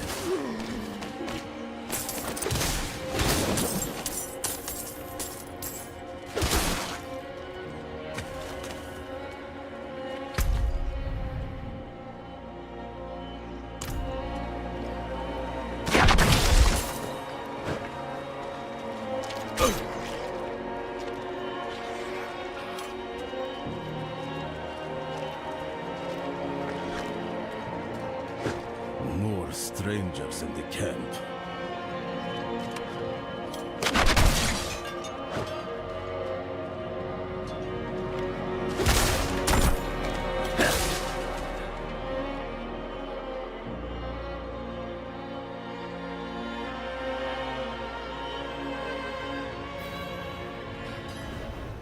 I'll explain on the way.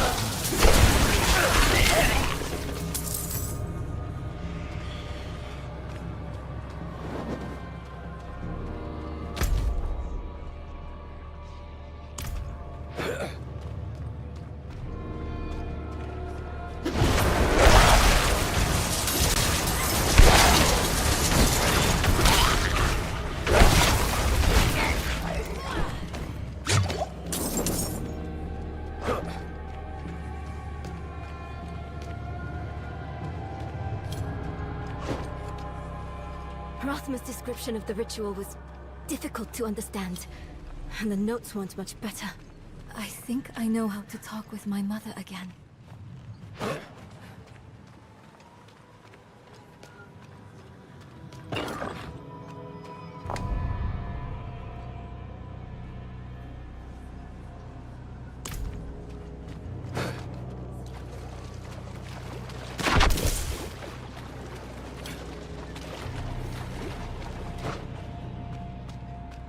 The breeze, coming from the Black Lake.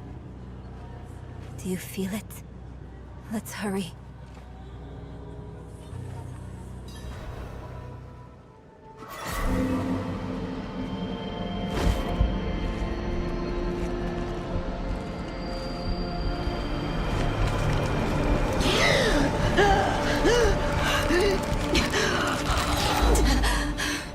Mother? Please, can you hear me? My little magpie, it's you. I can save you from this, Mother. I promise. I can learn how to... Neyrelle, stop. I can't be saved from my own mistakes. This body is only a husk. My spirit must pass on. And you must let me go. Mother, no. I need you. You need to move on, Magpie, without me. But I can help you one last time before I go. You have the divine blessing. Your blood is the necessary key.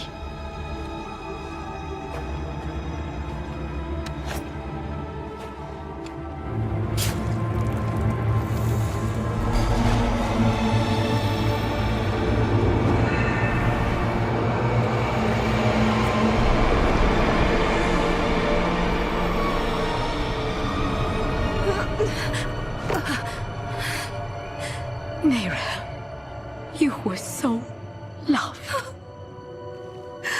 Mother.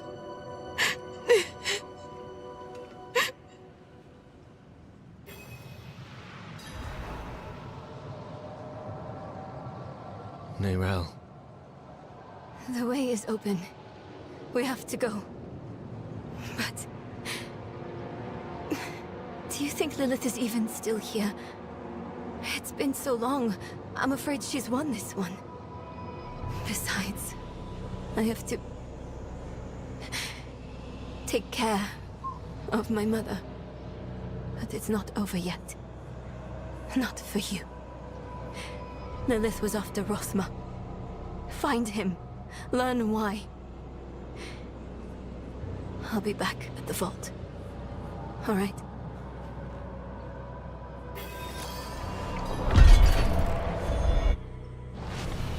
This place is full of Lilith's hatred.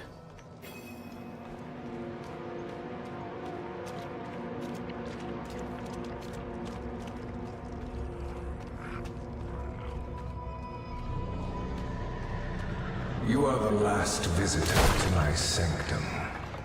Though, you come too late, just as Lilith did before you. For it was my father, Inarius, who arrived here first. It unfolded as my visions foretold. How we hurtled towards the prophecy's end.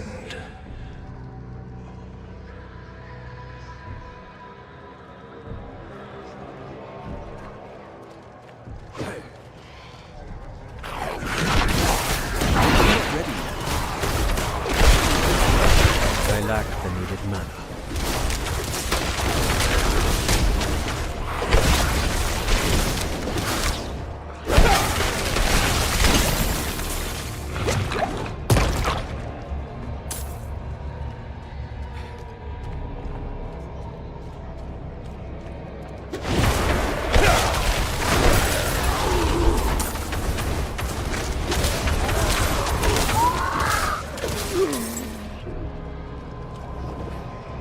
It started in dreams. I saw shattered images of the end of Sanctuary. The scales of a great serpent carried these visions. And so I went to visit him. My and the serpent's thoughts met, and the fragmented future was mended together. I put it down in order, and the prophecy was born.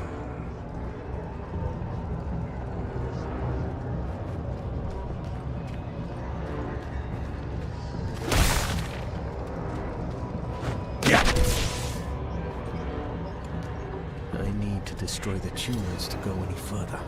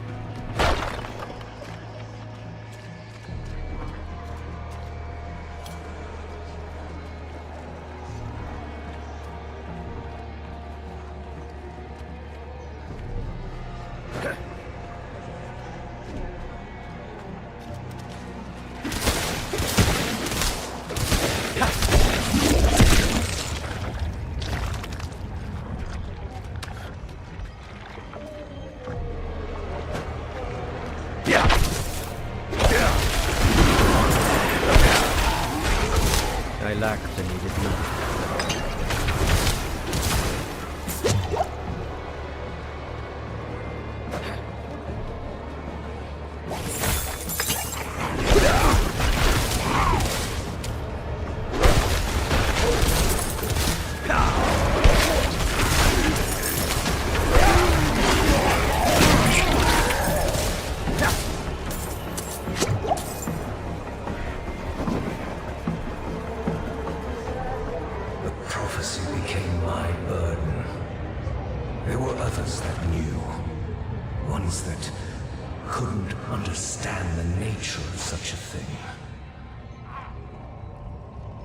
I knew Honorius would be driven to interfere, believing that it was about him.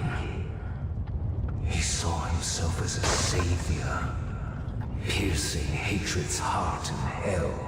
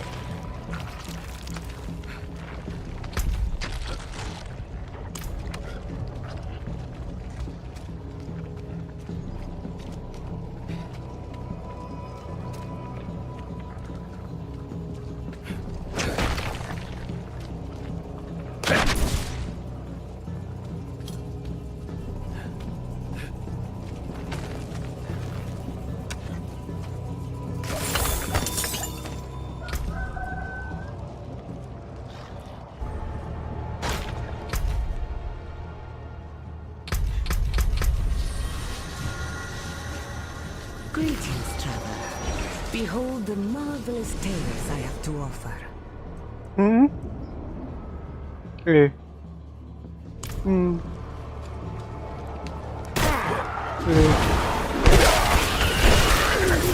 I'm out of mana.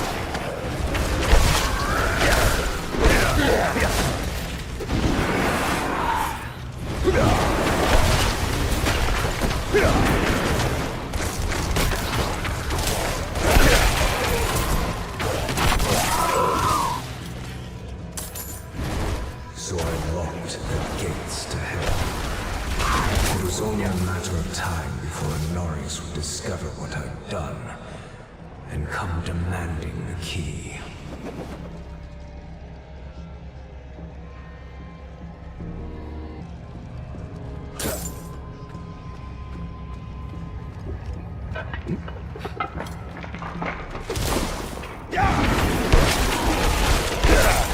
Out of mana once again.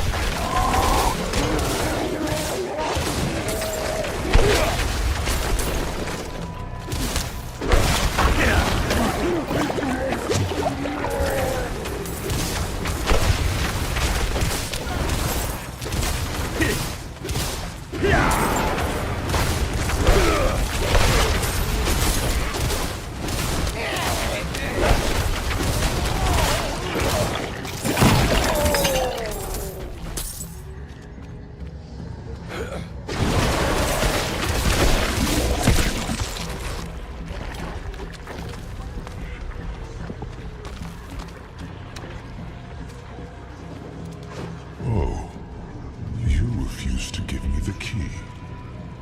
You stand in the way of the Savior. The holy fluid in your veins should be boiling. Nothing you do will change the future I saw.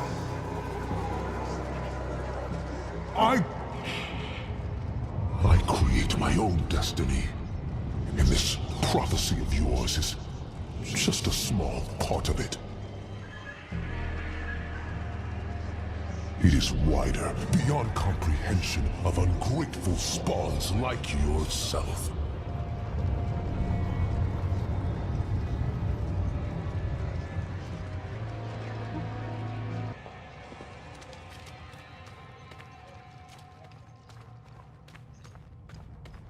All you must understand is once I am victorious in hell, the high heavens will welcome me home, where I belong.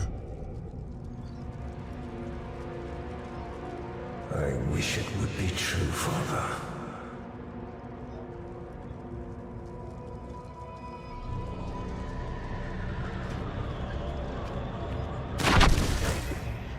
Curse this place. I'm being followed.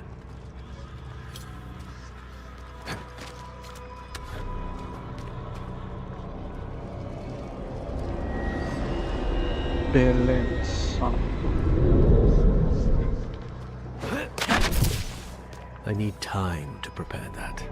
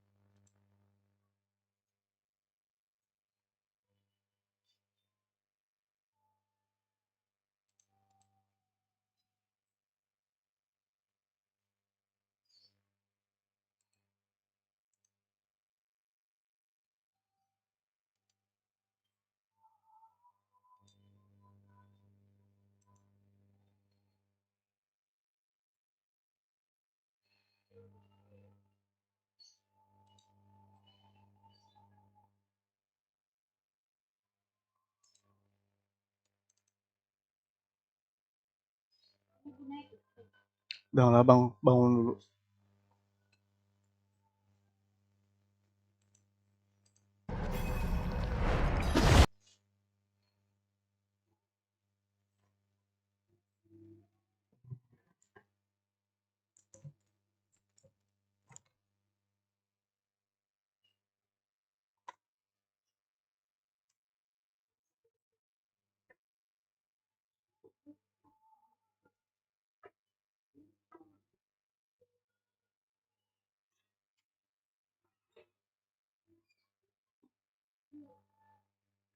Giliran dulu mau naik film.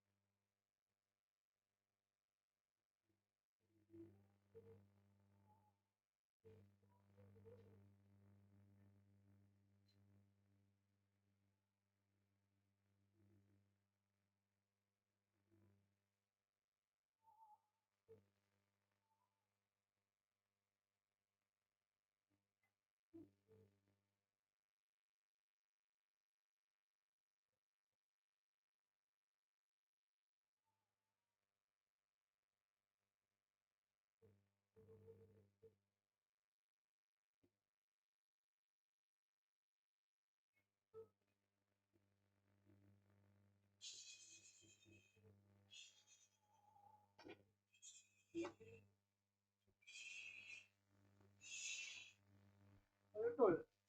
Betul nih. Betul. Betul.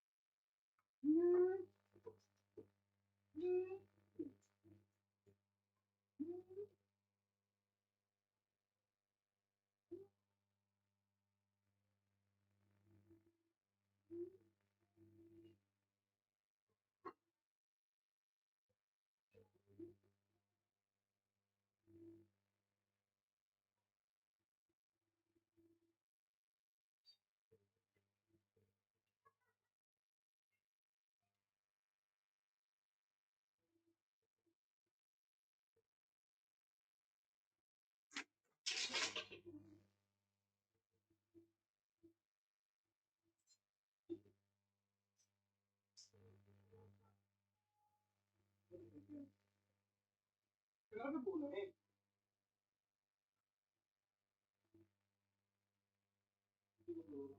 Panas.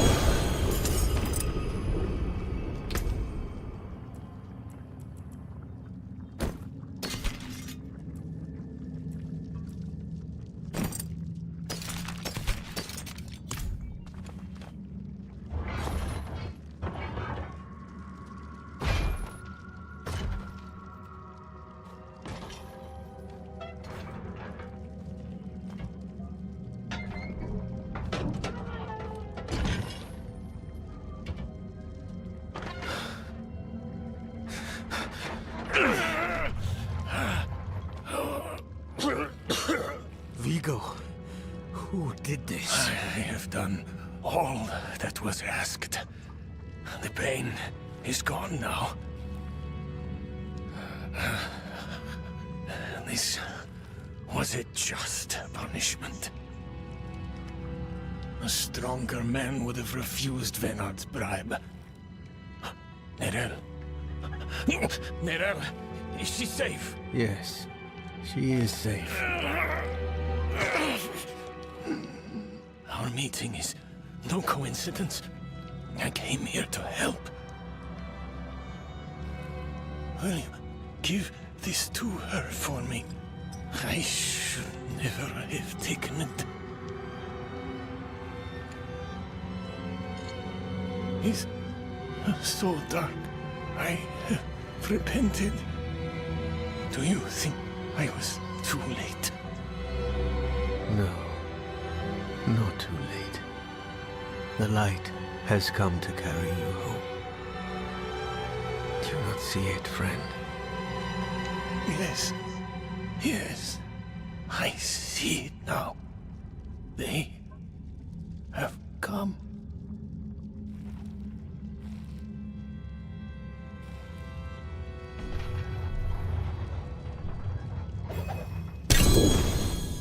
You didn't need that armor to prove your worth, friend.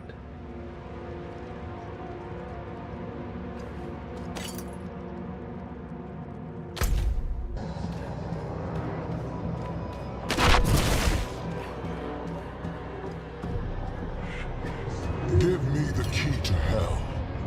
I will not ask again. You don't need to. I saw a vision of the key lifted from my corpse, under the watchful eyes of the great serpent in my sanctum. If you are chosen as you say, it will come to pass.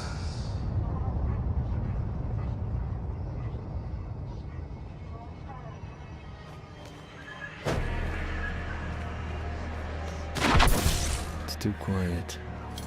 Where is she?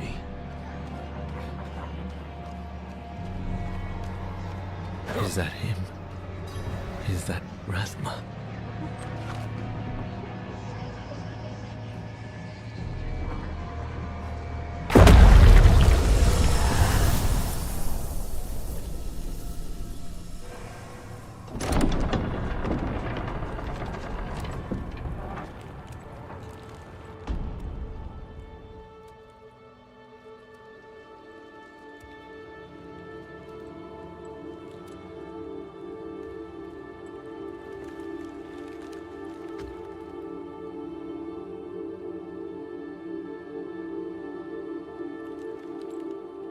I don't know if you would have chosen to stand beside me in this new world, Rathma. But I would have saved your place, just the same. And now, all that you might have been has been stolen from me. Stolen.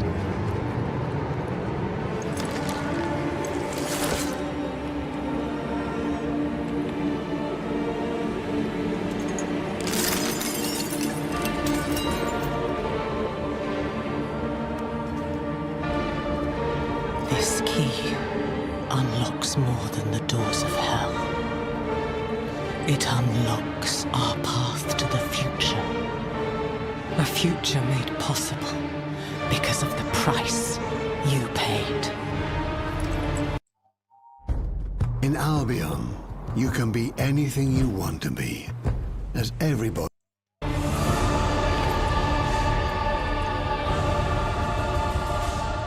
Your sacrifice will not have been in vain.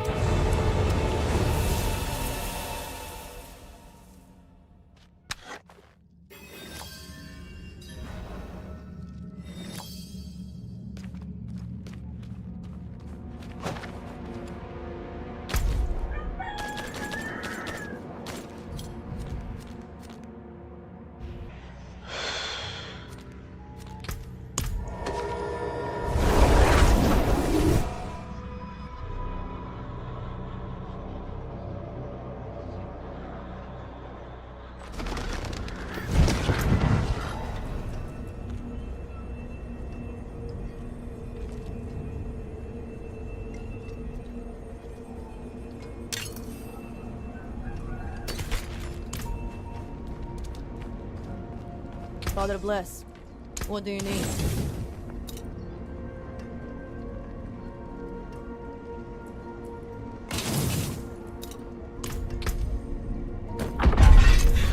What will it be? Came apart nice. Anything breaks, the forge is hot.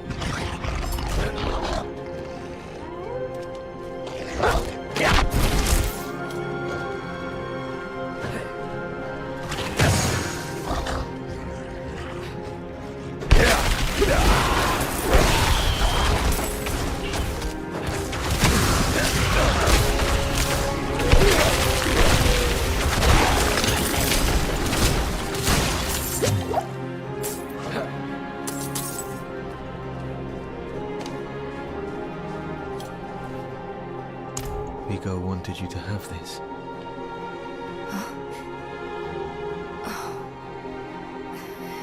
He was a good man. And Lilith? Was she even there? Did you meet her? Already gone by the time I arrived. There is more. I can see that. Lilith took a key to hell off Rathma's body. Then it was all in vain. She's the only one who got what they wanted. Neyrel. She came seeking the Haradrim of legend. Seeking hope. She found neither. But her part in things was far from over. In truth, we would need her more than she needed us. Didn't seem that way at the time, though. For anyone. Inarius proved to be just as unreliable as I'd feared. His self-obsession had driven him to murder his son, Rathma. And from the corpse left behind, Lilith had taken a key to hell. Where would she use it? We could only depend on ourselves to find out.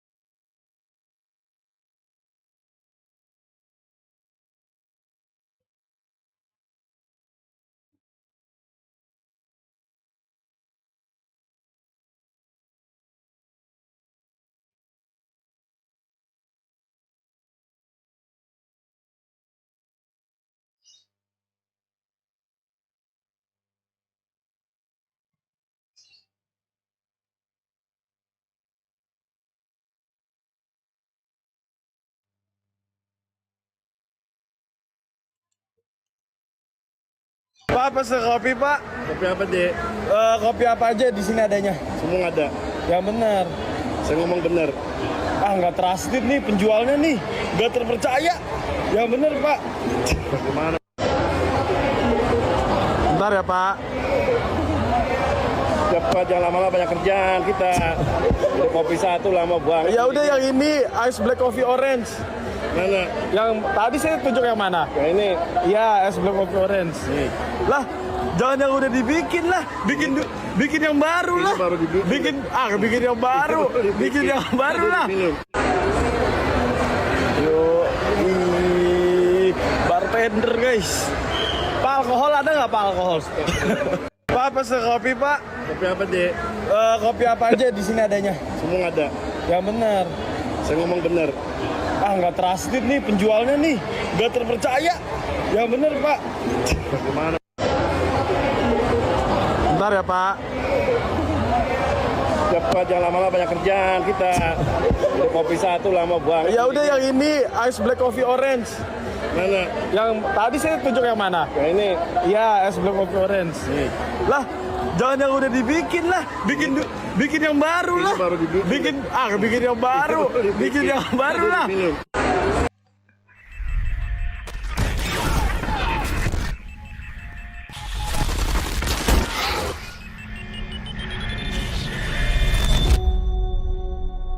There is no way to hide. Kings, barons, queens. We give them different names, but they're all the same. Killing machines falling from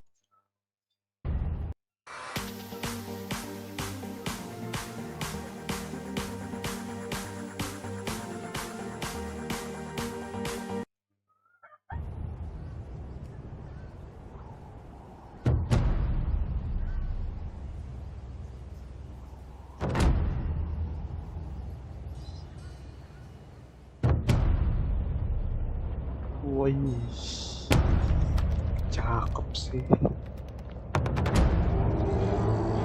Wow, cakep. Iya, cakep banget.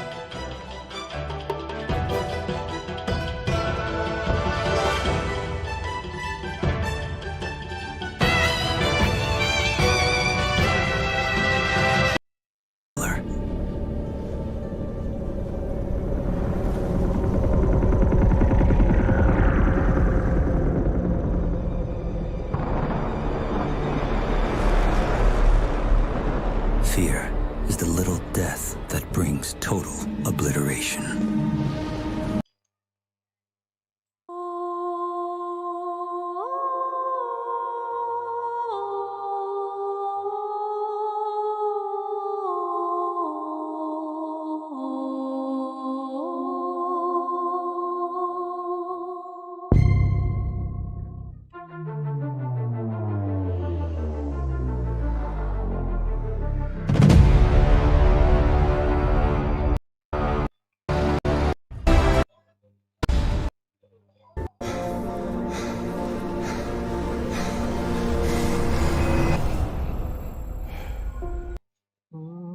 The Witcher-nya pendek.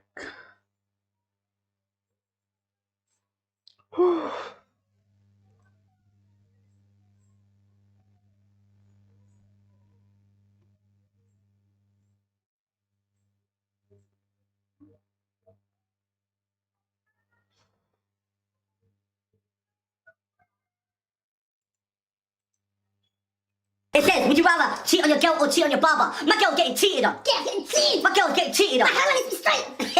What job is it? Oh! He cheated on his barber. He already cheated on your barber. Oh, he doesn't have a barber. I do his trims. What do you cheat on? No, he goes to the barber and goes, do what you want to do. It's already cut. It says, would you rather cheat on your girl or cheat on your barber? My girl's getting cheated on. Getting cheated? My girl's getting cheated on. My hell is straight. What job is it? Oh!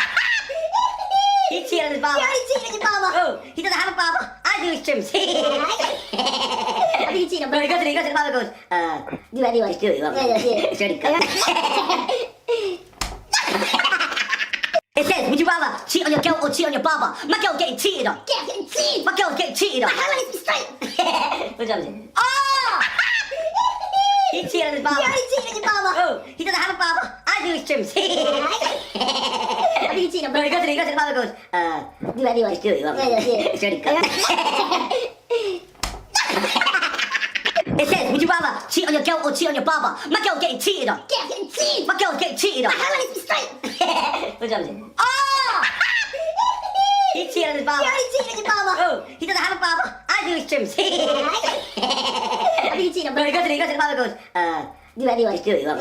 It's already cut. It says, would you rather cheat on your girl or cheat on your barber? My girl's getting cheated on. Getting cheated? My girl's getting cheated on. My hell is straight. What job is it? Oh! He cheated on his barber. He already cheated on your barber. Oh, he doesn't have a barber. I do his trims. What do you cheat on? No, he goes to the barber and goes, do what you want to do. It's already cut. It says, would you rather cheat on your girl or cheat on your barber? My girl's getting cheated on. Getting cheated? My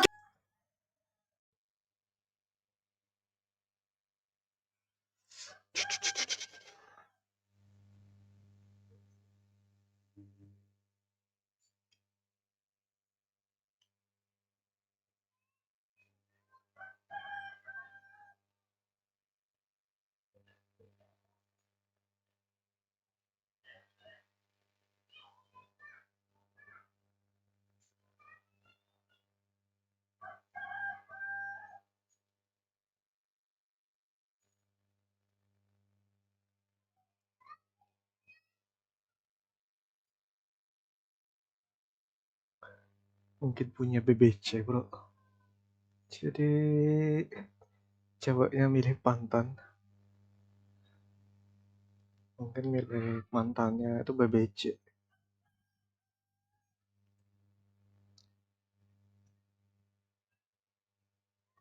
BBC cuy, tak bisa dilawan. Milih mantan tapi kalau udah nikah sehari. Gokil. Siapa yang gak tahan? Gokil. Milih mantan loh. Mungkin gedenya kayak BBC. Wow. Oh my god! Look at that piece of cake! What are you doing about what?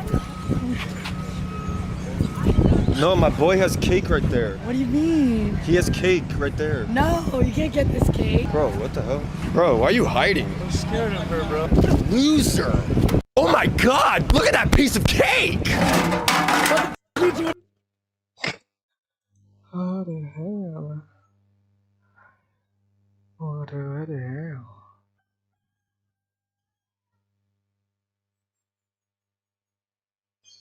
Apa ini?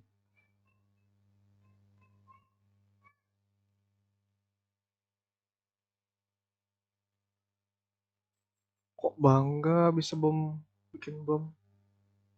Aneh-aneh.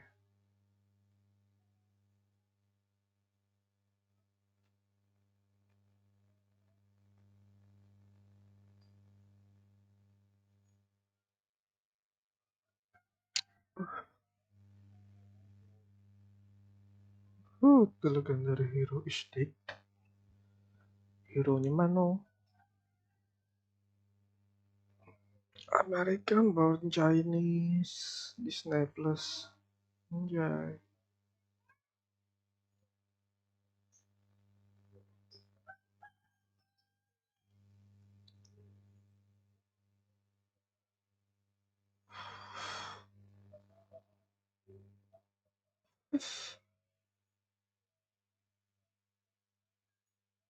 Aku nonton sampai season berapa ya? Season 2. Season 3. Ini season berapa? Wah, aku lupa. Entahlah. Mungkin aku belum nonton.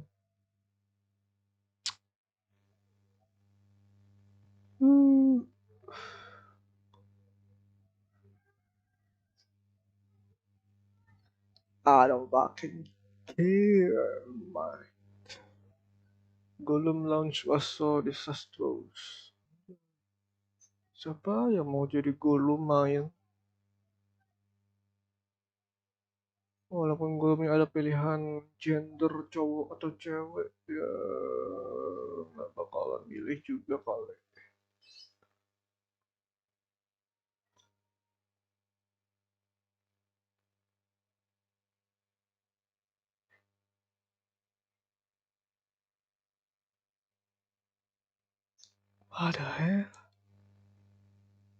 Ada yang baru.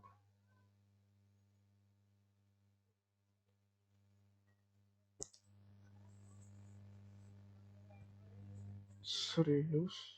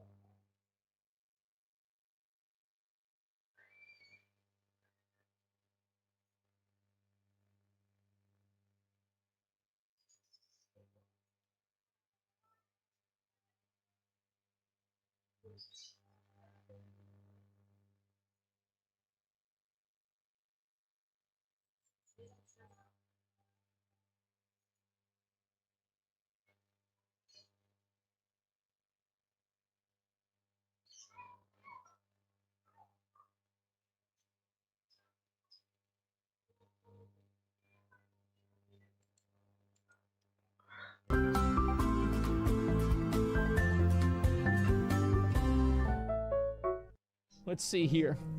I love the new Fable design and Western developer aesthetics, Western devs, Eastern devs.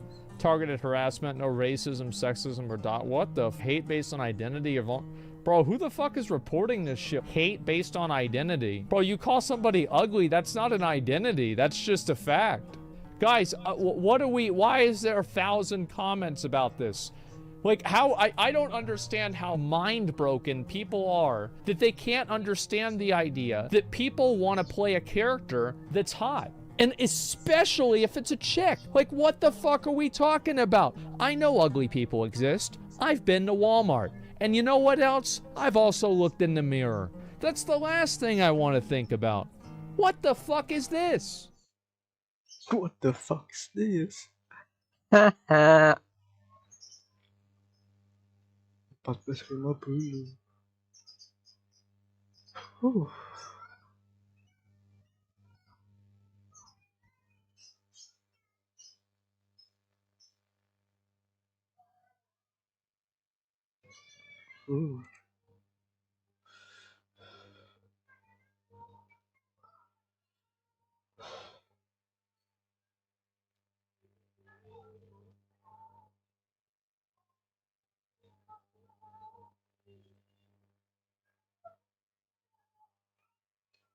Halo, halo, Ilham, halo. Halo, halo. Apa kabar? Halo, halo, halo. Halo, halo, halo. Apa kabarmu, Bro Ilham? Halo. Halo. Halo, gimana kabarmu? Halo. Halo. Halo, halo. Halo.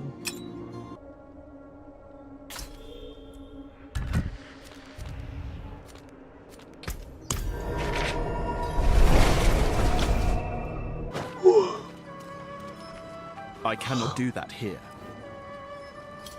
Well, you certainly have the look of someone who spends a lot of time in the wilds. I expect you'll also want some of my elixirs, but let's focus on your healing potion for now. I have some extra materials we can use this time. If you want to improve your healing potion further, or craft any elixirs, you'll need to source your own ingredients. I'll not leave these walls. Never again.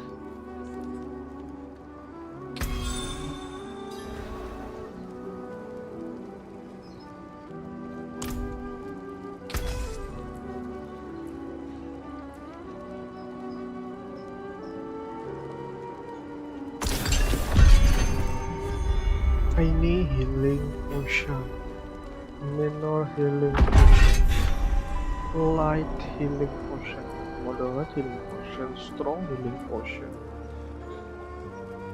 Level 60 ya. Rare juga sih grinding. Daya blow. What will it be?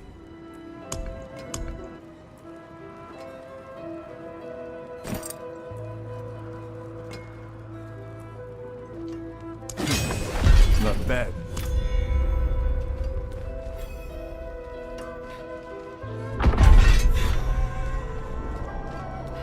Not while I'm in town.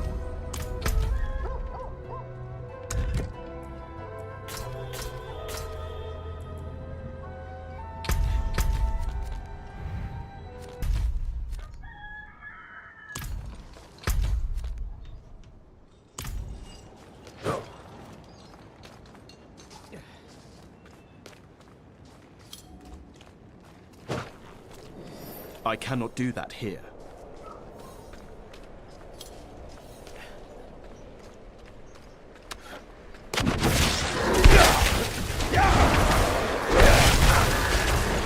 I need time to prepare.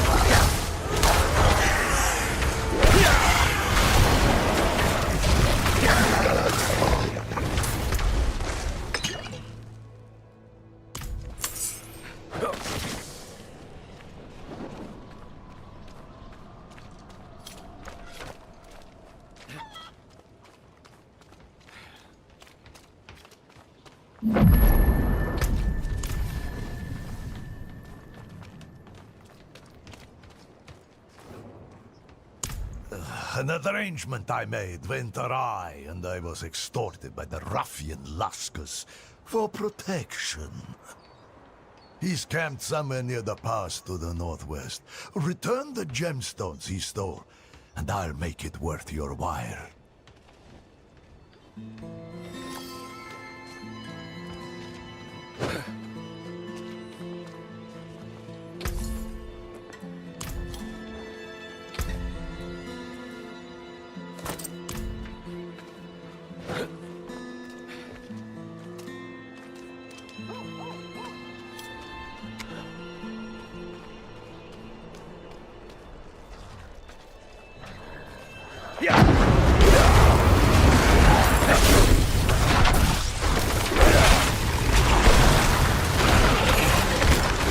I'm not ready yet.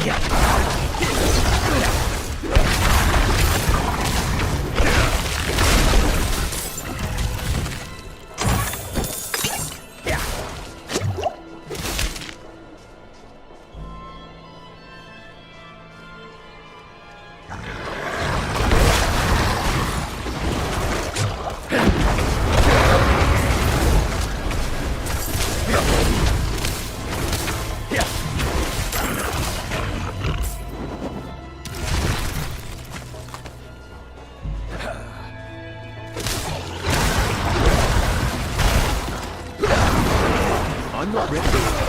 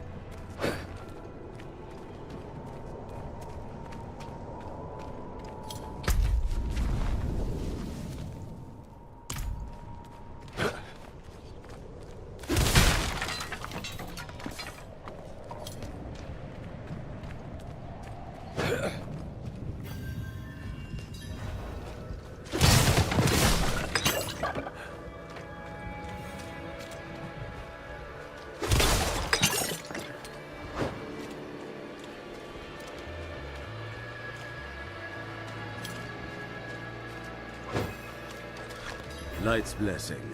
If you have needs, check in with the watchman.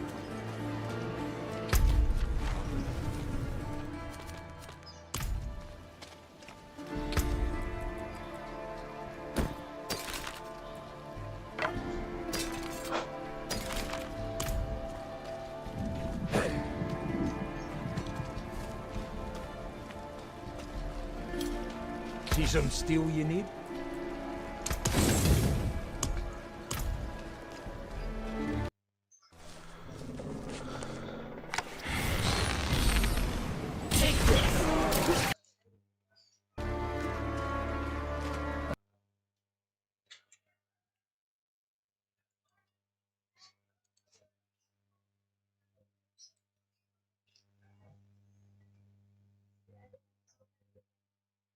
Oke, off stream.